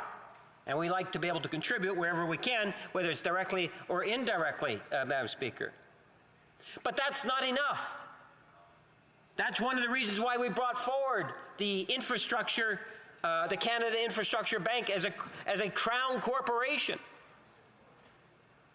Because as a Crown corporation, there's no doubt many projects that would be able to attract additional financial resources, which will hopefully see more projects approved, Madam Speaker. So recognizing that there is so much need that is out there, that this government is committed to doing what it can in terms of finding financial resources so that we can start building our communities and our economy, Madam Speaker. And I say that because by doing that, we are supporting Canadians in a very real and tangible way, whether it's as a society in our growth or our economic development, improving the quality of life for all Canadians in all regions. Thank you.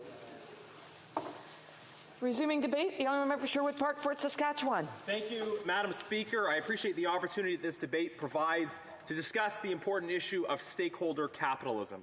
Now, fundamental to our current economic system has been the idea of shareholder capitalism, the idea that corporations exist for the specific and narrow purpose of maximizing value for their shareholders. I think it is important to acknowledge that there are legitimate criticisms of this shareholder capitalism model.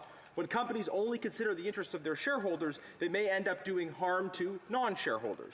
Questions of morality and long-term sustainability are part of the equation in shareholder capitalism insofar as they impact a company's reputation and bottom line, but insofar as they do not impact the bottom line, they are excluded from consideration. And maybe that presents a problem.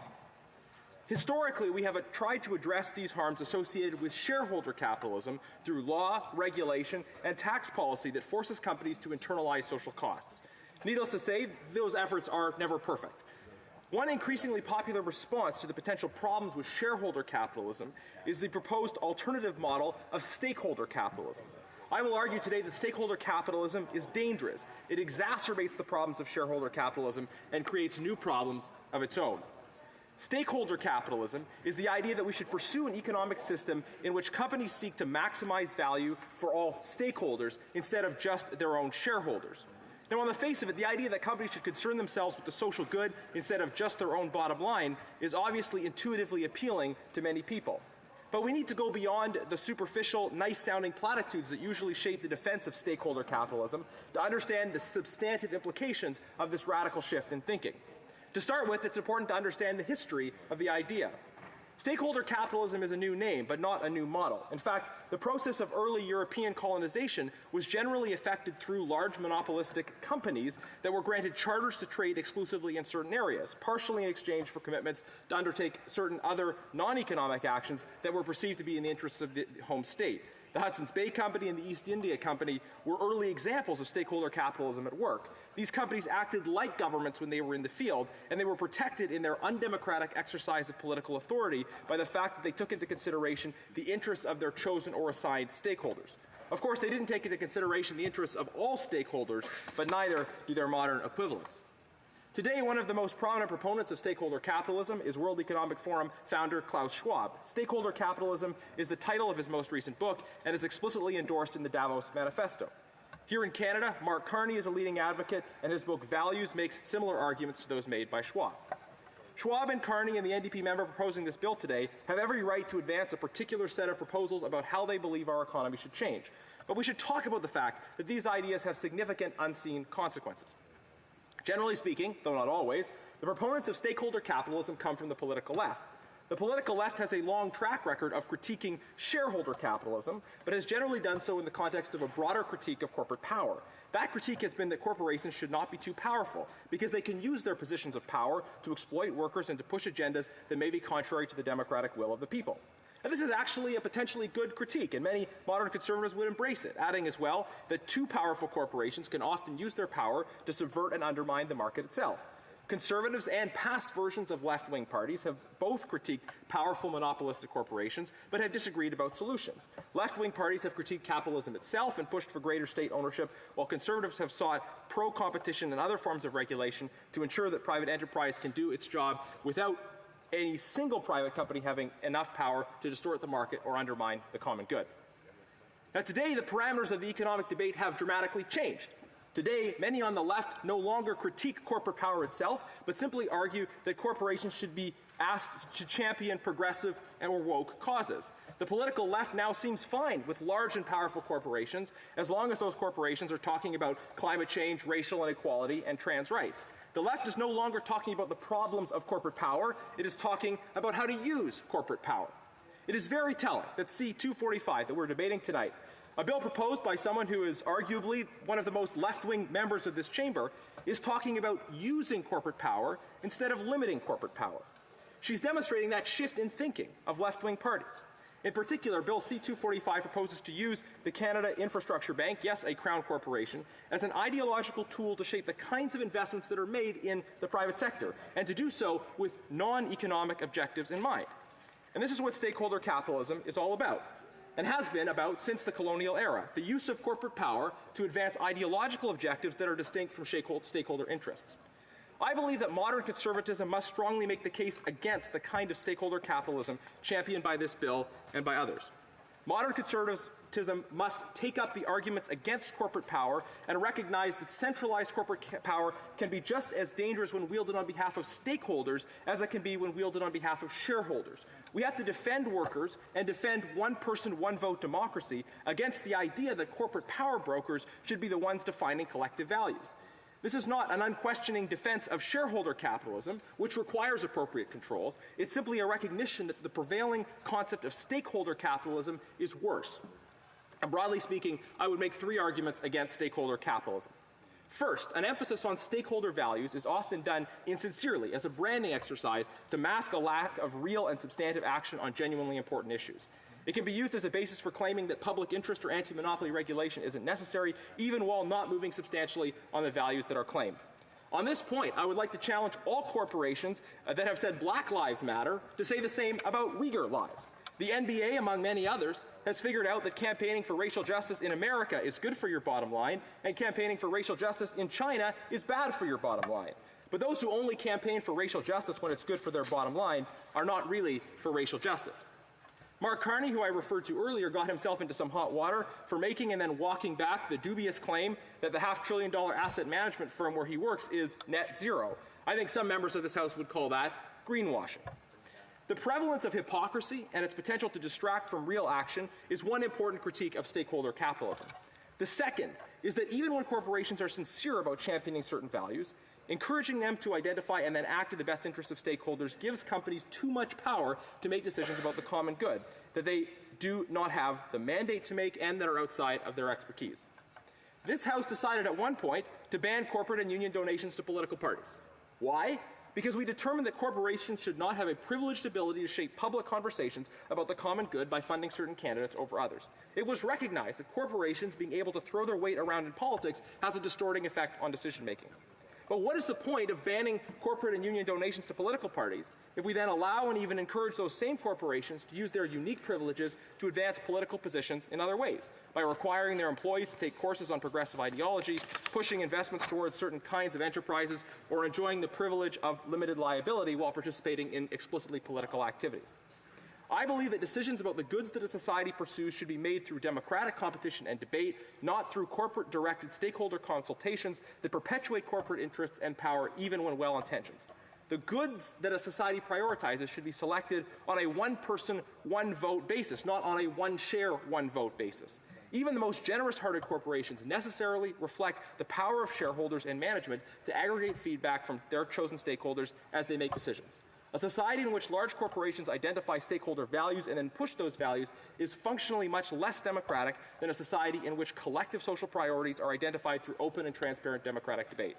And again, the corporatized nature of European colonialism should point us to the risks of excessive and unconstrained corporate power, even when corporations are supposed to be responding to certain non-economic, stakeholder-driven imperatives. Now, my final concern with the stakeholder capitalism model is about the way that it enables government to use corporate action to advance their objectives, which is very clear in this bill.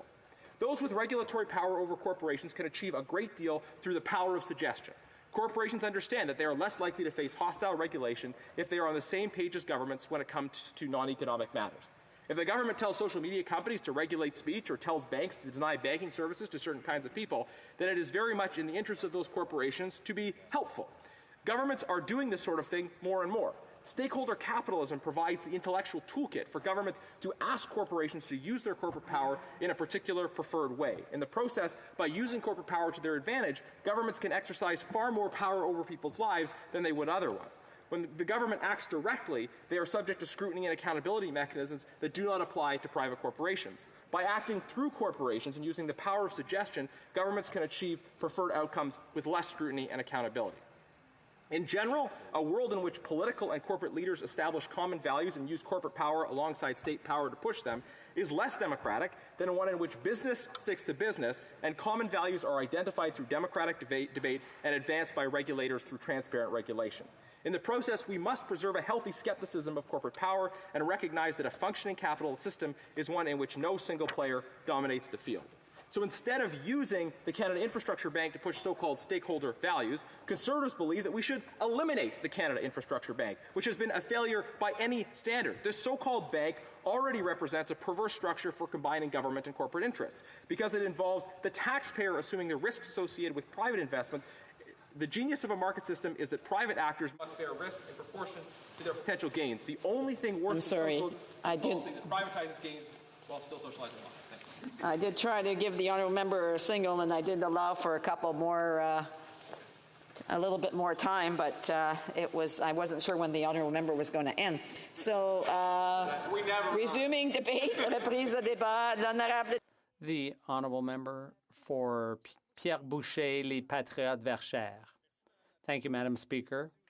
We're here today to discuss Bill C-245, which was introduced by my colleague from the NDP. It's a bill, and we'll say this from the outset, it is worth debating. It's at least worth that. So what's C-245 about? It's about changing the Canada Infrastructure Bank Act. And why would we amend the Infrastructure Bank? I think before I get to that, I should begin by talking about what is the Canada Infrastructure Bank. Where did that critter come from? It was created in 2016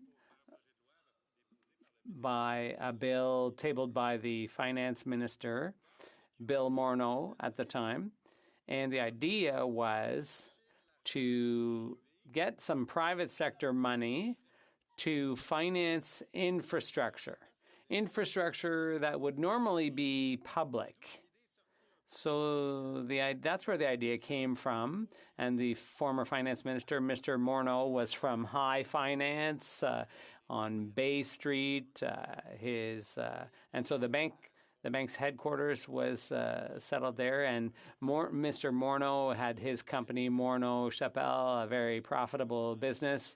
And there was a lot of nice talk about getting the world high financial circles and the ultra-rich to all pitch in and all that. The idea was a lot of public money would be contributed to leverage, and the bank would make huge profits, and investors would find that attractive. So the government wanted investors to be happy, so they said, we'll put a lot of money into the pot. There was something almost megalomaniac about this. All this money was supposed to come from all around the world, private money, and it would be leveraged along with public money, and all kinds of investments would be made in infrastructure. That was the idea. That was the hope. And so $35 million was invested, and the government said that 4 to 5 times more private money would be attracted.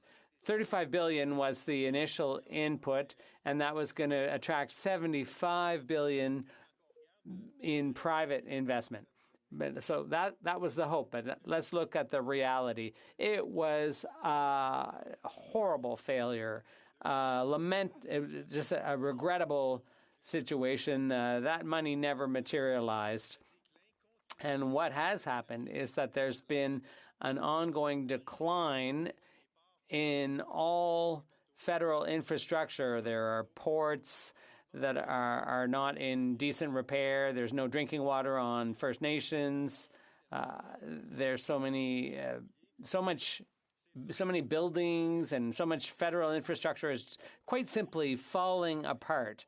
So instead of investing where it was needed, $35 billion was given to the private sector to invest in promising, attractive projects, and that never happened.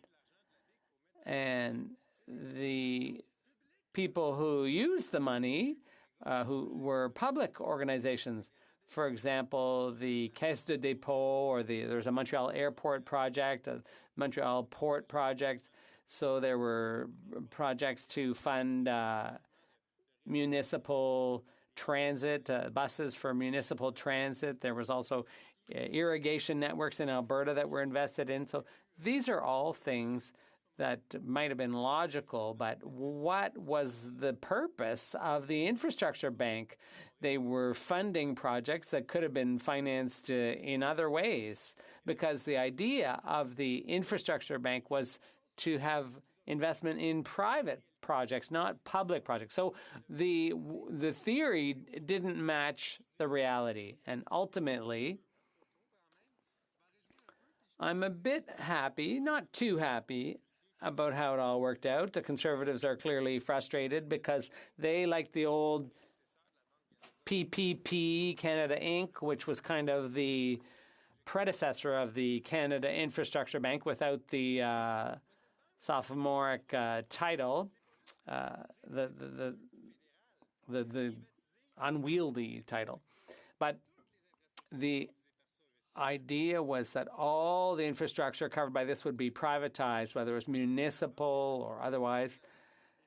Anything the Canada Infrastructure Bank invested in would be a private project.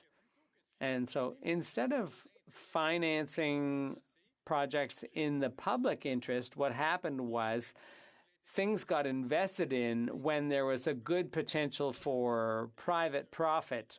And so that kind of distorted the whole idea of an infrastructure bank that was going to serve the public interest. And this is a Crown corporation, so it has to be transparent.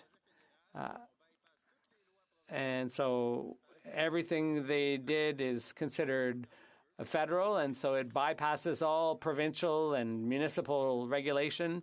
And so what's even worse is this organization is not subject to the Access to Information Act, so we can't even find out what's going on, what they're doing.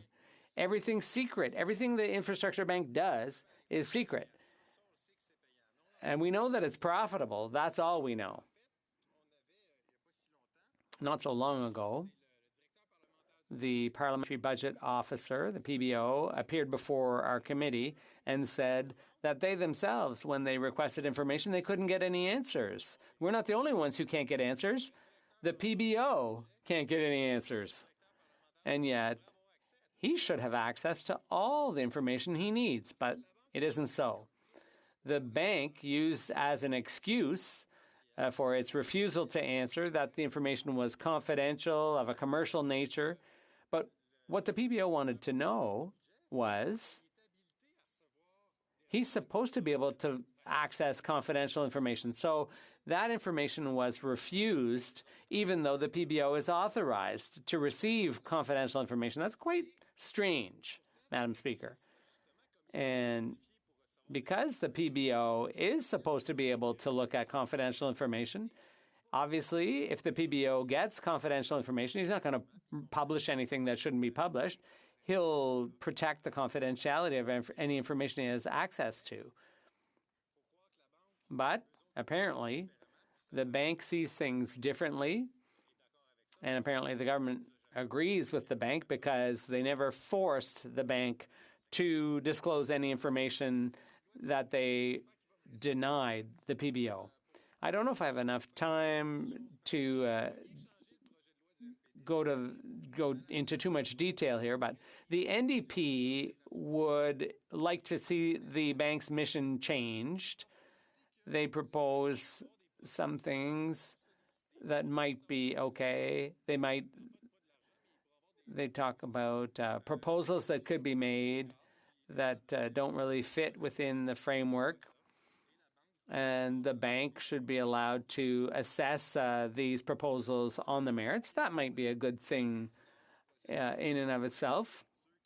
They talk about infrastructure that would help in the fight against climate change. Those are all good things. We have no problem with that. They talk about 3 seats on the board going to First Nations, 1 Inuit, 1 Métis, 1 First Nation. And then the NDP would also like to see annual reports on the bank's activities so that we can see what's going on, because currently nobody knows. It's a secret. Nobody has any idea what the bank does. And the report would be tabled in Parliament. So when you look at this bill, there's not much you can object to. There's nothing to get too hot under the collar about. Nothing too exciting. There's no obvious devil in the details here. But the problem, what the NDP doesn't get, is that the Canada Infrastructure Bank ultimately is a huge federal intrusion into provincial jurisdiction. 98% of the infrastructure belongs, public infrastructure that is, 98% of the public infrastructure belongs to provincial or municipal governments, and the bank is sticking its nose into that business instead of just transferring the money. The federal government feels like they have to stick their nose even deeper into these provincial and municipal matters. We have a centralizing government that's always trying to impose its view of things. They're a bit like an armchair quarterback trying to second-guess everything the provinces and municipalities are doing. So every dollar invested in that bank is $1 too many, and we will continue to fight against it. Thank you, Madam Speaker. Thank you, Madam Speaker. Last fall's devastating rain and floods in British Columbia exposed how dependent we are on public infrastructure for the free movement of goods and people.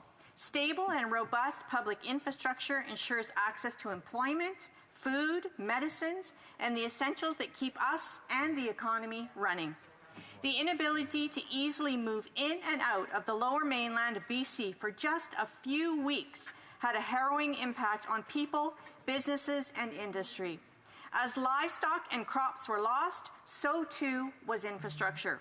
Sections of major connector roads were washed away, bridges destroyed, and dikes failed due to lack of adequate maintenance and upgrades.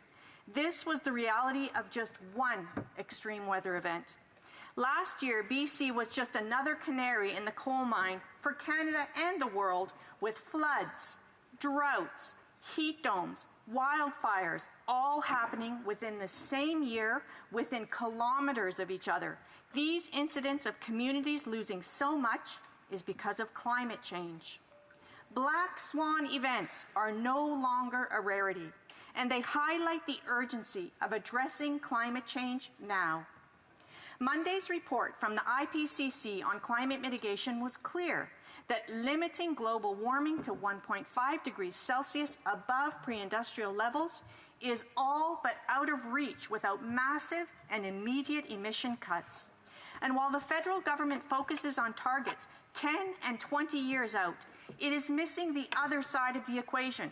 Our local communities, people, are suffering now on the front lines of climate change.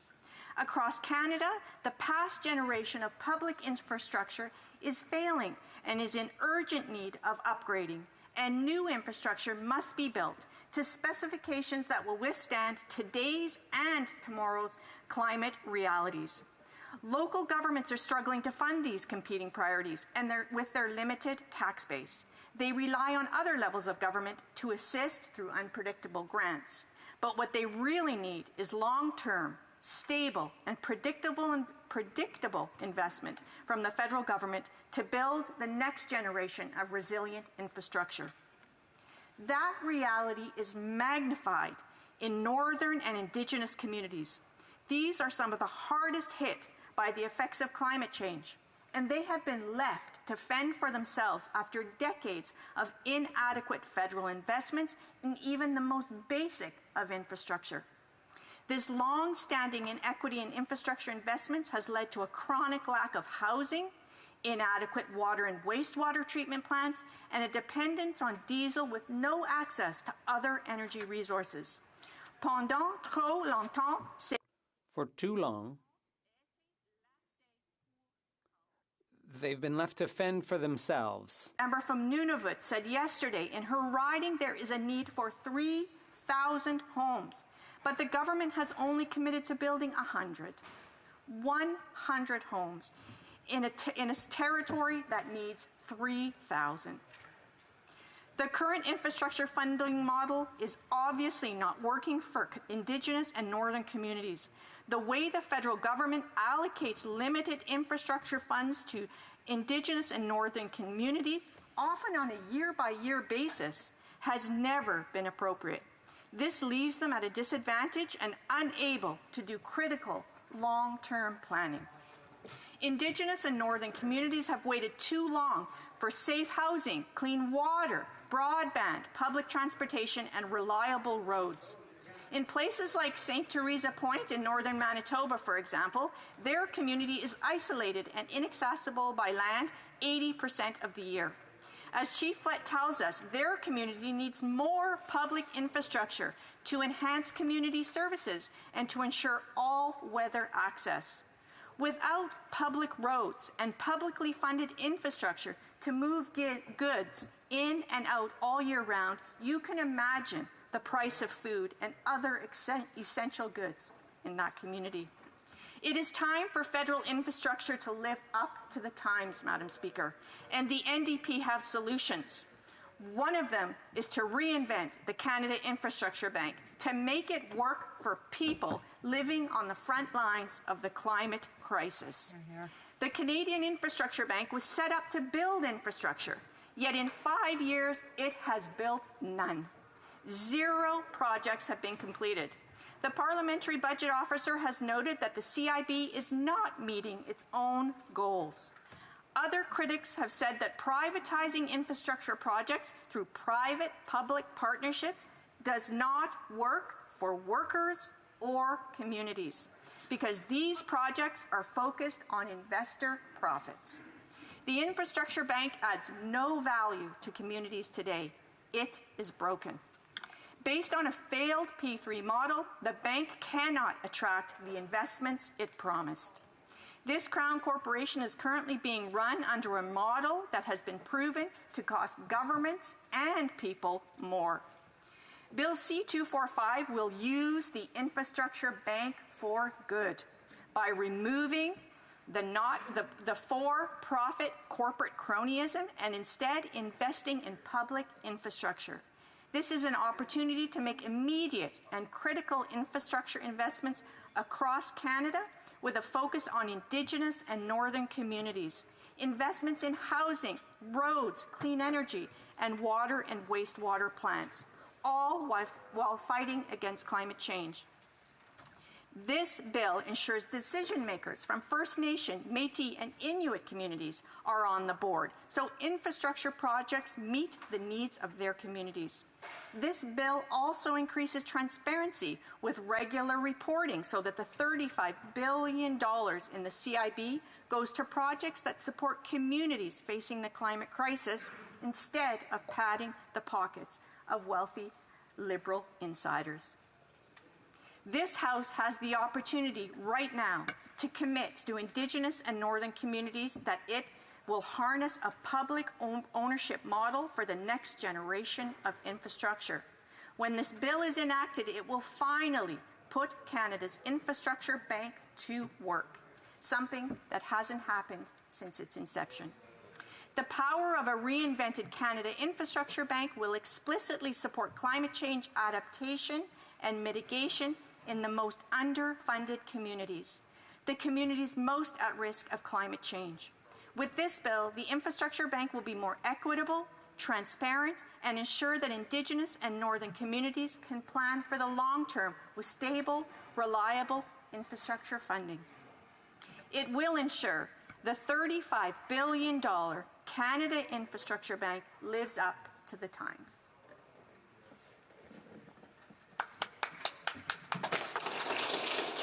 Est-ce que je commence?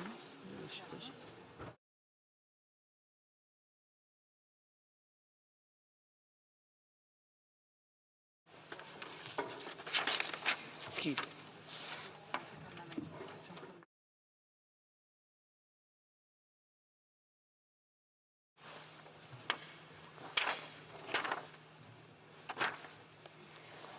The time provided for the consideration of private members' business has now expired, and the order is dropped to the bottom of the order of precedence on the order paper. Alors, à ce moment-ci, conformément. Pursuant to Standing Order 38, a motion to adjourn the House is deemed to have been made and seconded at this time. Therefore, the question is that this House do now adjourn. For Calgary Midnapore. Thank you very much, Madam Speaker. I come to you today from the beautiful riding of Calgary Midnapore. Further back, I asked the Finance Minister to stop pretending to convince Canadians that all is well with the economy. But what she doesn't seem to understand still, Madam Speaker, is that the majority of Canadians simply don't see it that way.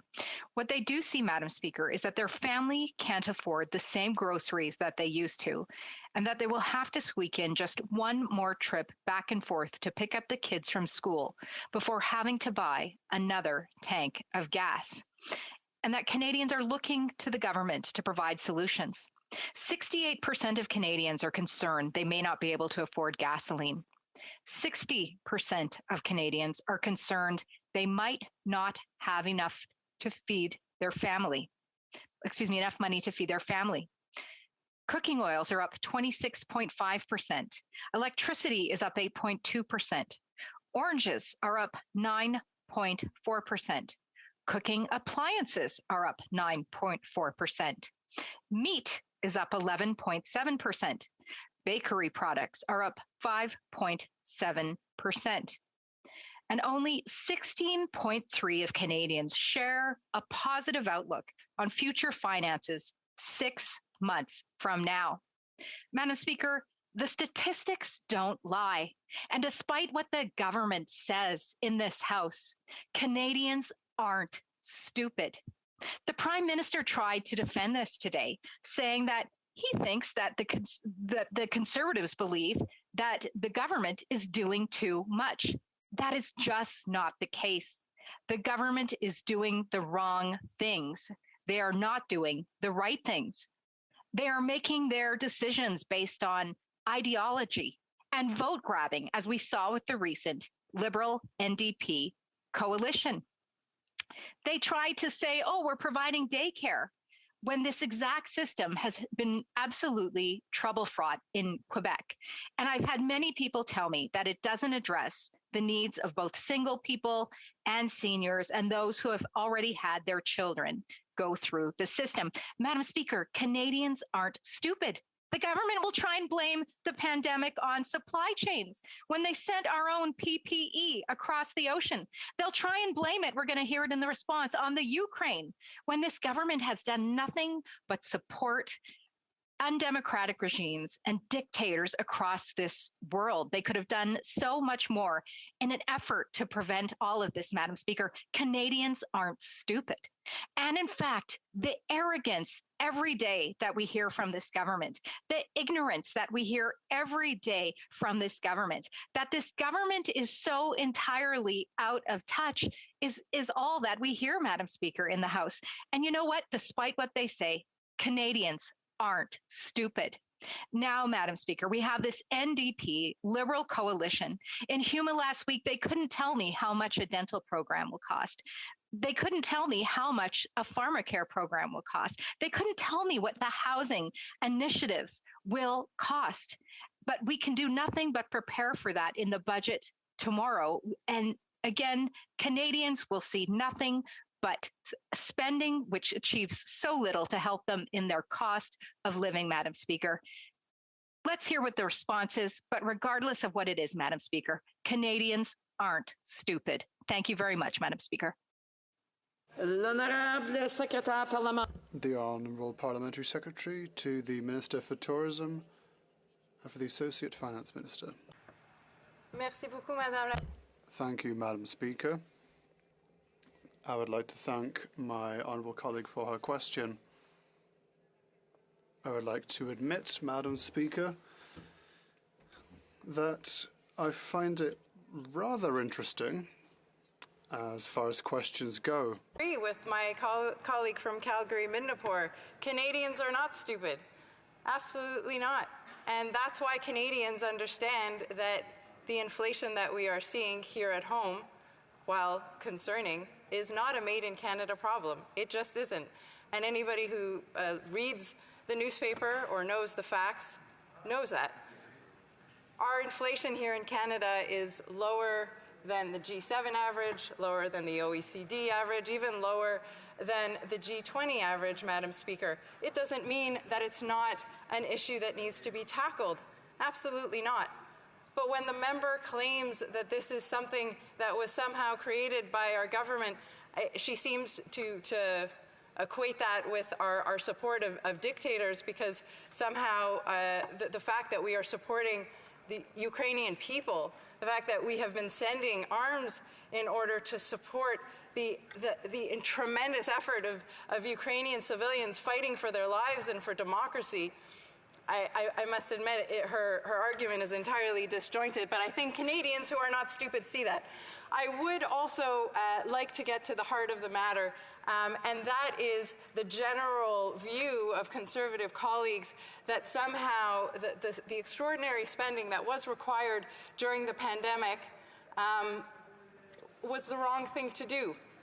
I would remind the member opposite that we went into the pandemic with the best fiscal balance sheet in the G7, and that today, Madam Speaker, after that spending, we still have here in Canada the best fiscal balance sheet in the G7. And that is because it was the right thing to do. Tomorrow we are expecting the budget, and I do look forward to all of the members commenting on what is in that budget. But I'm very comfortable saying that it is about affordability, because the Minister of Finance, myself, and our entire government are concerned about affordability. We always have been, Madam Speaker, which is why the Canada Child Benefit is indexed to inflation. It is why so many of our programs to support seniors, to support vulnerable Canadians, is indexed to inflation. What does that mean? It means that Canadians actually receive a more generous amount of support from the federal government when inflation increases. That helps them put food on the table. It helps them put a roof over their head. And Madam Speaker, I will not apologize for that. We also know that we need to be fiscally responsible, and I think the budget will speak for itself on that matter. Madam Speaker, I thank you for your time, and I look forward to the rebuttal from my colleague. Honourable Member for Calgary-Midnapore. Thank you, Madam Speaker. I'll turn to an article from David Aiken. He says, Canadians are in many parts of this country really feeling the pressure, especially people with more precarious employment, women, people with kids at home, people who are under real pressure as a result of what they see as an unplanned rising cost of living that they're now having to manage. And they're looking to this budget for a signal from the government that they got it and that they've got some ideas about how to deal with it.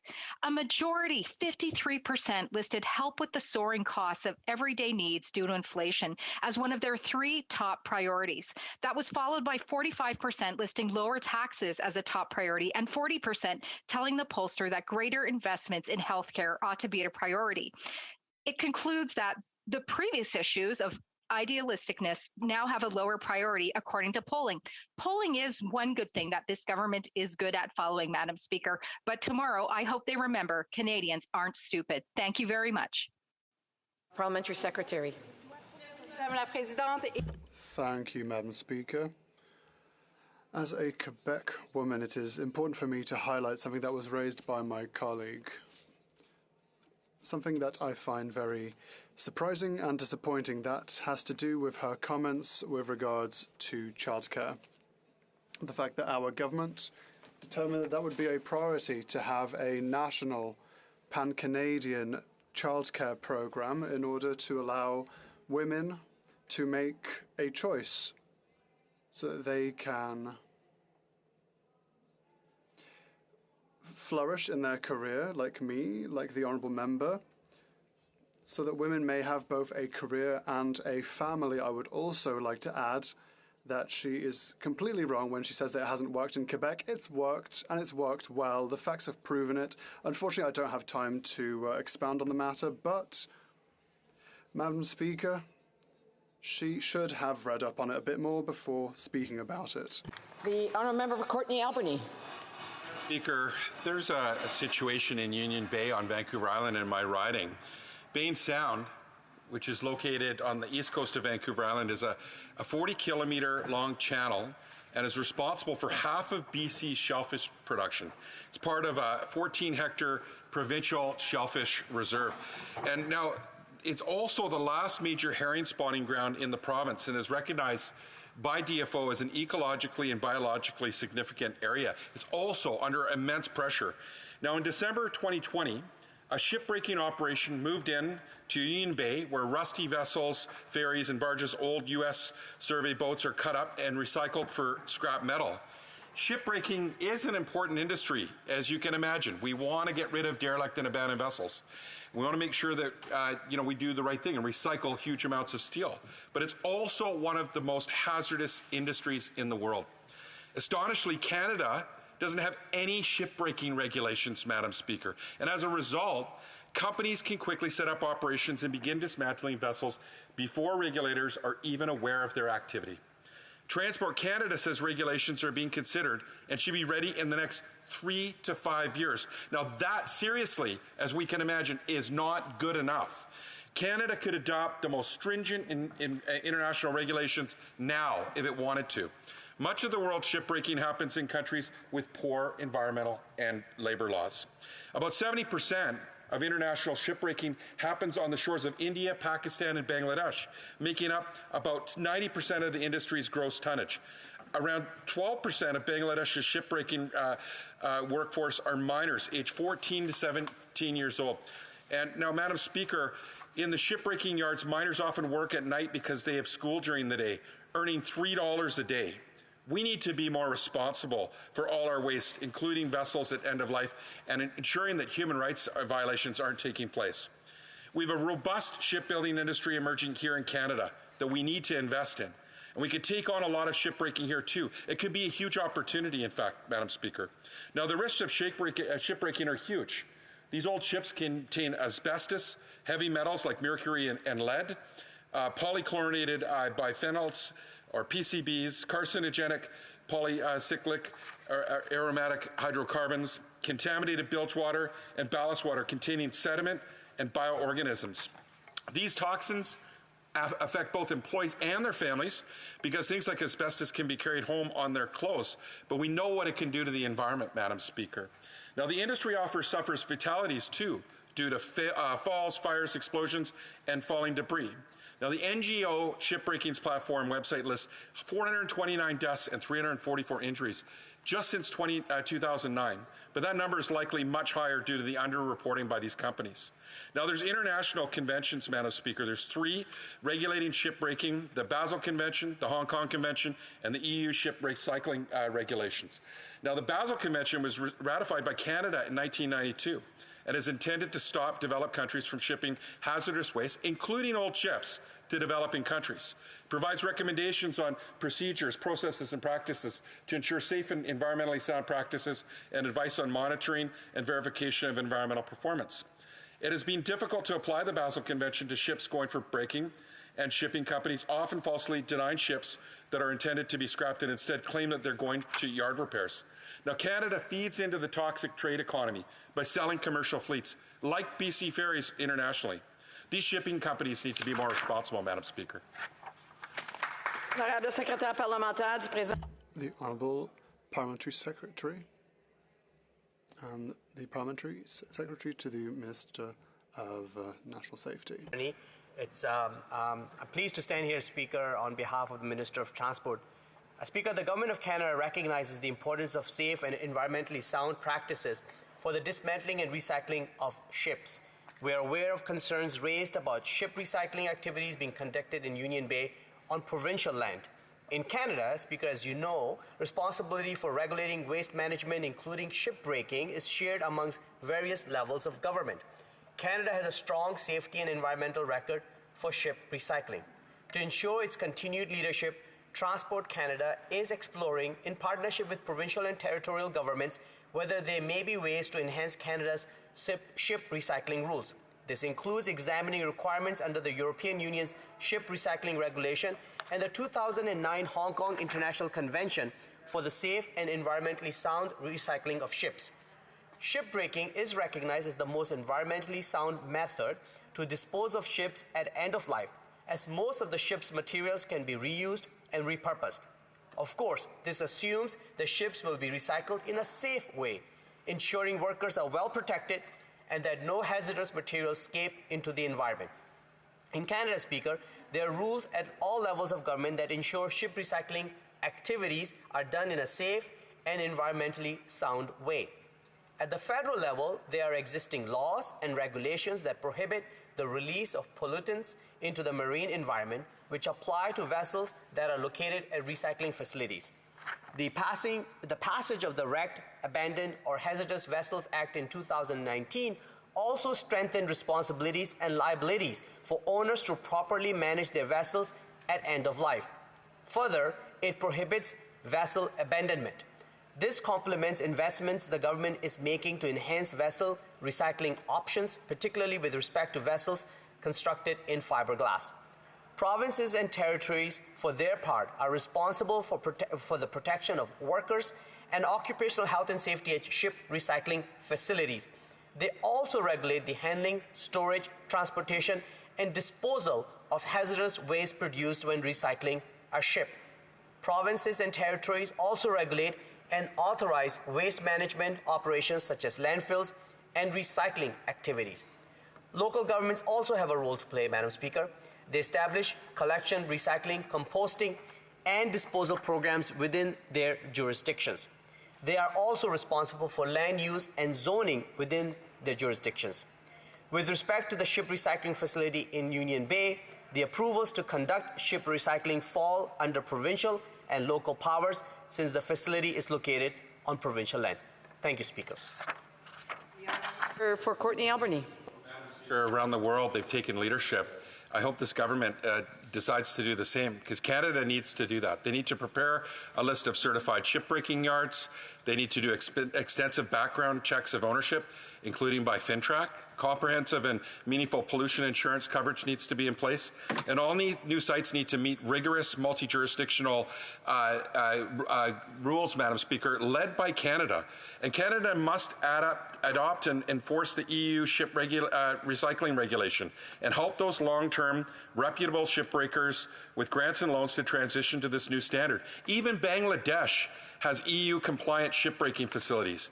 Each vessel must prove that it has a lifelong Canadian vessel not imported to Canada under some obscure clause. And all non-Canadian end of vessels need to be required a prior written consent from the Minister for importation. Thank you, Madam Speaker. We hope there'll be some action from the government. Secretary? Thank you very much, Speaker. And Canada is a leader when it comes to protecting our coasts and waterways. Recent investments in coastal protection through Canada's Oceans Protection Plan, the strengthening of the Canada Navigable Waters Act, and the implementation of the Wrecked, Abandoned, and Hazardous Vessels Act show our government's resolve towards protecting our waterways. Speaker, one way we continue to show this commitment is through ongoing work with our provincial and territorial partners to explore opportunities for further enhancements to the ship recycling rules across various jurisdictions. This includes examining requirements under the European Union's ship recycling regulation and the 2009 Hong Kong International Convention for the safe and environmentally sound recycling of ships. Speaker, we are also exploring solutions to increase the recyclability of ships in Canada, including through innovative research into recycling or reuse of fiberglass vessels. There's more work to be done and we'll continue to do so. Thank you. Honourable Member for Victoria. Speaker, this week, the world's top scientists gave us a clear warning. Without immediate and bold action, the world is headed towards climate disaster. The UN Secretary General had harsh words for countries like Canada. In announcing the new IPCC report, he said, I quote, "The truly dangerous radicals are the countries that are increasing the production of fossil fuels. Investing in new fossil fuel infrastructure is moral and economic madness." Yet, just this afternoon, this Liberal government did just that. They approved Bay du Nord, a new oil project that will lock in carbon emissions for decades. They are rubber stamping oil projects as Canadians are dealing with the effects of devastating flooding, climate fires, extreme heat. Canadians know that the climate emergency is here. They are scared, they are angry, and they have every reason to be. I'm scared and angry too. I'm worried about the future for my daughter. I'm worried about the world that we are leaving to future generations. There is still hope for a livable future, but it is now or never. The status quo is not working. If we continue this way, even with all the policies announced, the world is on track to warm by 3.2 degrees this century. The impacts would be catastrophic. Our best hope for a livable planet is to keep warming below 1.5 degrees. All pathways to 1.5 degrees involve rapid and deep greenhouse gas emissions reductions in all sectors.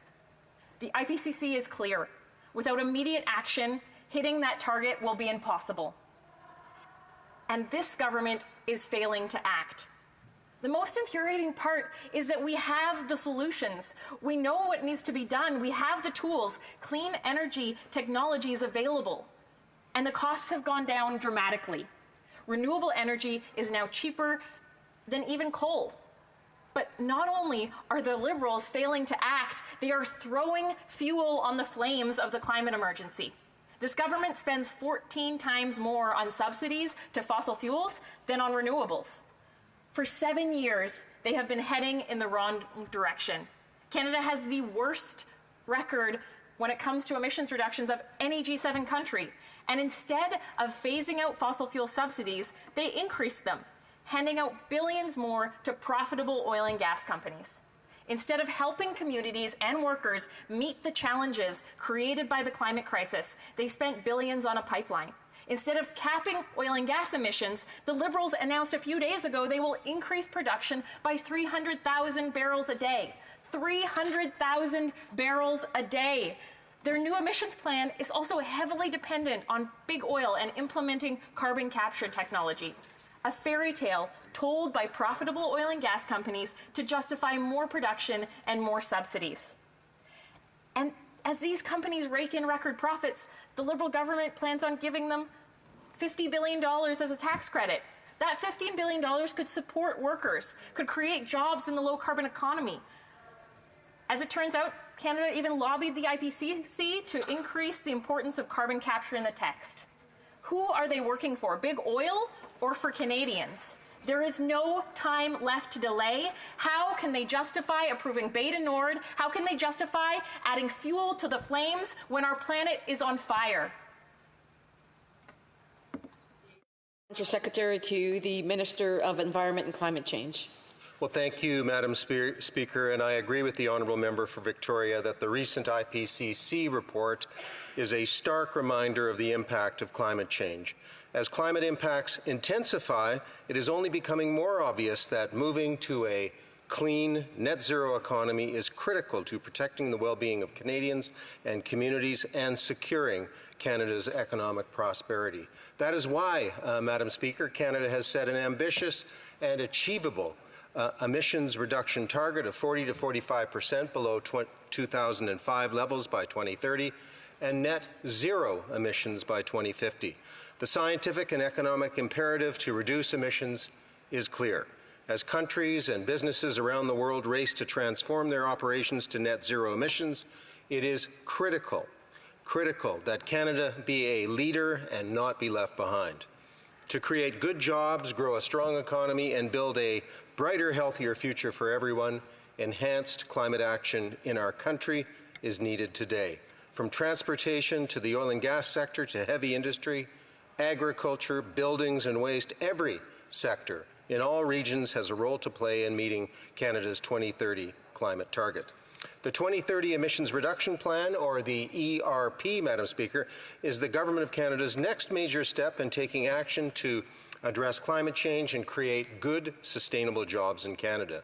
The ERP is more than just about achieving incremental GHG emissions reduction to reach Canada's 2030 target. It is also about putting in place foundational measures to ensure that Canada's future is not only carbon neutral, but also makes energy alternatives more affordable and creates new sustainable job opportunities for workers. The ERP is a roadmap that goes sector by sector to highlight measures needed for Canada to reach its ambitious and achievable emissions reduction targets of 40 to 45% below 2005 levels by 2030 and net zero emissions by 2050 in a fair and affordable way. The ERP includes $9.1 billion of new federal investments in climate action, Madam Speaker, which will be advanced soon in Budget 2022, in fact, tomorrow. For example, the plan makes it easier for Canadians to switch to electric vehicles by committing $1.7 billion to expand the iZEV purchase incentive program for light-duty vehicles and make zero-emission vehicles more affordable. Madam Speaker, we all agree there is no time to waste. The work before us requires strong collaboration and partnership with all levels of government, Indigenous partners, industry, civil society, and with all Canadians to implement the concrete climate action under the ERP. The government recently released a discussion paper on achieving a net zero electricity grid by 2035, another on reducing methane emissions from the oil and gas sector by at least 75% by 2030, and soon another on capping emissions from the oil and gas sector at a pace and scale needed to achieve net zero emissions by 2050. And of course, we will be following this up with action, Madam Speaker.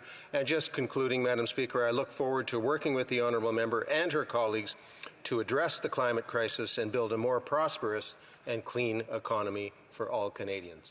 Thank you, Madam Speaker. For Victoria.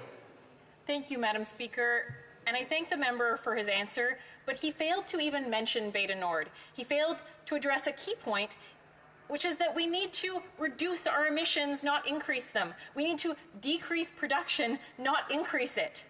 But under the Liberals, we have the worst record of any G7 country when it comes to emissions reduction. How can the Liberals claim that approving a project that will increase production, resulting in emissions equivalent to 100 coal-fired power plants running for an entire year, fits into their climate plan and is consistent with their climate commitments? People in Newfoundland and Labrador and across Canada need the government to address the climate crisis and its impact on people, their communities, and they need to have reliable family-sustaining jobs. How can Canadians trust that this government is serious about tackling the climate crisis when they are increasing oil production? Parliamentary Secretary. Thank you, Madam Speaker. And again, the ERP, the Emissions Reduction Plan, builds on the strong foundations set out by the Pan-Canadian Framework on Clean Growth and Climate Change and the strengthened climate plan that was released in 2021. Since 2015, the government has delivered $100 billion in investments for climate action. Madam Speaker, these efforts are working. Thanks to the actions of millions of Canadians, we have been able to halt our once upward trending emissions curve and bend it downward. This roadmap will build on this progress and chart the course to lowering emissions by 40% below 2005 levels. Thank you, Madam Speaker, and bless you. La motion portant The motion to adjourn the House is now deemed to have been adopted. Accordingly, this House stands adjourned until 10 a.m. tomorrow, pursuant to Standing Order 24-1.